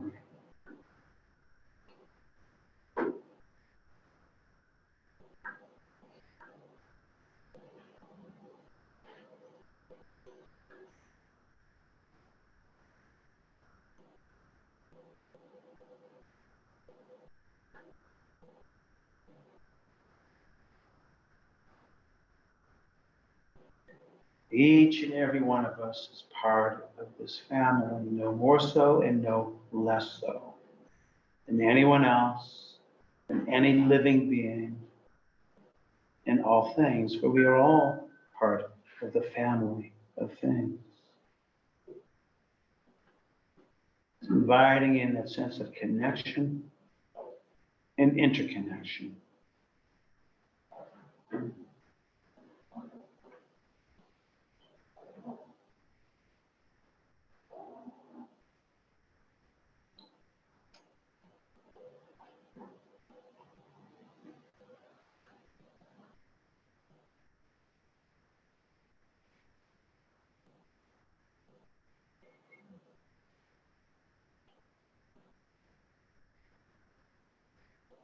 Opening into our hearts with compassion for ourselves.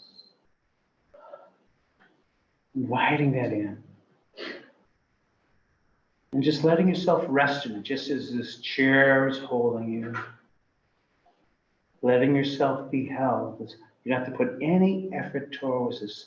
It's actually the opposite, just to receive, to be held in this field of compassion. Great kindness. And just to receive, taking rest in this field of compassion.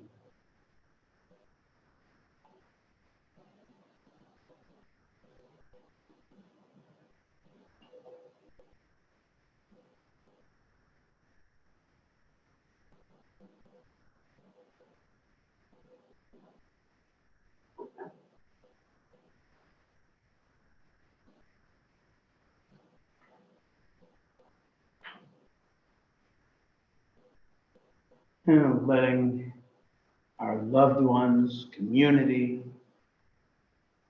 those that are near and dear to us, since this compassion and love is boundless beyond measures, just letting them rest with us, that they also can be held in this heart of loving kindness, of compassion. So inviting in those that are near and dear, may they also be held, and they also feel rest in this heart of compassion.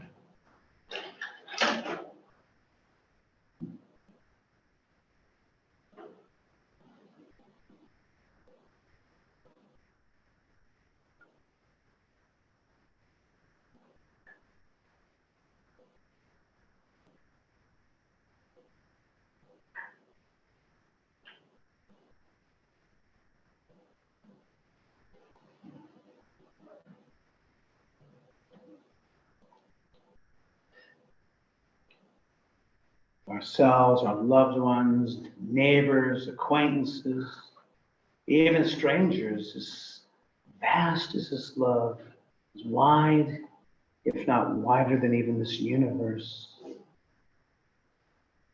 That this world, this planets, this universe all can be held and take rest in this heart of compassion, great kindness, remembering.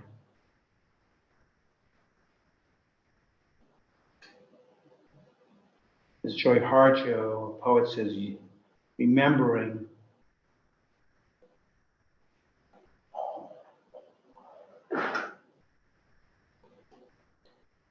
that you are this universe and this universe is you. Remember.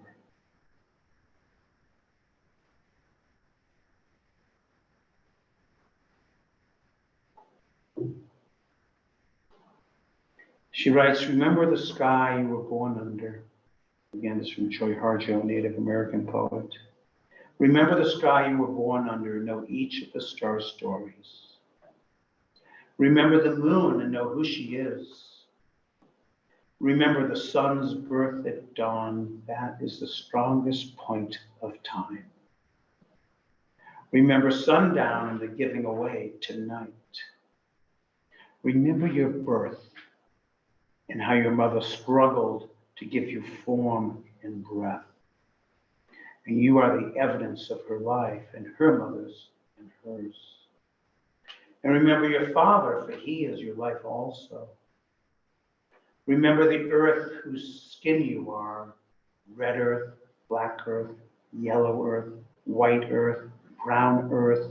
We are all earth. Remember the plants, trees, and animal life who all have their tribes, their families, their histories. Talk to them, listen to them, for they are alive poems. Remember the wind. Remember her voice. She knows the origin of this universe. Remember, you are all people, and all people are you. Remember, you are this universe is you. Remember, all is in motion, is growing, is you.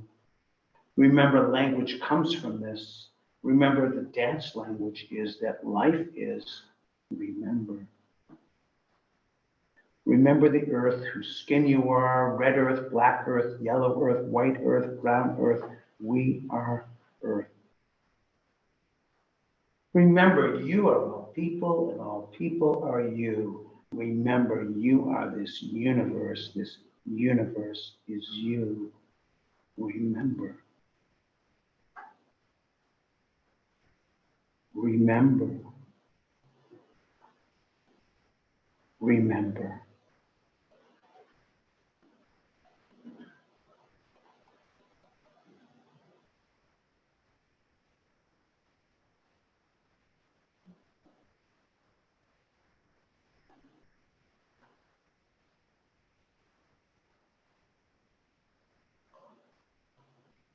And gently beginning to wiggle the fingers and toes, and perhaps opening the eyes if they're closed, perhaps a stretch.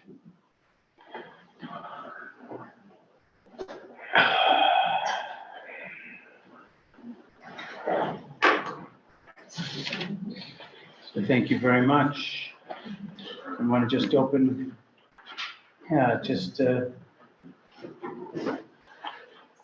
maybe just have a little bit of time if there's any comments or questions or curious of your experience. Just stop it for a bit. What that was like. Please. Super relaxing. Say again? Super relaxing. Super relaxing. Yeah. Made me realize I need more rest. Yeah. How about some others? Please. I think that meditation is such a skill that you have to practice. Like I used to do it pretty often, and I would be able to sit still and silent for like 15 minutes. But now I struggle to even stay still with my eyes closed for this short time. Yeah. Anyone else relate to that? Yes. Yeah. So just to help normalize and yes, it is a practice. And so there perhaps is a way, if you find that that's valuable, that you can begin to do that. And maybe, trying a shorter sit and then building it up. And the wonderful thing about mindfulness practice is the moment you realize you're not present, you are present. It's that close and yet that far. But the moment you realize you're not here, you are here. So beginning again and again and again. And perhaps at beginning again, we begin to prime the pump. You go to the gym, you start moving the barbells, you don't get muscle mass right away, but it's through the repetition that begins to build the muscle mass. Through the repetition of bringing our mind back when it wanders off, it begins to build the muscle mass of concentration. It's built upon manual labor of that repetition. So it is a practice. And, and if you find that this is helpful, then it doesn't even become a chore. It becomes like, oh, I can't wait to stop for a little bit. This is great. Give myself this gift so that I can recalibrate, to restore. How about others? Questions, comments, anything? From the chat, we have 2 thank yous, and one feels so refreshed. Thank you. So there's some people online that are doing this? Yes. Great. Hello, onliners. Hi. That's great. A hybrid event. I love it. We would have had that years ago with the pandemic. Please. I think it's just a great reminder to pause and stop and the mindfulness approach that you take, just a much more practical approach, I think is much easier for people to start because they can do it. They can pause and stop completely, but they can practice also by being aware of what they're doing, like you're saying, as they're doing activities as well.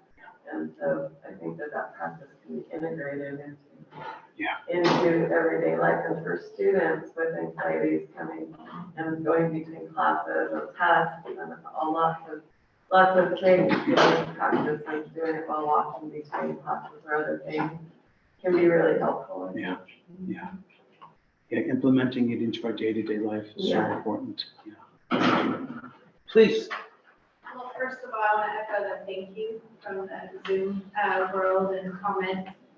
Just noticing for myself between the two sessions that you just facilitated, just a deepening in that last time. And it's no mistake you've been complimentary of the environment that we're in today, that deepening really came from the setting that we're in, the people that we're around, and being safe enough to go into that deeper space. To really notice that we were talking about reactivity and noticing our response, and responding, when you're in a more mindful place. So just noticing that second time around was just really beautiful. So thank you. Thank you.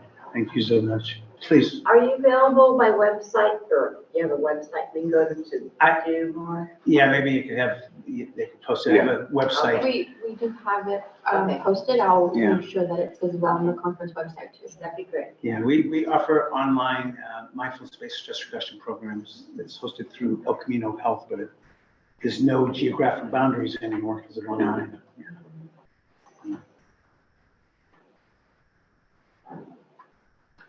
Anything else?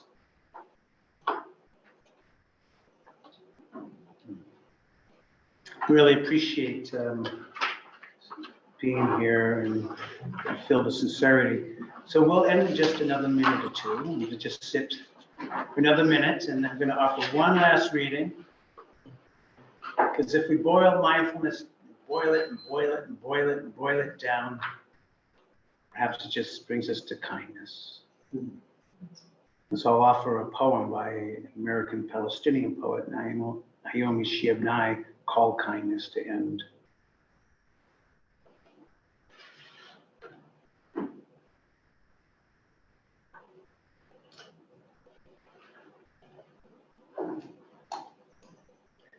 And I've heard her say that this poem, she often claims that she didn't write this poem, it just came through her. She says, I was really the scribe. And it happened during a very traumatic time when she was on a bus in Colombia with her husband.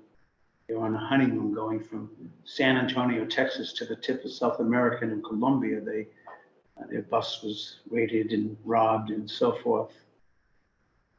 And she went into this small village and was greeted by an incredibly kind man. And she sat in the town plaza afterwards, and she got out her pen and paper, and she said, as if I was just like a secretary, and I just wrote down the words I was told to write. It came from, she says, I don't know where it came from, but this is what she wrote. She says, before you know what kindness really is, you must lose things. And feel the future dissolve in a moment like salt in a weakened broth. What you held in your hand and what you counted and carefully saved, all this must go. So you know how desolate the landscapes can be between the regions of kindness, and how you ride and ride thinking the bus will never stop, the passengers eating maize and chicken will stare out those windows forever. Before you learn the tender gravity of kindness, you must travel where an Indian in a white poncho lies dead on the side of the road, and you must see how this could be you. And how that he too was someone who journeyed through the night with plans and the simple breath that kept him alive. Before you know kindness as the deepest thing inside, you must know sorrow as the other deepest thing. You must wake up with sorrow and speak to it till your voice catches the thread of all sorrows and you see the size of that cloth. And then it is only kindness that makes sense anymore. It's only kindness that ties your shoes and says you out into the day, in the letters and purchase bread. It's only kindness that raises its head from the crowd of the world to say, it is I you have been looking for. And then it goes with you everywhere like a shadow or a friend. And then it is only kindness that makes sense anymore. That's what it all boils down to. Only kindness that makes sense anymore. With ourselves, with each other, with this world. So thank you all very much. Wish you well. Thank you.